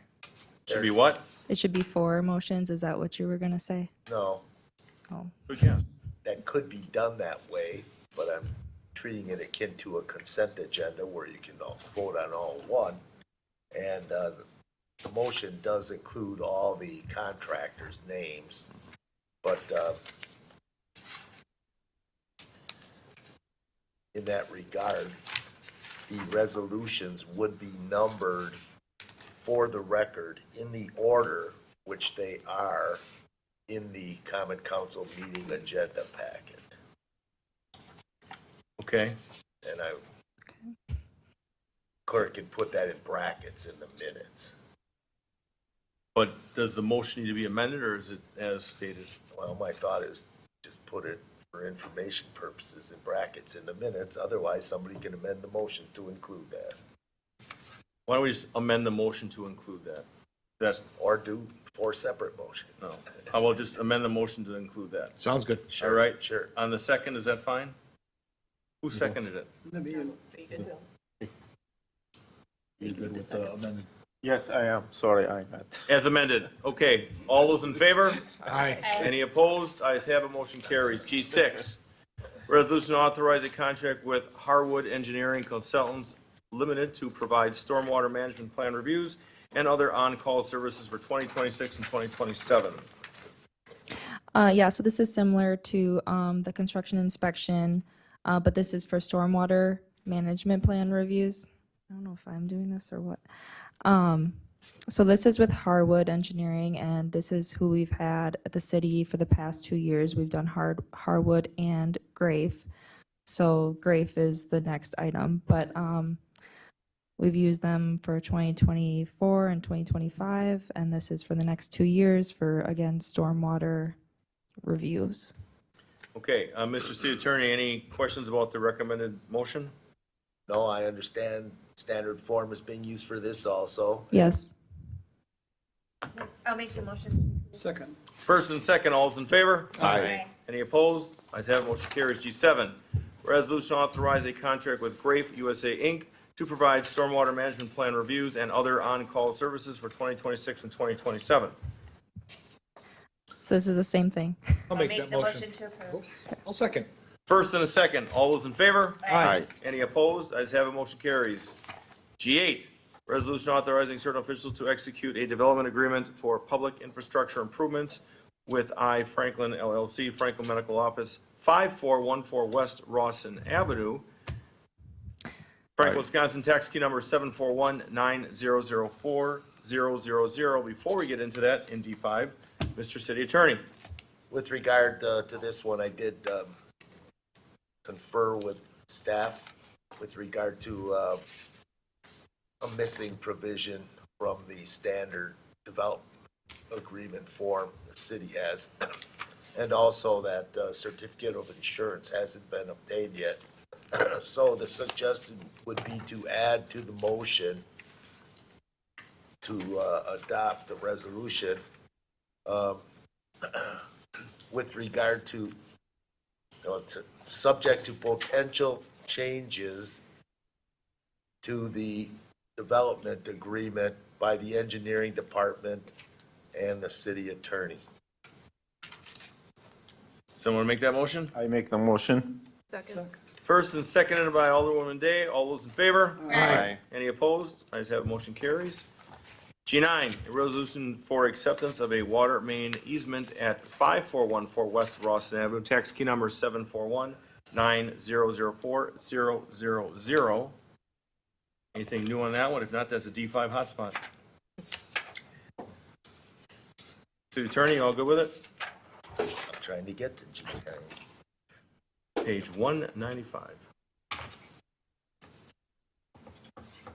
No issues. Excellent. Make the motion. I make a motion. Second. Seconded by Alderman Hassan. All those in favor? Aye. Any opposed? Ayes have it. G10, a resolution authorizing certain officials to execute a development agreement for public infrastructure improvements with Midland Associates LLLP, Aldi Stores, 7765 South Lovers Lane, Franklin, Wisconsin, tax key number 795-9001-000. This is in D2. Motion to adopt. Second. So we got a, hold on, we got a first and a second. Mr. City Attorney, you got the floor again. Again, would suggest adding to the motion on the action sheet, subject to potential changes to the development agreement by the engineering department and the city attorney. Is that the amended motion? Yes. Amended second? Yes. All those in favor? Aye. Any opposed? Ayes have it, motion carries. G11, an ordinance to repeal Chapter 87 bicycles and to recreate Chapter 87 entitled Bicycles, Electric Bicycles, and Electric Scooters of the Municipal Code of Franklin, Wisconsin. Wow, look at this show. I bring with me a couple smiling faces on this Yes. night. Thank you, gentlemen, for waiting around. With me is Sergeant Jim D'Angelo and Phil Martinez. They worked with the city attorney to recreate this ordinance to include the e-bikes. Good. It's a problem, or it has been a problem over the past year or so. A lot of questions from the citizens regarding how the e-bikes interact with pedestrians and motor vehicles and such. I don't know if you have any particular questions. These guys. I think it's fantastic. It's overdue, and I get calls on them all the time. People go crazy. So Alderman Craig, and then we're gonna rock this. Go ahead. Is there any sort of provision also for the one wheel, which is something that is another electric device that has a growing, I don't want us to have to come back and amend this again when that could be introduced into this as well. Gentlemen, if you have an answer to what typically happens is the law is typically behind what actually comes out. Okay. So I don't know if you guys have any information on that at all. Or would that fall under, because it doesn't fit any of the descriptions that are listed? I would expect this is modeled after state statute. It's heavily pulled from state statute. I would tend to think that will be something that will probably be addressed in the future. Again, this is modeled after like Greendale has an ordinance, I believe, all over the state. Okay. But I don't believe that's been addressed. Okay. Mr. Pecorelli. So, I like this. The question I have is more like, okay, so once let's say we approve it here, what's the plan on communicating this to make sure everybody is aware of this change? Chief? Well, I'll answer basically. You guys have anything to add, feel free. So basically, like anything, our goal is not to write citations. Obviously, it's to educate the public. So my thought would be we would get it on Facebook. I would like to work with the schools because a lot of these problems have creeped up to my knowledge have been with juveniles. Not that adults can't obviously have these same situations, but primarily it's been juveniles that are riding on sidewalks and too fast and everything. Not wearing helmets, that's a big requirement here. Under 16, you have to wear a helmet. So it's an educational component to the public and honestly to our officers as well. I mean, we were learning kind of as we, like last year when this kind of first came up because we were getting repeated complaints. Do you guys have anything else that you were thinking? Just to echo what Chief Learman said, posted on social media, Sergeant D'Angelo came up with kind of an easy visual guide so the public doesn't have to fully digest an ordinance, as fun or not fun as that may be. So coming up with a nice colorful picture and kind of easy to read for the public. And I'm the supervisor of the traffic enforcement unit. So we field a lot of these complaints that probably go through you guys and end up on my desk. So just reaching out to the public with these complaints and educating them as they come in so they know kind of what to call us on and not call us on. Good. Sounds good. Thank you. Madam Clerk, Mr. Pecoraro, can you hit the mic, please? all ordinances are also published. Yeah. Okay. Just so you're aware. All right. So what she said is all ordinances are published in the newspaper. In our local. Thank you. Very good. Okay, there's a motion here. I'll make the motion to approve. I'll second. First and second, all those in favor? Aye. Any opposed? Ayes have it, motion carries. G12, a resolution imposing conditions and restrictions for the approval of a conditional use for a light industry use upon property located at 9800 South 60th Street, tax key number 899-9990-022. Mr. Martinez, do you have something on this, or are we going right to motion? If you have any questions. Any questions on this for anybody? I'll make the motion. A second. First and a second from D4. All those in favor? Aye. Any opposed? Ayes have it. Motion carries. G13, concept review for development proposal for Advenir Azora Development LLC, 7631 South 31st Street, tax key number 786-9987-000. Joanne Rubio, Advenir Azora Development LLC applicant. Marion, it's on the bottom, What's that? your presentation. The bottom right, I can't where the P work is this next to mouse. the, There it is. yeah, next to the Ring Central. Yep. Okay. So, Counselor, good evening, welcome. State your name and business address for the record would be great. Thank you, Mayor. Is it on? Don't touch the bottom. Don't touch the button. See? Seems like it's on. How it works. I'm Attorney Brian Randall of Amundsen Davis, here representing Advenir Azora. Joanne Rubio is in the back row, as is Graham Bullmore and my colleague Chrissy Adderholt. I promise I will talk fast. I usually Very brief. do. And if you want to go right to motion, I know we're only at concept review tonight. But Yeah. we can't go right to All motion. right. None of that. I don't think you want to go right to motion. Good point. So that's my quick introduction. We have some slides. You've been talking a lot. There's been a lot going on, but we wanted to be some, give you some visuals. Because I to be will honest defer- with you, I was contemplating pulling this because I knew this was going to be a long night for everybody, and I don't think it would be fair for your presentation because we are fatigued up here. I mean, it's the reality. Right. You know, 5.5 hours up here, it was a lot, and we've got a lot more to go. So Understood. you're welcome to do this. You know. Well, if it's okay with the council, we would like to really just go through the visuals to show Go ahead, it. sir. We had a neighborhood meeting last night. I know Alder Hassan has probably seen one of our projects that's nearby. And then really if there are immediate questions, that's fine. That's just concept review. So, but I don't know if Marion has any staff comments first. I defer to her. Mary, good evening and welcome. Thank you, Mayor. If I may, just briefly, so this is a concept review. You are not to take any action or make any decisions this evening. The applicant is here to elicit feedback from you on the overall concept for the design, which is a multifamily proposal on the 31st Street corridor. It's immediately west of Northwestern Mutual. And so he'll share some location slides, but just in general, the project will require land division, a change to the platting of the lot to combine a number of lots to get to the 24 acres proposed, a conditional use For the density, if any multifamily development in the BMU district requires conditional use approval. I will note the proposed density, I did a quick back of napkin assessment. It was about 246 units would potentially be allowable on this property. What they're proposing is a single-family sort of cottage court style of development, which they will show and describe. No structure is proposed to be larger than 2 stories.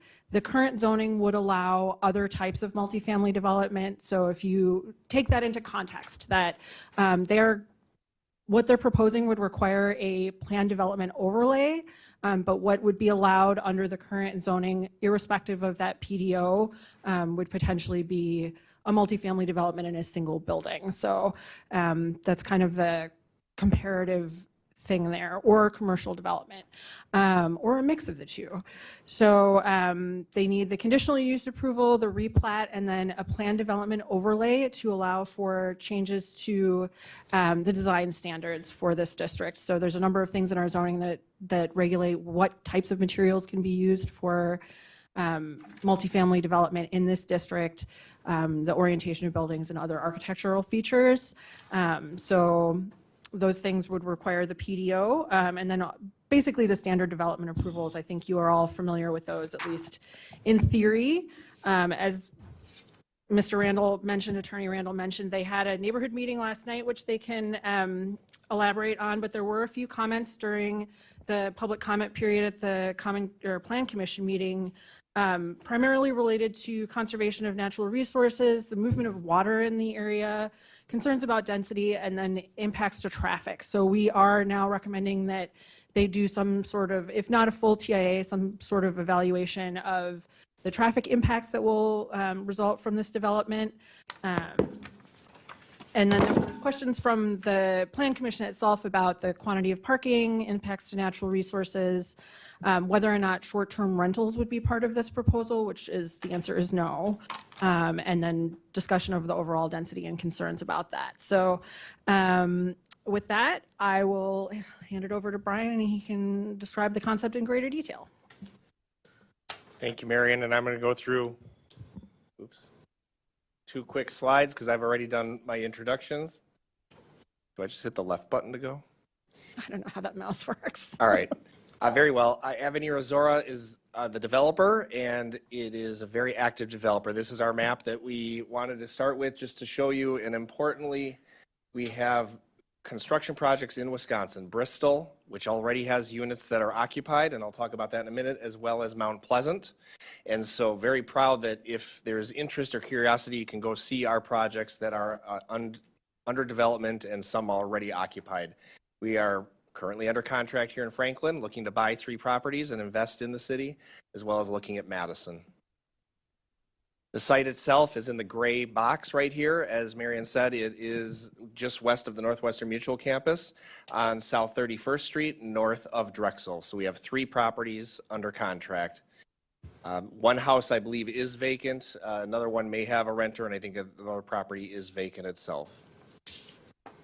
This site has a lot of words. I'm not going to read all of them, and it has a lot of colors. But the colors I'll start with. And what this shows you, and we have a legend, that we have a variety of unit types on the site. And each color is a different unit type. So pink, gray, yellowish, and aqua. And you can then see throughout the site, we're creating a neighborhood, traditional neighborhood development. And those colors are interspersed throughout the site to really give variety as we build out this new neighborhood. Those unit types are a variety from cottages to duplexes to different houses that are either combined together or not. Also in the site, you can kind of see we have some open space and some opportunities for amenities. So we have a north-south running area right here on the site. There's also kind of an east-west corridor of greenery. It doesn't look large on that site plan, but as you can kind of envision, we're creating this neighborhood here, a spot to enjoy right there, and then our clubhouse and amenity space would be right along 31st at the entrance. Gross density is about 7 units per acre, and as Marion explained, we could have 246 units at this 24-acre site, but the proposal that we're presenting is 166 market rate rental units. These are not corridor apartment buildings of 3, 4, 5 stories. These are 1 and 2 story homes, and you'll see some imagery in a moment to see really how that looks. Parking itself, we have 353 parking stalls on the site. So for residents and visitors, that's 2.12 stalls per unit, just to do simple math. In the middle, I have the reference here, missing middle housing. And we certainly heard a lot of discussion tonight about a need for housing in the community, and this is different than what you were reviewing earlier. And we're very excited about what the missing middle housing for someone who might be a young person, a young professional, or an empty nester who wants to have someone else take care of the maintenance and responsibility, but yet have their own unit, have their own yard. We did do concept review at Plan Commission on March 5th, and we were very happy to have about 9 or 10 people last night over in the Law Enforcement Center. We did direct mailing up and down 31st Street and shared our invite by email for a number of people, and so we were able to answer a lot of questions last night. Marion talked about all of the approvals that we need, so I'm not going to talk about those again, but importantly, site plan review for layout and architecture, and frankly, all of these, the CUP and the PDO overlay, we are going to submit a traffic study.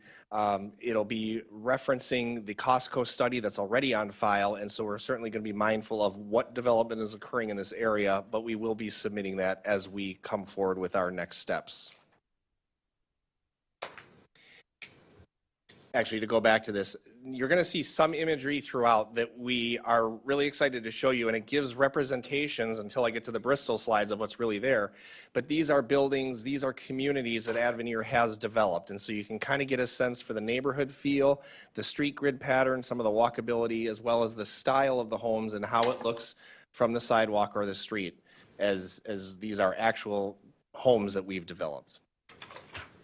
This next one is likewise, it kind of shows the neighborhoods as they're built out in different states at this point. We'll show you Bristol in a minute, as well as some of our amenity spaces and how we try to find foster a sense of community in a place for the residents to gather, kind of a new urbanist principle design.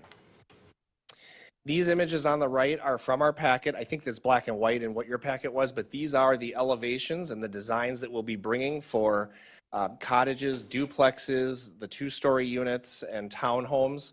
So those are all, we'll have, of course, greater detail when we formally submit, but this is representative of how the designs look. We are in a zoning district that already allows for this type of housing. It is the BMU South 27th Street Mixed Use District and Floodplain Overlay District. We're not going to develop in the floodplain, so we're not seeking to change that. But we are looking to come into that South 27th Mixed District and then have the required CUP and PDO. Our housing has different styles of buildings for sizes, ages, and people who will be there. Some families will be there. We do have that experience, but it's not something that in our experience will overwhelm or inundate the school system. So it's a broad-based community with a lot of different residents. This was in on the left graphic, our original submittal, and the site plan has changed. So I'm not asking you to focus on the layout, but really it's because we are mindful of the East Branch Root River and the natural area at the west side of the site that we're buying, and we're not touching it. We're leaving that as it is. And so as Marion mentioned, there were some questions about stormwater, about flooding. We are very cognizant and aware of that, and we're going to plan accordingly to make sure we don't have issues, but we're not putting buildings and we're not putting paving where that natural area is.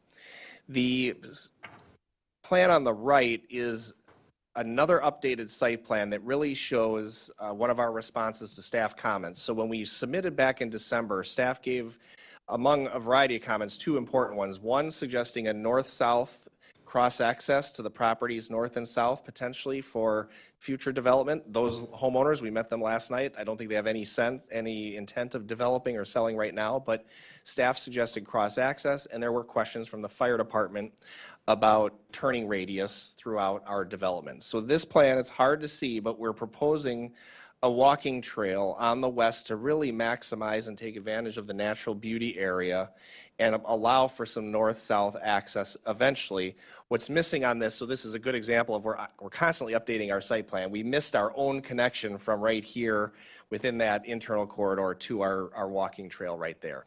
So that's our proposed way of kind of addressing that, of the broader neighborhood look while we're building out our neighborhood, how we can connect in the future to what might be to the north and south of us.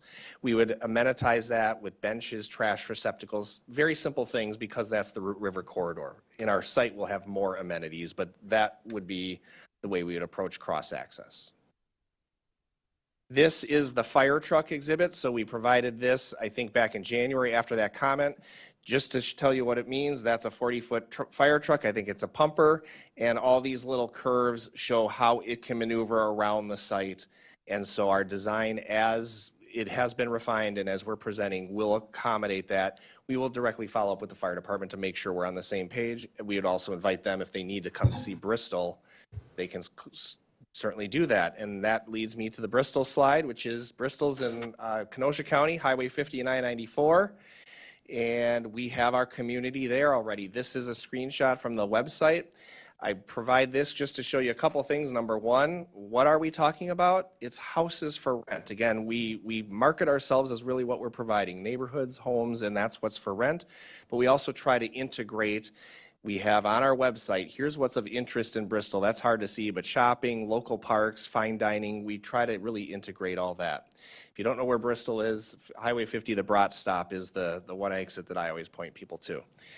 We have our address here, though, and I know at least one, perhaps other council members may have driven down to see it. That's our best way to represent to you what we want to build in Franklin, because it exists in Bristol, and we have home users, home occupiers there, and we're paying taxes to Bristol already. This is our amenity area in Bristol. It's called the Hive.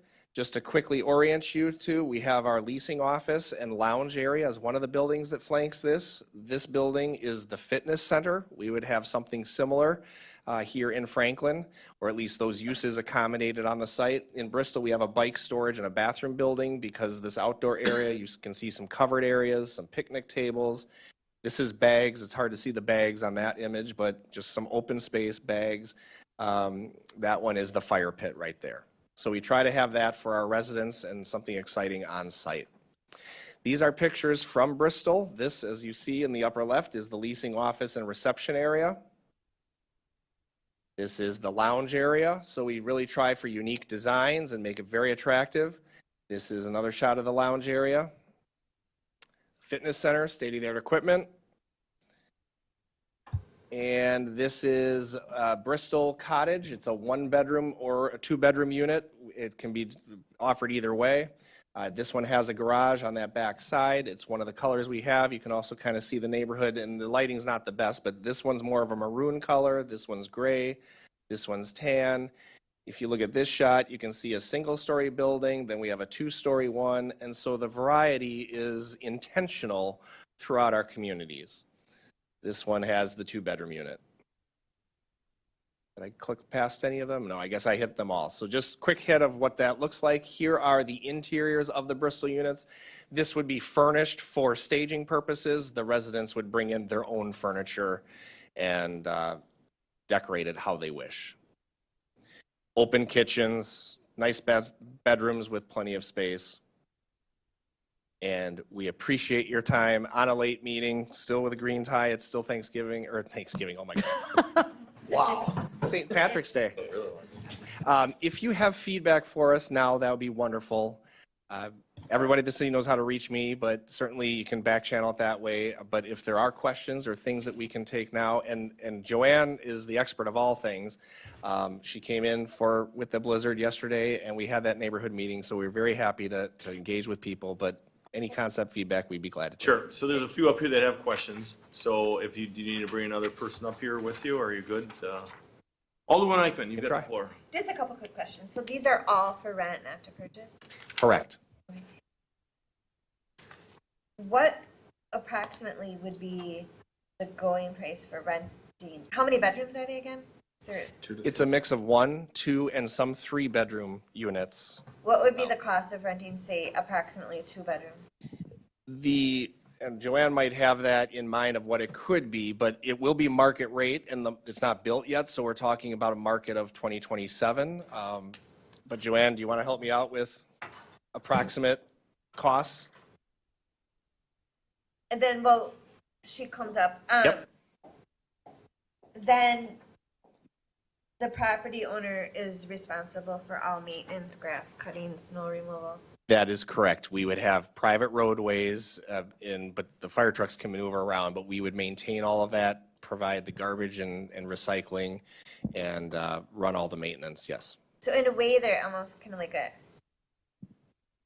updated, newer concept of like a townhome. Would that be correct? Yes. Okay, thank you. And if I can just have Joanne Rubio speak to the question of rents. Thank you.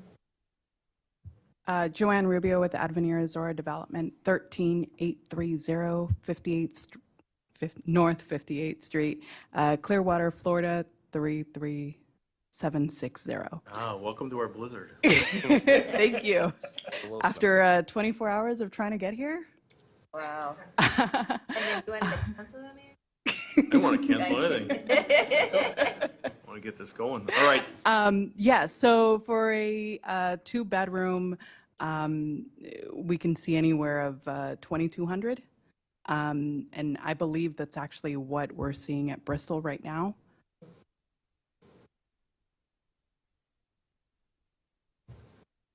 Are you yielding? Thank now? you. Yes, I yield for now. Thank you. Alderman Salus. First question is going to go to Marianne. Since these are like, like kind of two families side by side or single, why did you assume that? Why did you categorize them as a multi-family? Why not like, single family or townhomes? The development itself is a multifamily development, like the use will be multifamily in that there is a single owner renting those properties out. So, yeah, that would be why. Okay. And I also like to know, like when we say two bedrooms, what is the square footage of the two bedrooms? So our smallest two-bedroom is 924. And then the garage unit, the two-bedroom cottage with garage is 1150, I believe. That's And then- including the garage, No, excluding the sir, garage? it's excluding the garage. The garage is an additional 300 square feet. Okay. And my other question about, like, there is a little concern about the density, although, you exceeded the requirement, but looks a little bit high density considering the number of structures on the land. What is the density in your Bristol project per acre? It's it's around 8 dwelling units per acre on 30 acres. Okay, and so here you're proposing 7, right? I'm just like, the only little concern I have, I like to see a little bit more green space because I seen one spot of green space on one end of the project, and for, children who want to play, they have very much to walk throughout the entire complex to get to the playground. I'm just like wondering if there is a way that we can create another playground to just like, that will help us with the density a little bit. Many of us struggling with the density issue, it looks like a little bit too dense for us in Franklin. So despite the fact that the ordinance allows it. So that's the only couple comments I have.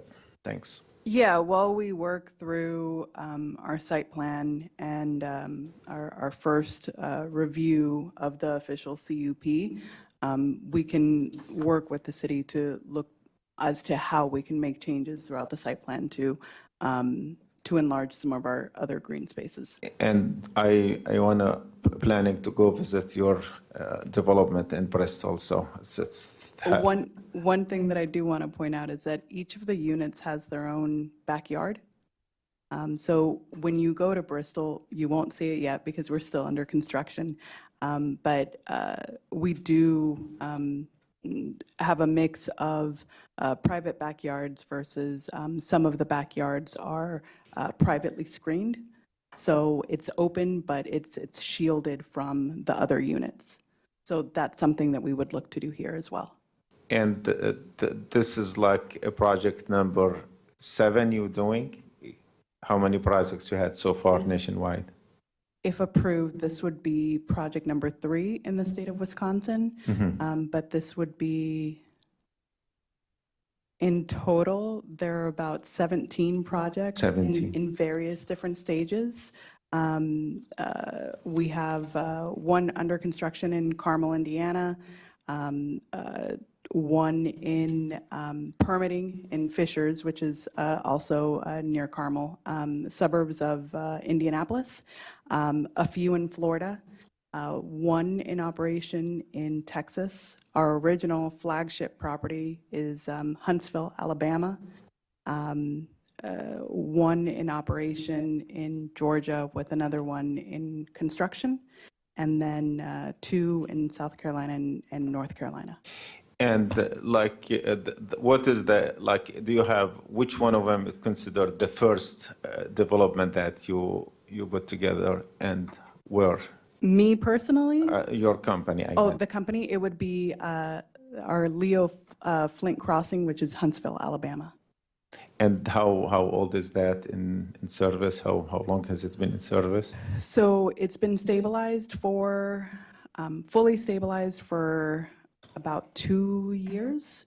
And we started the project, I want to say land was put under contract in 2021.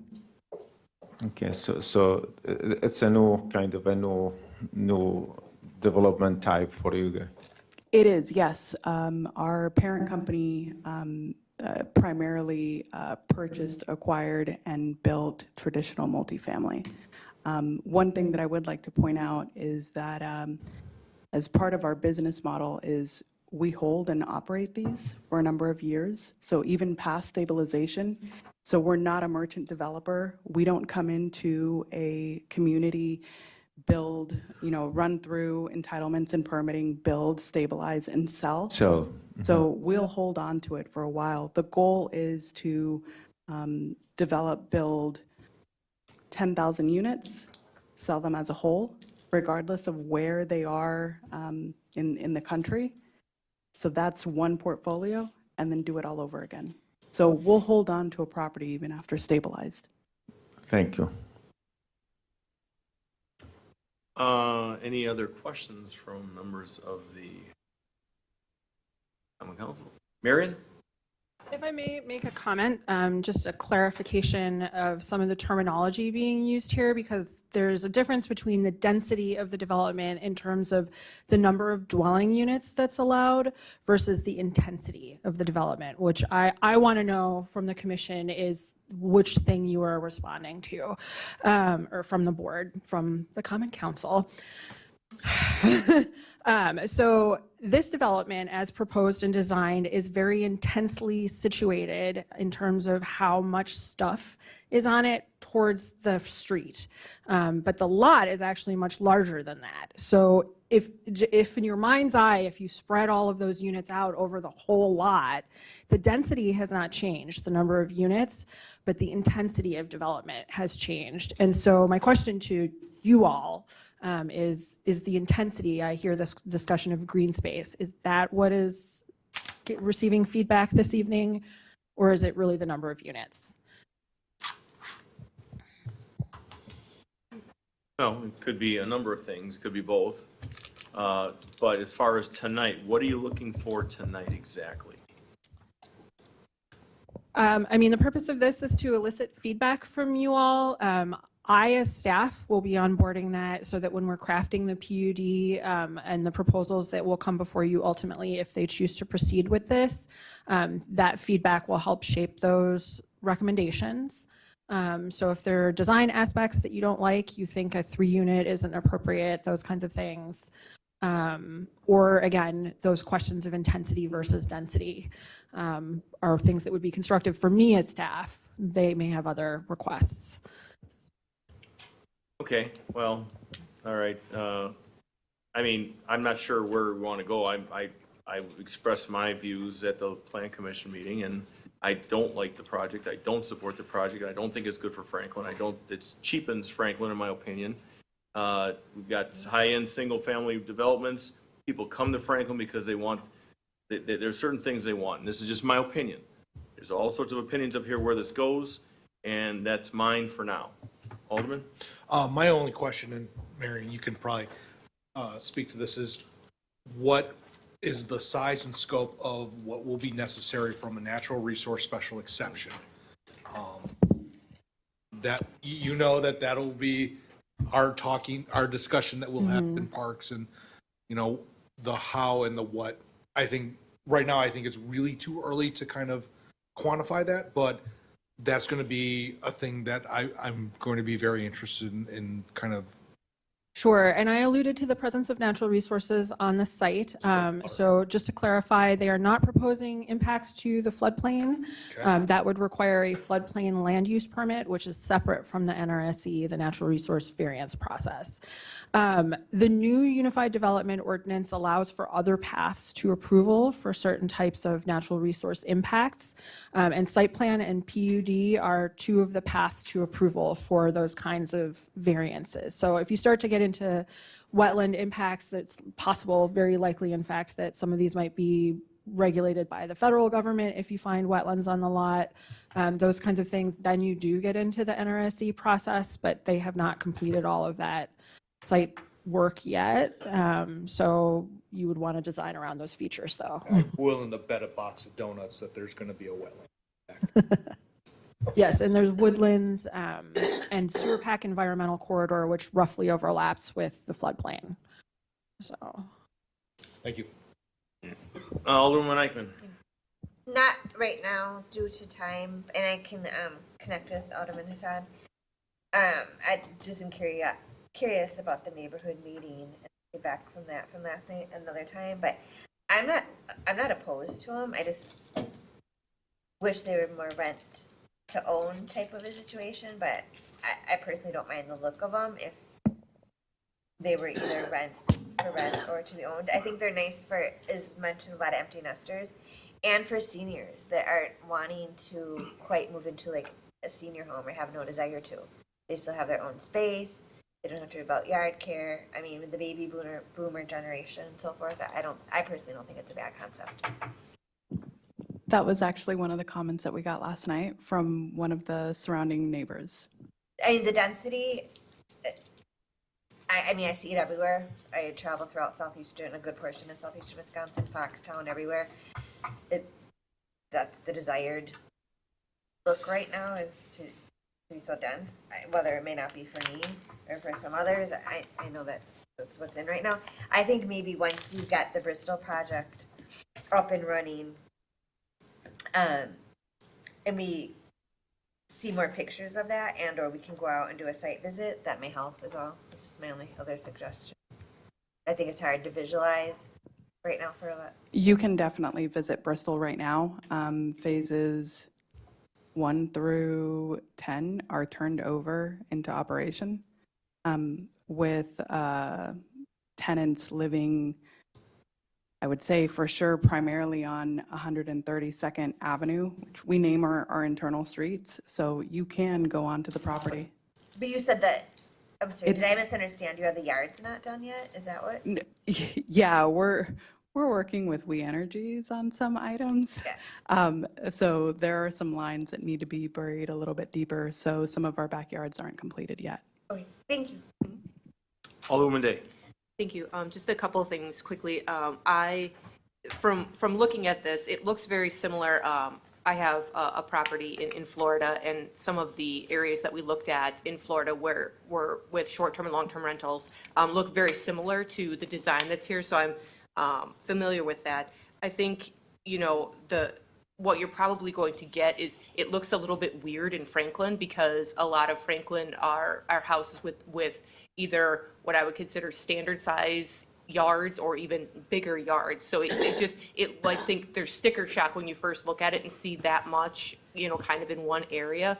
My only question is there a method to the number of units? Is it, this is what we need to be financially, solvent? Is it, or is there some model that you're using to say this is the number of buildings that we need and the style of buildings that we need to, how did you come to the 166 units? So it's a mixture of things.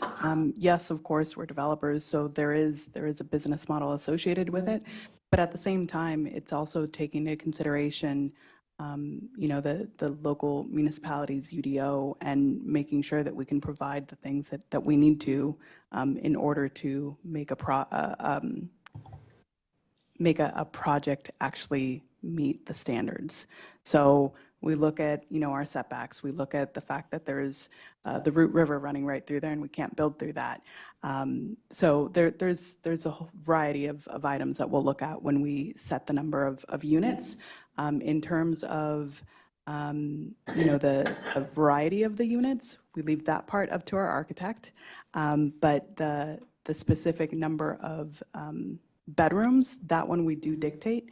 So primarily, we focus heavy on the 2 bedrooms.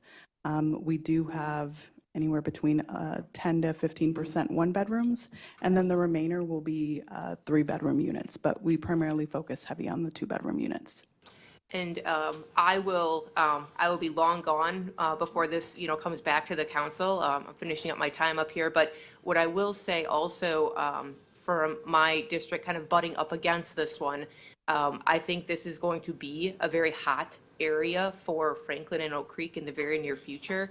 So I think there's going to be a lot of attention on what is being developed in that area. So I would love to see, some more solidified, plans for this, keeping in mind that I think it's going to be a very desirable location for people to want to be, given what is to come right there for us in Franklin and across the street in Oak Creek as well. So keep that in mind, that I think there'll be some, kind of pressure for the design element to be, something special because of the location that it's in.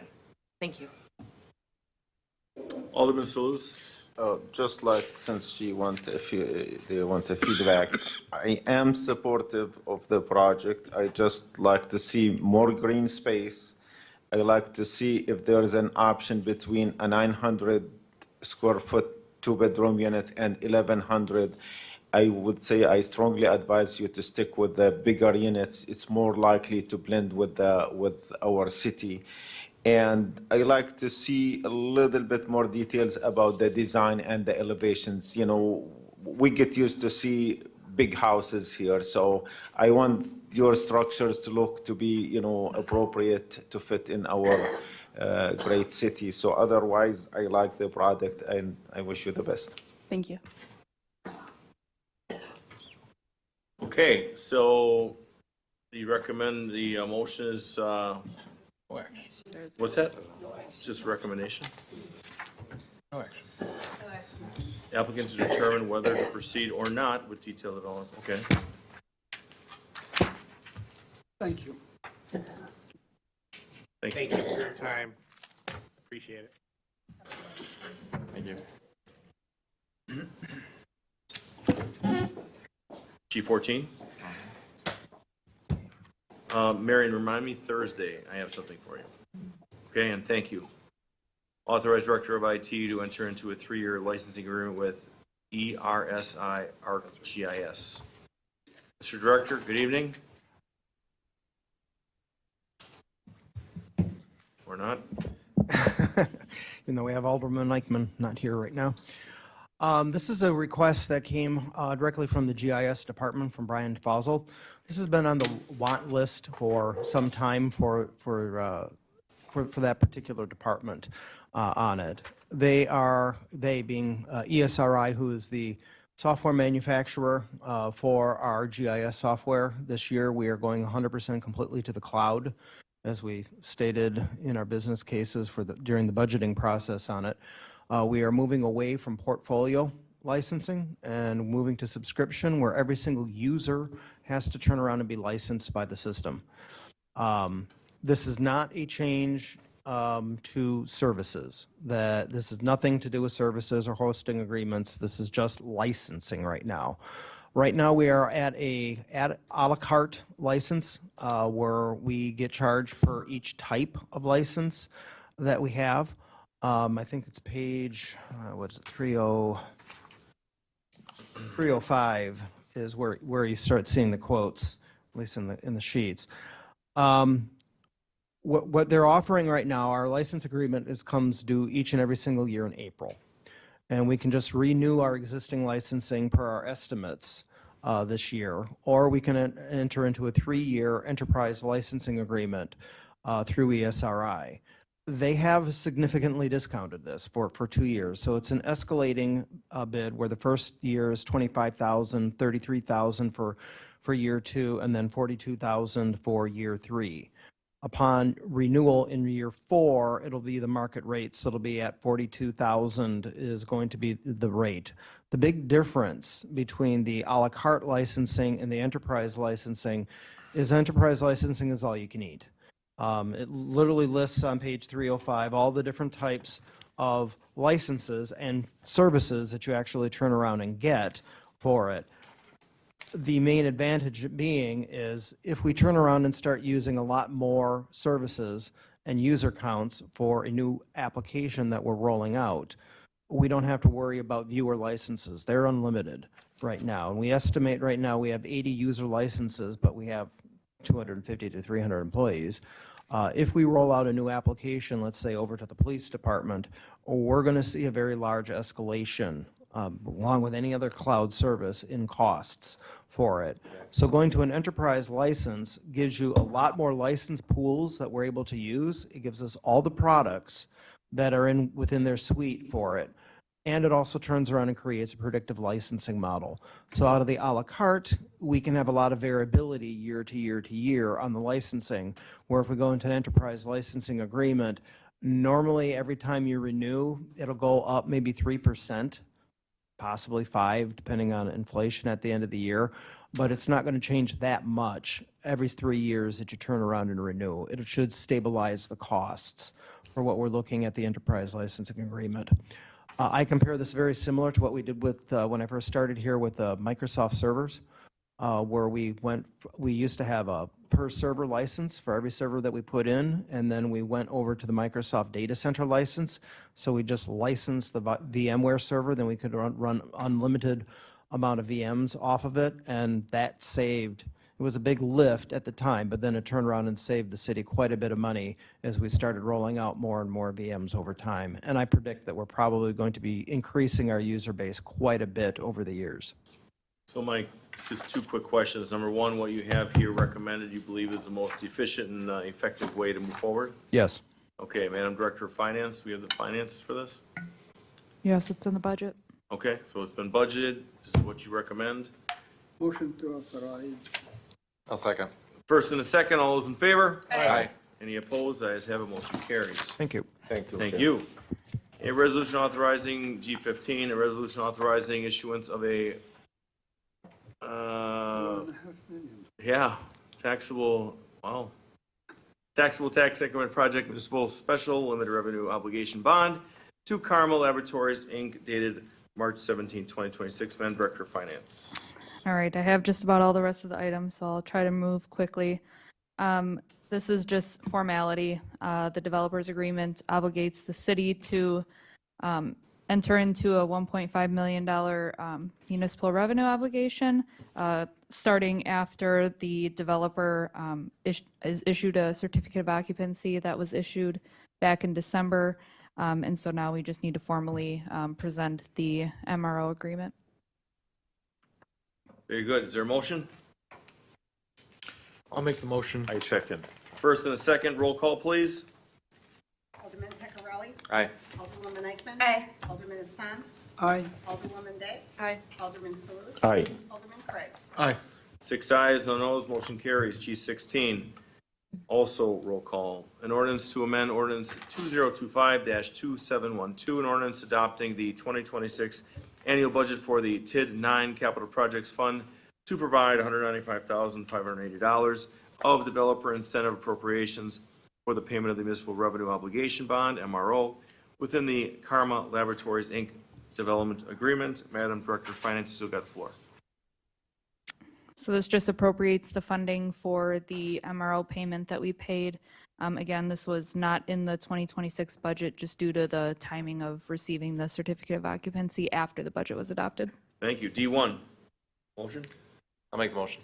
I'll second. First and a second, roll call, please. Alderman Craig? Aye. Alderman Sluse? Aye. Alderwoman Day? Aye. Alderman Hassan? Aye. Alderwoman Eichman? Aye. Alderman Peccarelli? Aye. 6 ayes, no noes, motion carries. G17. An ordinance to amend ordinance 2025-2712, an ordinance adopting the 2026 annual budget for the Police Grants Fund to provide $240,330 of grant resources and appropriations for the community policing development, supporting agencies seeking accrediting grant. This is also roll call. Madam Director of Finance. Yes, again, another formality, budget amendment. Due to the timing of the approval of the grant, again, this was just not in the budget. The police department has hired the accreditation coordinator and also has the Wiley, I can't even talk. Coyote? All right. I'm so tired. The agreement, yes, with Lexipol already. So this is just the budget amendment to appropriate the funds. Excellent. Is there a motion? I'll make the motion to adopt. Second. First and a second, roll call, please. Alderman Peccarelli? Aye. Alderwoman Eichman? Aye. Alderman Hassan? Aye. Alderwoman Day? Aye. Alderman Sluse? Aye. Alderman Craig? Aye. 6 ayes, no noes, motion carries. G18. An ordinance to amend ordinance 2025-2712, an ordinance adopting the 2026 annual budget for the general fund, capital outlay fund, equipment replacement fund, and capital improvement fund to provide carry forward appropriations from the 2025 annual budget for specifically identified projects and uses in the amount of $314,388. Ma'am. So as we've come up on year end, we have closed out all of the purchase orders and encumbrances, and then also any department heads that had funding for projects that they didn't use in year 2025 are requesting that they be carried forward into 2026. There's no impact to the overall budget as it's just funding that was not used in the 2025 fiscal year. Thank you. There is a motion listed. Motion to adopt. Second. First and a second, roll call, please. Alderman Craig? Aye. Alderman Sluse? Aye. Alderwoman Day? Aye. Alderman Hassan? Aye. Alderwoman Eichman? Aye. Alderman Peccarelli? Aye. 6 ayes, no noes, motion carries. G19, in orders to amend ordinance 2025-2712, an ordinance adopting the 2026 annual budget for the general fund, police grant fund, capital outlay fund, equipment replacement fund, TID 6, TID 8, TID 9, capital projects funds, capital improvement fund, street improvement fund, and sewer fund for fiscal year 2026 to approve budget encumbrances from the 2025 budget as amendments to the 2026 budget. Madam Director of Finance. And this is just taking all of the purchase orders that I have requested each department head to go through, determine which purchase orders can be liquidated, which ones need to be carried forward due to projects not being finished. And so this is just a formal budget amendment for us to be able to carry those encumbrances forward. Thank you. Is there a motion? Motion adopted. Second. First and a second, roll call, please. Alderman Peccarelli? Aye. Alderwoman Eichman? Aye. Alderman Hassan? Aye. Alderwoman Day? Aye. Alderman Sluse? Aye. Alderman Craig? Aye. 6 ayes, no noes, motion carries. G20, 2026 sanitary sewer user fee review and establishment. Okay, so it's pretty self-explanatory. Every year, the city has to establish the sanitary sewer rates.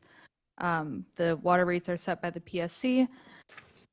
This year, MMSD increased their overall rates for residential users by 4.5%. Putting that into perspective, with all of the city local charges, we're looking at a 4.5% increase on the quarterly residential sewer rate.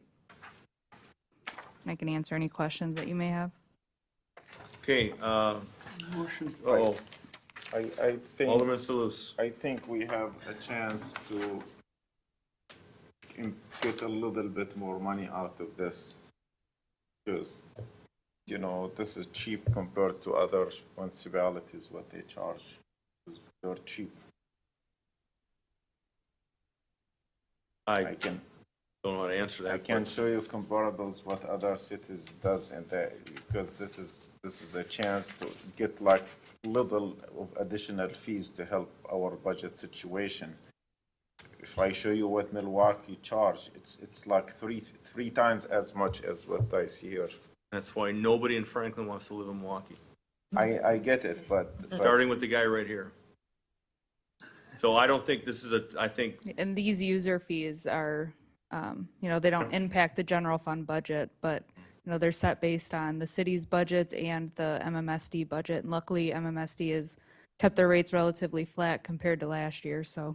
so that means, I mean, I know what you're saying, Alderman, but if even if we would increase it, we're not gaining it. You can do more sewer projects, Let's but again, proceed. it should match what you're budgeting, We do have some big sewer projects, though.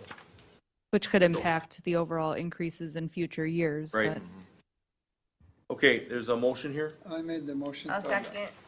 First and a second, all's in favor? Aye. Any opposed? Ayes have it, motion carries. Let's see here. 21. G21, an ordinance to amend Chapter 218, Article 2, Recycling, the Municipal Code of the City of Franklin, Wisconsin, which provides for the administration of an effective recycling program to comply with Wisconsin Department of Natural Resources amendments to the Wisconsin Administrative Code for Recycling Rule revision to be applied by local government responsible units for statewide materials recycling and effective recycling programs. Good evening, sir. Good evening, all. David Fleming. I frequently work with Jesse Wazalowski with respect to city legal matters, and in this particular case, I was asked to look at Chapter 218, Article 2, the recycling ordinance, vis-a-vis some changes that the state DNR has required of local communities and their recycling ordinances. And just by brief background here, in 2020, the Legislative Audit Bureau for the state of Wisconsin's legislature looked at the state recycling programs in general, and one of the recommendations that they ultimately came up with was that the state DNR look at the administrative rules in place for the recycling programs, as they had not been updated since 2005. So when the DNR did that, they made some changes to the administrative code and then passed those changes along to local communities in the form of a suggested ordinance. So what I did is I took the suggested ordinance from the DNR, compared it to our Chapter 218, Article 2, and made changes as required by the DNR so that they conform to the current administrative code. The additions to the Article 2 are via underline, and the deletions are via strikeouts. For the most part, our ordinance was already in conformity with what the DNR had in place. The only substantive change that I saw was with respect to property owners with more than 5 units, where there are definitions now as to what they have to have for a recycling unit size versus just the term adequate in the past. I did talk to the superintendent of public works to see if he was aware of the changes that I had made here, and he was. He didn't think that it would cause any extra requirements from a public works point of view. I also talked to Madam Director of Finance, and I don't.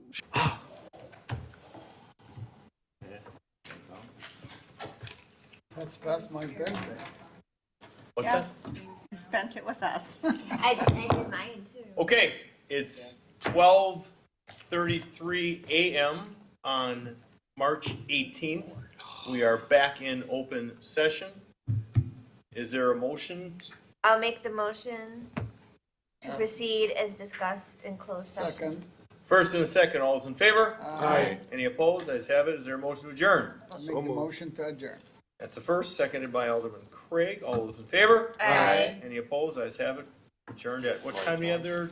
12:34.